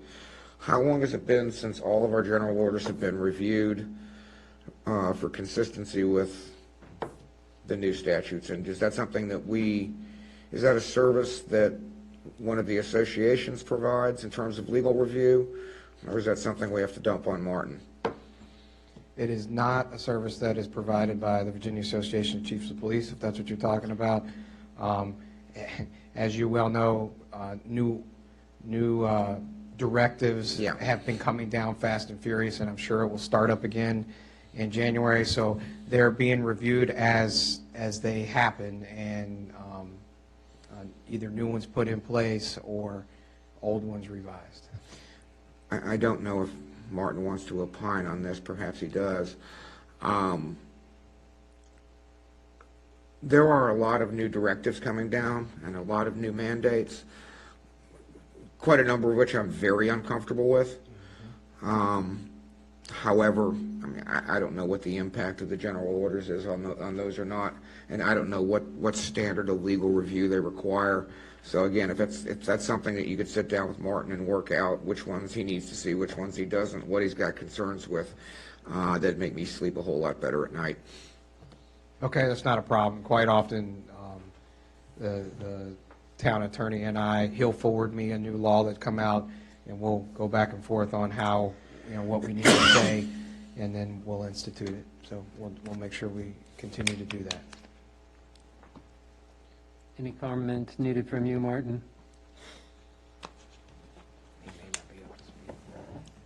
He's ignoring us. He might be delayed. He might be watching the stream. No, his head's still moving.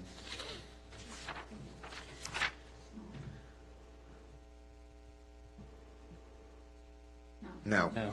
Okay. Yes, Chris. Just one comment that directed at the chief. Your previous comment about you were asking what your directive was as far as the MOU to different entities. I think you're the one that drives that. I don't think you're looking for us. Is your mic on, Mr. Moore? Yes. What, this one? I don't think you're looking to us. I thought it was this one here on the screen. So I have to start the whole night over? Yep. I'm not reading this thing again. So you directed it back at us, the comments that it is whatever the council wants. I think what Bob is saying is you need to take it to the attorney, and it's based on your recommendation. So the question to you, as you talk with the attorney, is, do you think this is something that should be across the board? You know what I'm saying? Because you're the one with the expertise. The council should not be making the decisions as far as this MOU should be across the board, every entity. I think it is you that's going to come back to say, I'm going to change this area for the church. I'm going to change this area for something like a lane detail. I think you're the one that's going to drive that. Okay, the way that I'm going to do it is going to be the same for everyone. That's my position. I think perfect. Councilman Weir's position was you're going to do 1099 and everything else that's in the memo, unless you have a big problem with it, and you talk to the town attorney about it. That was my only question to him was, how are we funding this? Is it through the town or 1099? Because there is some flexibility, as I recall. I wish I had it with me. My computer's dead. I reviewed it earlier with Martin. I thought it was just strictly 1099. But applicability to certain things like the Baptist church detail. Yeah, there's a discretion in there, if I recall. And I understand that. I think just for consistency, we keep it. And I know that the church has already voted to put it to the $50 an hour mark anyway. For my 2 cents, take it, dismiss it, do whatever you want with it. My 2 cents on that would be, the church is located within the town. The church is a town entity. Many of the people that attend the church are town residences. The Laney detail is a out-of-town corporate entity operating for profit. In fact, they're an out-of-state corporate entity operating for profit. So I'm not quite so magnanimous towards them. No, I understand that. It's just you're not going to staff it if you don't make it worth the officer's time, and if they're not getting at least their overtime rate, especially for a 2 or 3 hour gig, they're not coming in for it. So I just think it needs, we're following the same guidelines as Prince William County, which is the $45 an hour for an officer and $5 extra for admin costs. So we're just going to, we'll keep it, if it's fine with you guys, we'll just keep it same as it is with Prince William County. Joe's waving. Go ahead, Joe. Yeah, just to clarify, because the streaming is a little splotchy at times. Do we need to memorialize this somewhere in a policy, or would that be in the general order? Isn't that what Bob said? Bob is gonna, once the MOU comes in place, we're gonna put it in effect as a standard boilerplate. We've directed the chief to work out the MOU with the town attorney, and then from this point forward, it will be the standard. I think that answers your question, Joe. I think he turned his computer off. Or there's a little. Yeah, I mean, I get the boilerplate, but it's, like I said, it's kind of splotchy. I'm not sure where we're going. Do we want to lay it out? What it is? In other words, are we doing a 1099 or are we doing something different? I'm getting a lot of feedback on it.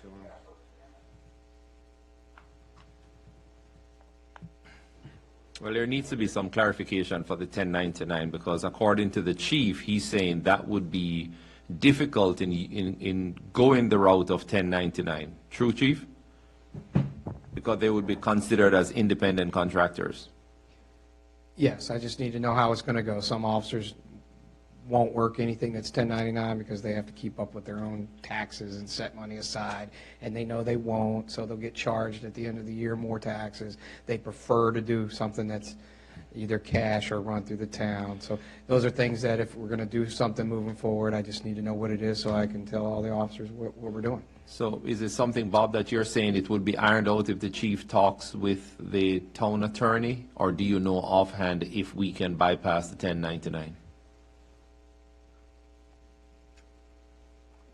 I wish I had a copy of it in front of me, but I don't. For the fifth time your computer died, yes. Yeah.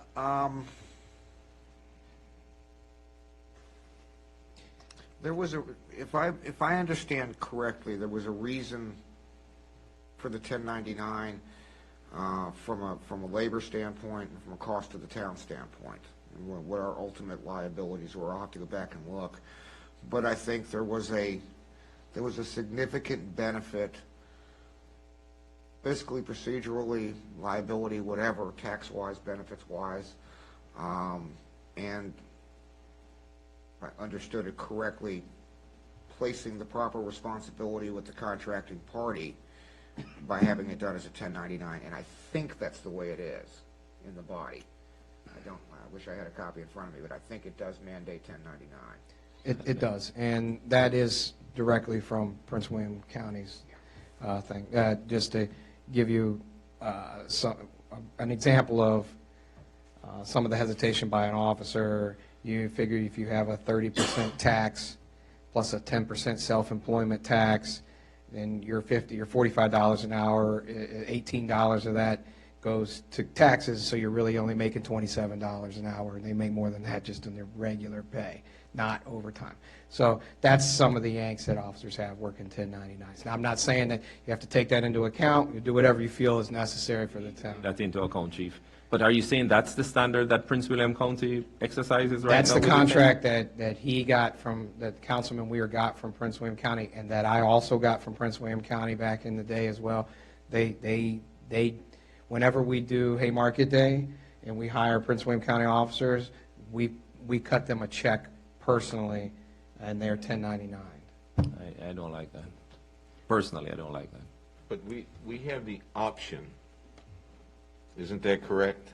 I mean, what I'm seeing is you are going to get with Martin. You're going to come up with a draft MOU and everything. Come and let us take a look at it. And just because Prince William County does a 1099, unless it's you know, a contractual law or something, and we have the option not to 1099, then personally, that's the way I'd like to see us go. It would be easier on our officers, so. But if we have that option, I'm looking at for you and Martin to come to us with a draft MOU, as Bob said, so we can, you know, take a look. Yeah, I think the best step is, as Bob said, to speak with Martin about it. Don't talk to your officers about it as yet until you come up with the best solution for the officers. But I don't personally believe 1099 is the direction to go. But you're going to be the one talking to Martin and coming up with the solution. Well, I can tell you that when I did talk to Martin last week and mentioned this, his statement was, that's up to the powers to be. So it's not really up to Martin and I. In my opinion, it's up to. So if you've already talked to Martin, why is it that you're saying he needs to talk to Martin, Bob? Well, I didn't, it's been a while since it's been a couple of days since I got that back, so I didn't realize that they had spoken since. Maybe I think we're going to have to sit down and there are different levels of fiscal responsibility depending on who pays the monies and how it's paid. Right. And there are different scenarios. Maybe we'll have to go back and look at it again. Roberto, are you still around? Is he still around? Here it comes. Yeah, he's still there. Wake Roberto, up. could you? Well, I'm just going to ask him to do something, and I'll bring it to the work session, or I'll sit down with the chief on this. When you get a chance, could you do sort of a sketch, just summarize what the different manners of paying are and what the impact would be on a budgetary and admin basis for the town? Either the entity does it directly through 1099, or we do it through one of the other two options. Kind of just give it sometime in the next couple of days. Send Joe and I a breakdown of how the costs and liabilities and benefits would be handled, and what the what the bottom line for each one of the options is. I mean, the one thing, 1099 wouldn't affect us budget-wise, because we will never see that money over directly to the officers, because it would technically be handled through that vendor. So the 1099 would not affect the budget in any way. Now the other ways of doing it, by having a set rate or doing overtime rate, I can try to give a scenario on that. But I can tell you off the bat that doing that 1099, it wouldn't affect our town budget, because that's directly between vendor and officer. I'm tempted to go the direction of having it run through the office. Chief, would you agree? I think the majority of the officers would rather have that, but again, you make the decisions. You just let me know. I'm not averse to that. I just think we might have to kick up the admin fee to cover our costs, our true costs, if that's the case. But that's what I want to have Roberto take a look into, and we'll explore it further. Mr. Mayor, if we can, since the chief's directive is to go and talk to Martin, the chief has already talked to Martin, and what he's getting from Martin is the direction is a 1099. I don't think it's a good way for our officers to go the route of 1099.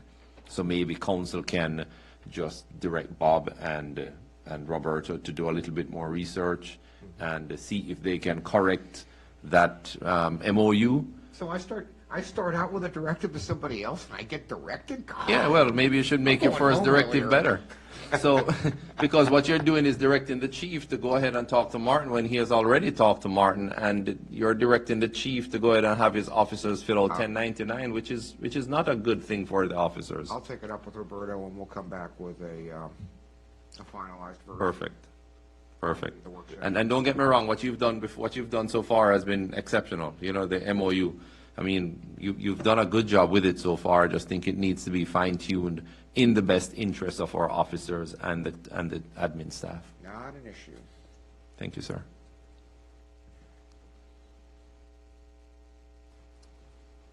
Okay, any more questions for the chief? Are you done with your list, Bob? I'm done. Okay. Check online before I move on. I guess we're good.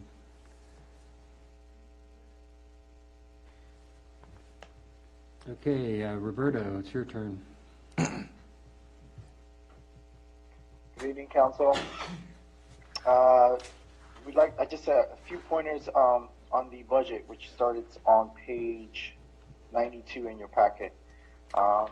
Councilman Casanello, I went ahead and added on the business license tax a little note as to when that tax is due, just so everyone is aware that number seems low right now, but that's because it's not due till April technically.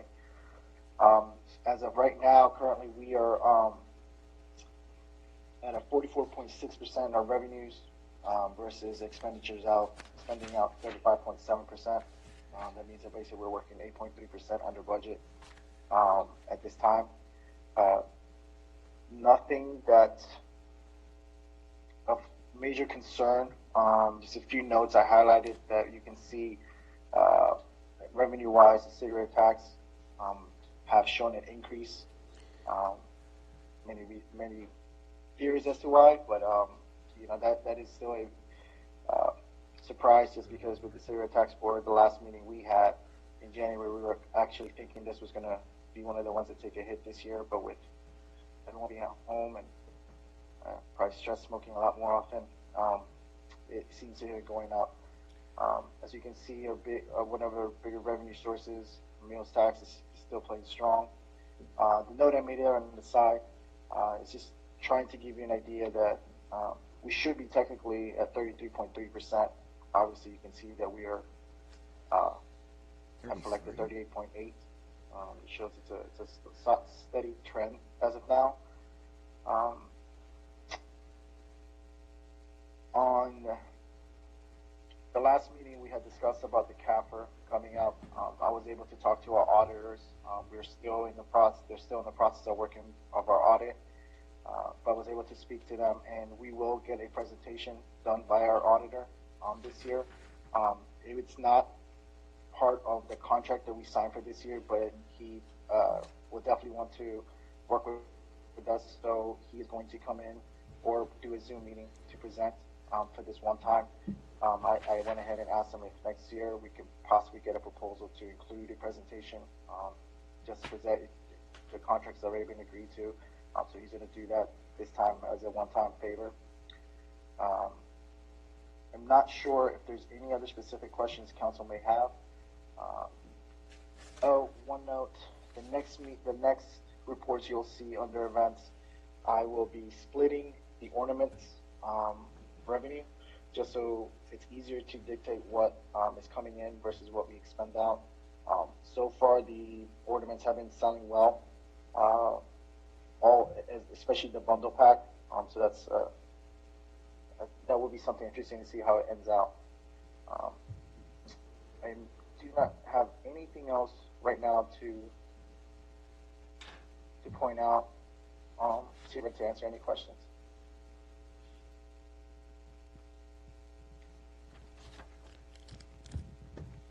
Bob? Roberto, I just want to make sure I'm reading this right. The real property tax collections that are due December 5th, that's already at 98.2, correct? 98.2%? Yeah, so the way QuickBooks works is once we create an invoice, it shows it every year, but we have actually collected, so far as of today, we've collected $311,000. So we are almost there, collecting the full amount. I do have a few more mortgage lenders that are submitting their payments, but as of right now, we're at 311. The only reason I ask is that I'm seeing a lot of jurisdictions who are having problems with delinquent accounts and forgiving late fees and that. Are we in the do we have enough delinquent accounts to make that worth the effort, or is it minimal at best, or business as usual? Councilman Ware and Council, as of right now, I have not come across an issue with a resident in the real estate. In fact, some of them mortgage companies are reaching out to correct some delinquents taxes. Some have actually overpaid, and some have submitted double payments. I'm guessing because they're used to having Prince William County, they do two payments. They split the payment into two. We only do once a year. So to answer your question, no, we have not come across that issue yet. You have a question, Joe? Yeah, no, just, well, yeah, I guess it is a question. So essentially, that line item, Roberto, that is more like an accounts receivable. We've booked that for the last couple of months, haven't we? No, so this accounts receivable did not show up until I actually entered them, which I entered them by October 5th. No, okay, that's what I thought. Yeah. Right. Okay. And that's what you do typically every October. Basically, you book that, and it shows that percentage. Right, that percentage, and out of that, that's why I stated I have collected $311,000 and some change as of right now. Okay. And the sales tax receipt, that's still showing, as we talked about it last Monday, we're about 19,000 down, and we're still waiting on the county. Correct. There's not much I can do other than just follow up with Mr. Paul Velasquez. He's assured me that they're hoping to get back on track, but due with COVID and everything too, they're having some problems on the reporting, sales of collecting that data, but they're working as quickly as possible to get those numbers to us. Okay, thank you. Joe? Yep.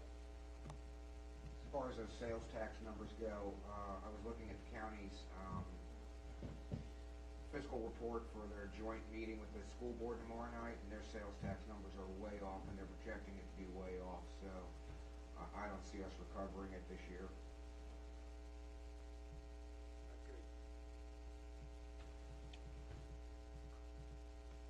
Well, we'll just have to keep an eye on it and see where we go. All right, thank you, Roberto. Thank you.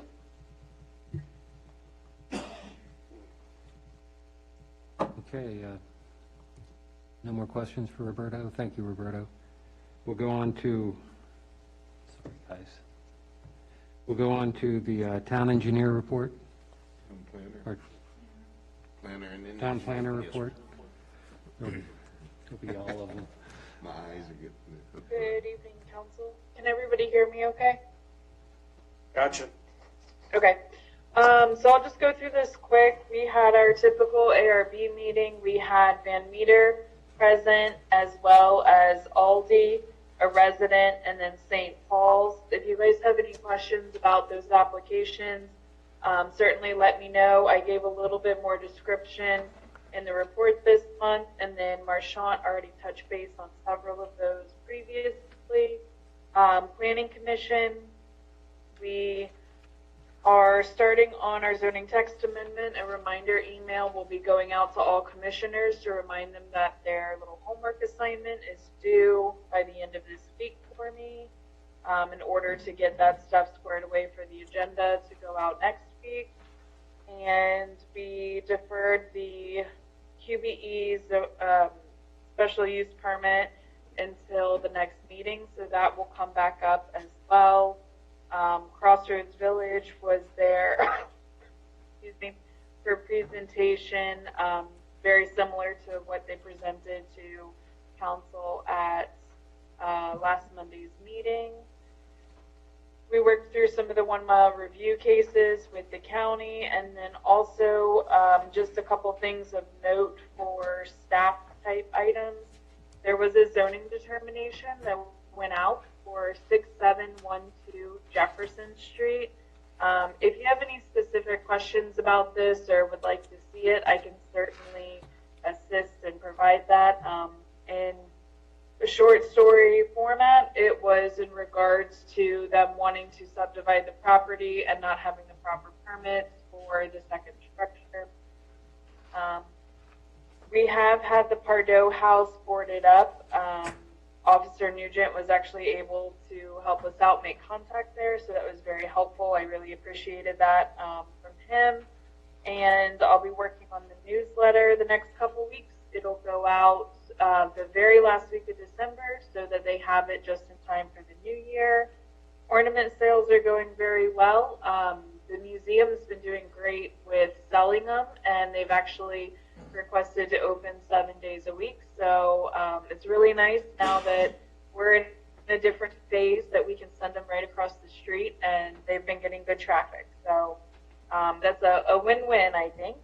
And then otherwise, Mirando's is still working with the county to get all of their final permits and inspections so that they can open up soon. And then I am still awaiting some coordination with the county regarding a property maintenance issue. So that's about all I have.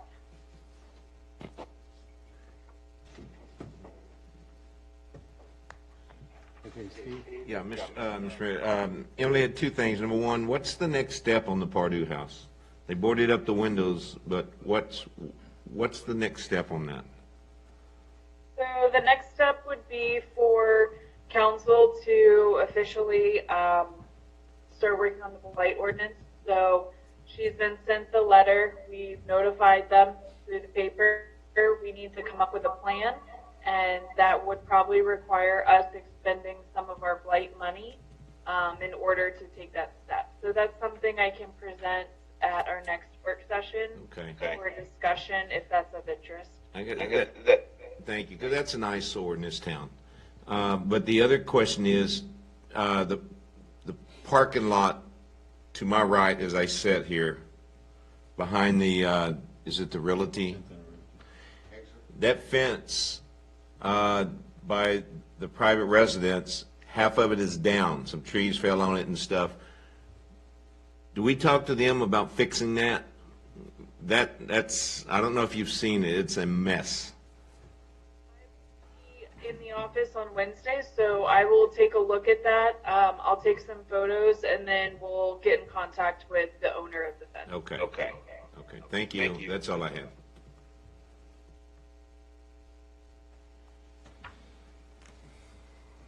Chris, go ahead. Yes, sir. Just two things. I'll send you a picture tomorrow, Emily, but there's a phone line that's down at the, what's that house right next door to this property behind it? Jerry's property, where the dentist used to be. The white one. The white house before you get to Hinton. Before you get to it's on Jefferson. Huh? Yeah. The old post office. There's a phone line that's down that I'll send you a picture of, or Wednesday you could walk it just to look. Hey, concerning the museum, there seems to be a lot of activity at the museum, especially on weekends, and it's going really good. But are we concerned that there's just a lot of smoking that's there, that prevents other people from going back there to enjoy, to sit outside, or we're totally fine however they use the patio of the museum? I did notice that this weekend. On Sunday when I came up to work with Santa, and I noticed that their back deck is occupied by a larger number of individuals who smoke their cigars down there instead of maybe up at the cigar shop. They choose to meet at the coffee shop, get coffee, and sit out back. If council has a concern with that, I am happy to address it with the renters, but at this time I've not heard any complaints from any citizens or anybody else. Are we bound to make sure that it's smoke-free or no? Because it's outside.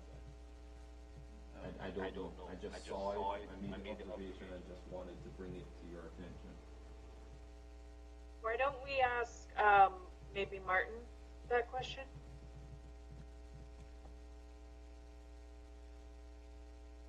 So you can you can regulate smoking indoors, but there's really nothing you can do about it outdoors, except on property that you own. Now, if this is town-owned property, as I gather, then we could have that as a rule. I don't think we've given full control of that outdoor area to the tenant. If we had, that would be a different story. But if we retain control of it, then we can set rules however we like. Thank you, Martin. I'm just concerned that it then becomes a place where non-smokers cannot go because it is occupied by smokers. And again, I can go either way on this subject. I just wanted to bring it for the council to be aware, because I don't know if, you know, if all of us go over there and, I mean, if I went over there and get a coffee, I'd probably leave, just because I don't want to smell like cigarette or cigars. And there sometimes I don't mind smelling it, but not all the time, especially if it's on my clothing. But I think the council needs to be aware that if there's a directive that needs to be issued. Emily, go ahead. Just a thought, if you guys would like, I can mention it to the renters, but we could see it for the next month if we have any complaints. I mean, with the cold weather, I'm not sure they're going to stay out there much longer. And then as long as, like, if I get any complaints or anything like that, I can notify council and we could go from there.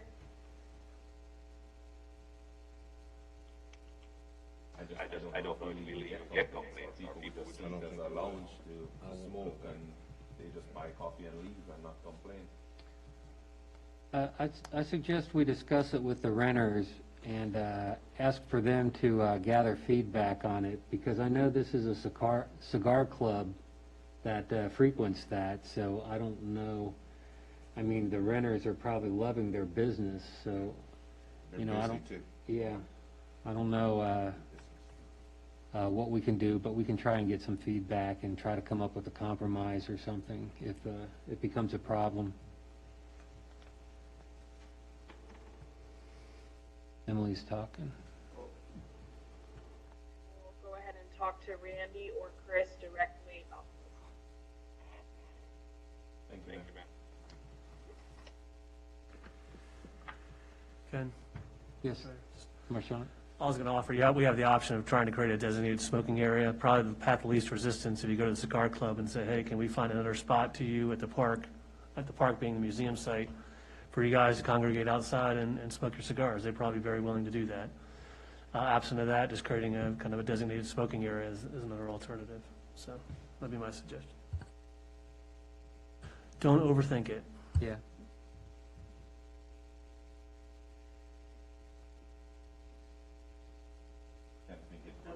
Okay.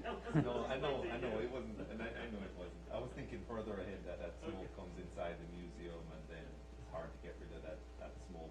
Yeah, we'll try and keep it away from the door. Let's move on. I guess, Emily, you'll follow up with the engineering report now, right? Town engineers report.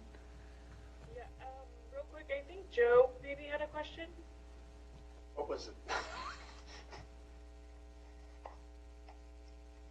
We're just asking how much longer are we gonna go?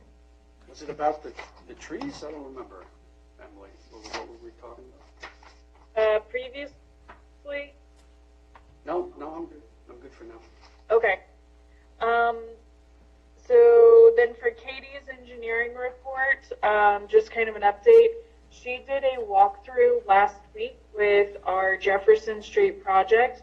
They have a couple items on the on the punch list, and she will be coordinating the change order that was requested by RDA with our treasurer and town manager. We're working on a review of Robinson Village. That is the Van Meter project, as well as Carter School at that location. We did receive the McDonald's site plan for the second drive-through. We're working on review comments and hope to have those turned around this week. And then DEQ inspection. So DEQ came out for an inspection at the Haymarket Hotel site. Katie and our E&S inspector, Scott, met her, and they had a great walkthrough. Everything seems to be going well. And then Scott is our town E&S inspector. through Christopher Consultants. He's doing the weekly, if not bi-weekly, inspections of the site as well. So if you have any questions for engineering or Katie, let me know, and I will get in touch with her and get you guys answers if I can't answer. Thank you. Mr. Mayor, I just have one quick question. Emily, I knew this was going to happen. I've gotten an email and 2 calls. Do you communicate with the Van Meter folks, whoever the foreman is down there? Do you have contact with them? I know that's outside our town, but is it Van Meter or who? Yeah.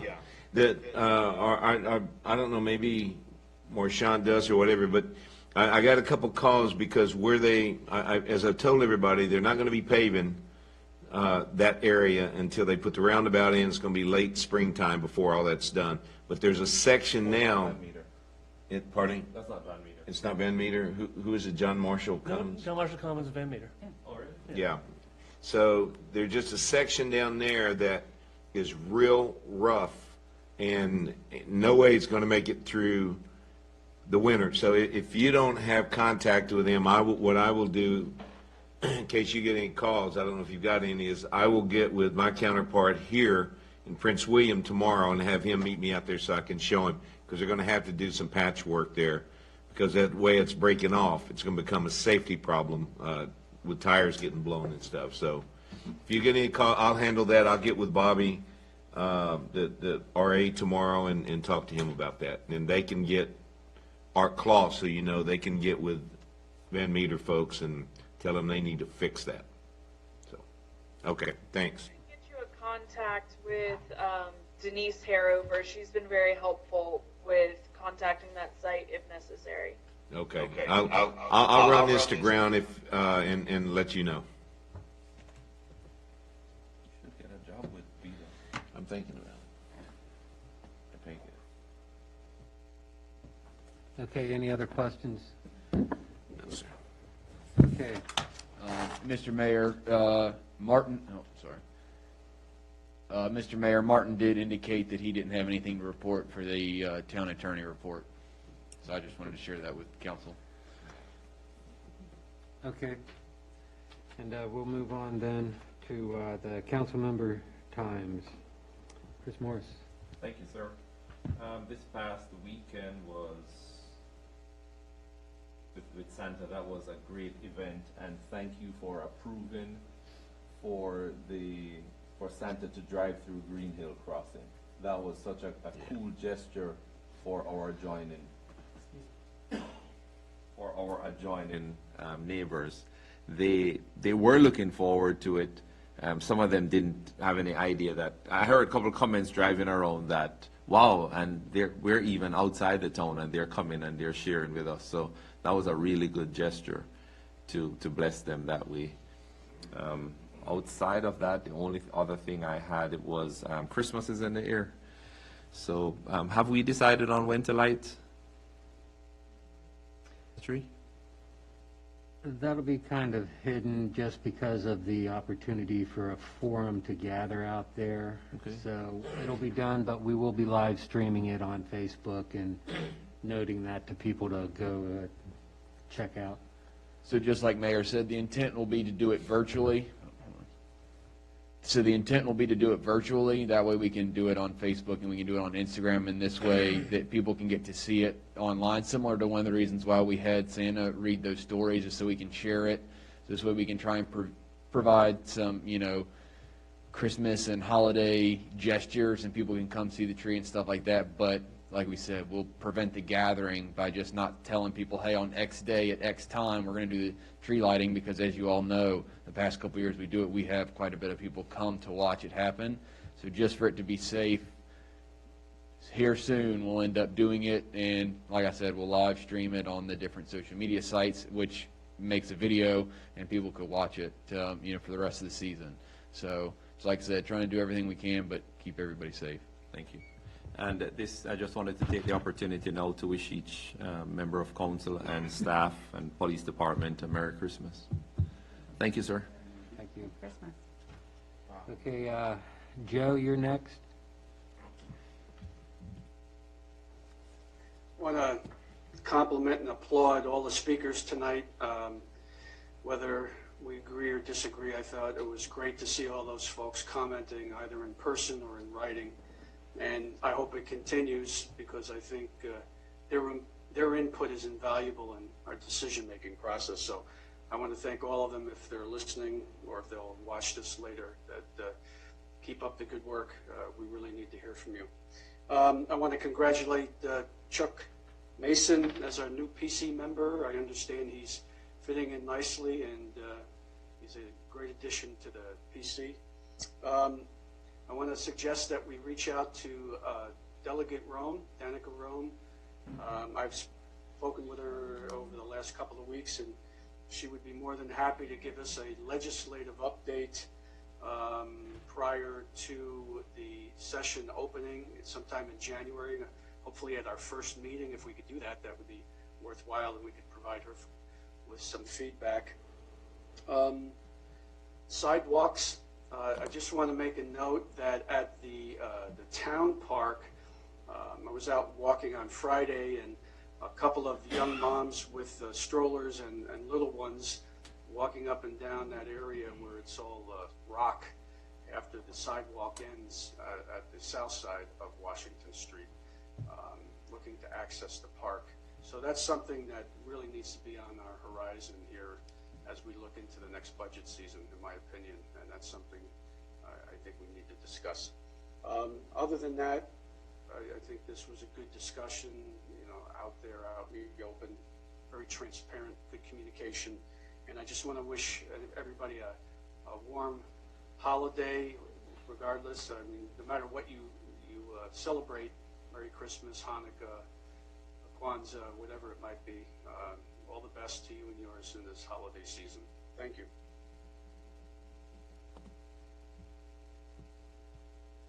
Okay, thank you, Joe. Moving on to Tracy Lynn. I just wanted to say thank you to everybody that came out and participated in the event yesterday. It was, for me, it was amazing just to be able to ride around with Santa and see the children be so excited to see him. I love the way we all came together. Wanted to remind everybody that the Shop Small event is still going on, so you still have a couple days to shop small here within Haymarket. Come and drop off your pamphlet for a chance for the drawing, and a very Merry Christmas.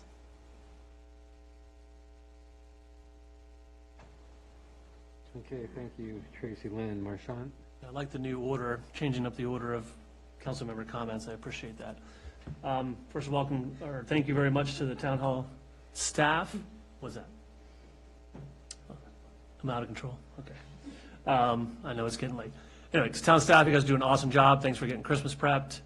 Great job on the CARES Act. We've gotten a lot of positive feedback from our neighbors, folks that were panicking when they weren't able to use the vouchers, and the businesses that I've talked to have had a very positive reception as well.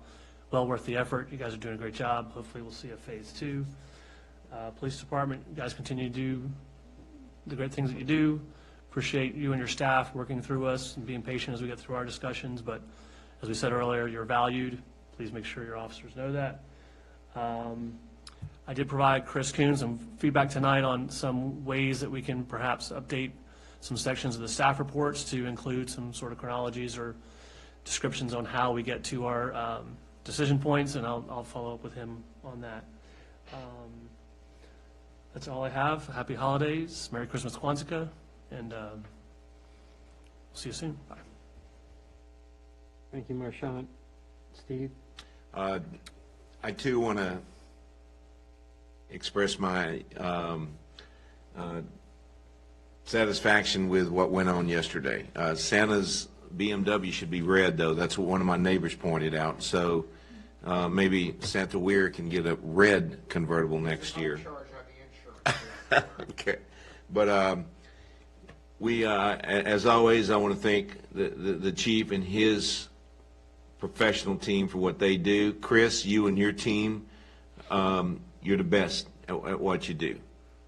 Again, we all make mistakes. We learn from our mistakes and we move on, and that's what makes people good at what they do. Last thing, again, to all of you, and whatever you celebrate, I celebrate Christmas, so Merry Christmas to all of you, and thanks for what everybody does for our town. Agree or disagree, thank you.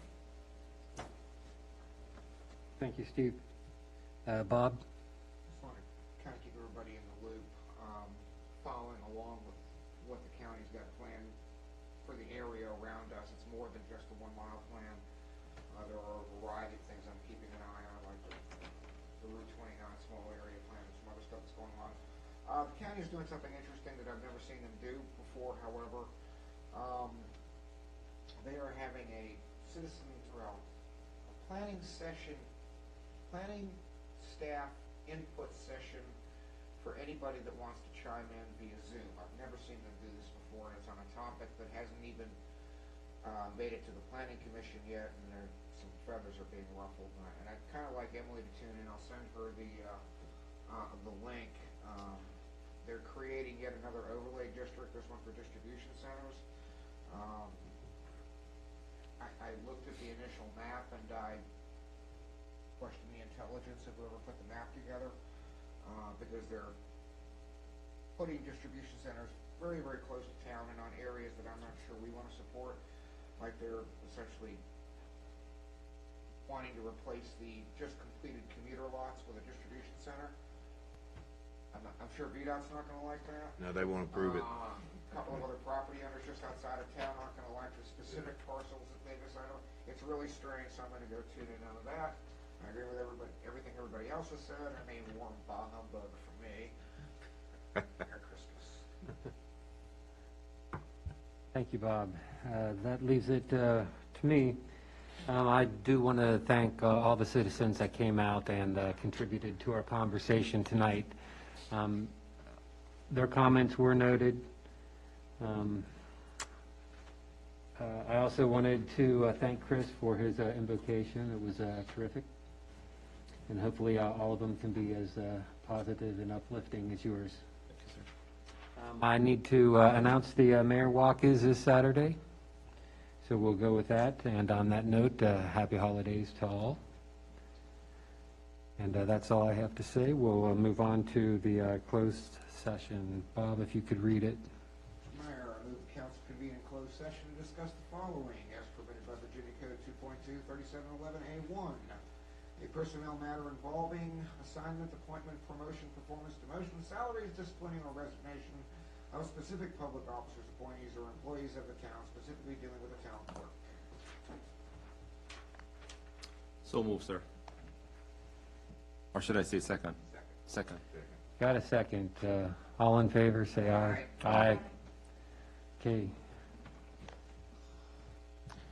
Okay, Roberta.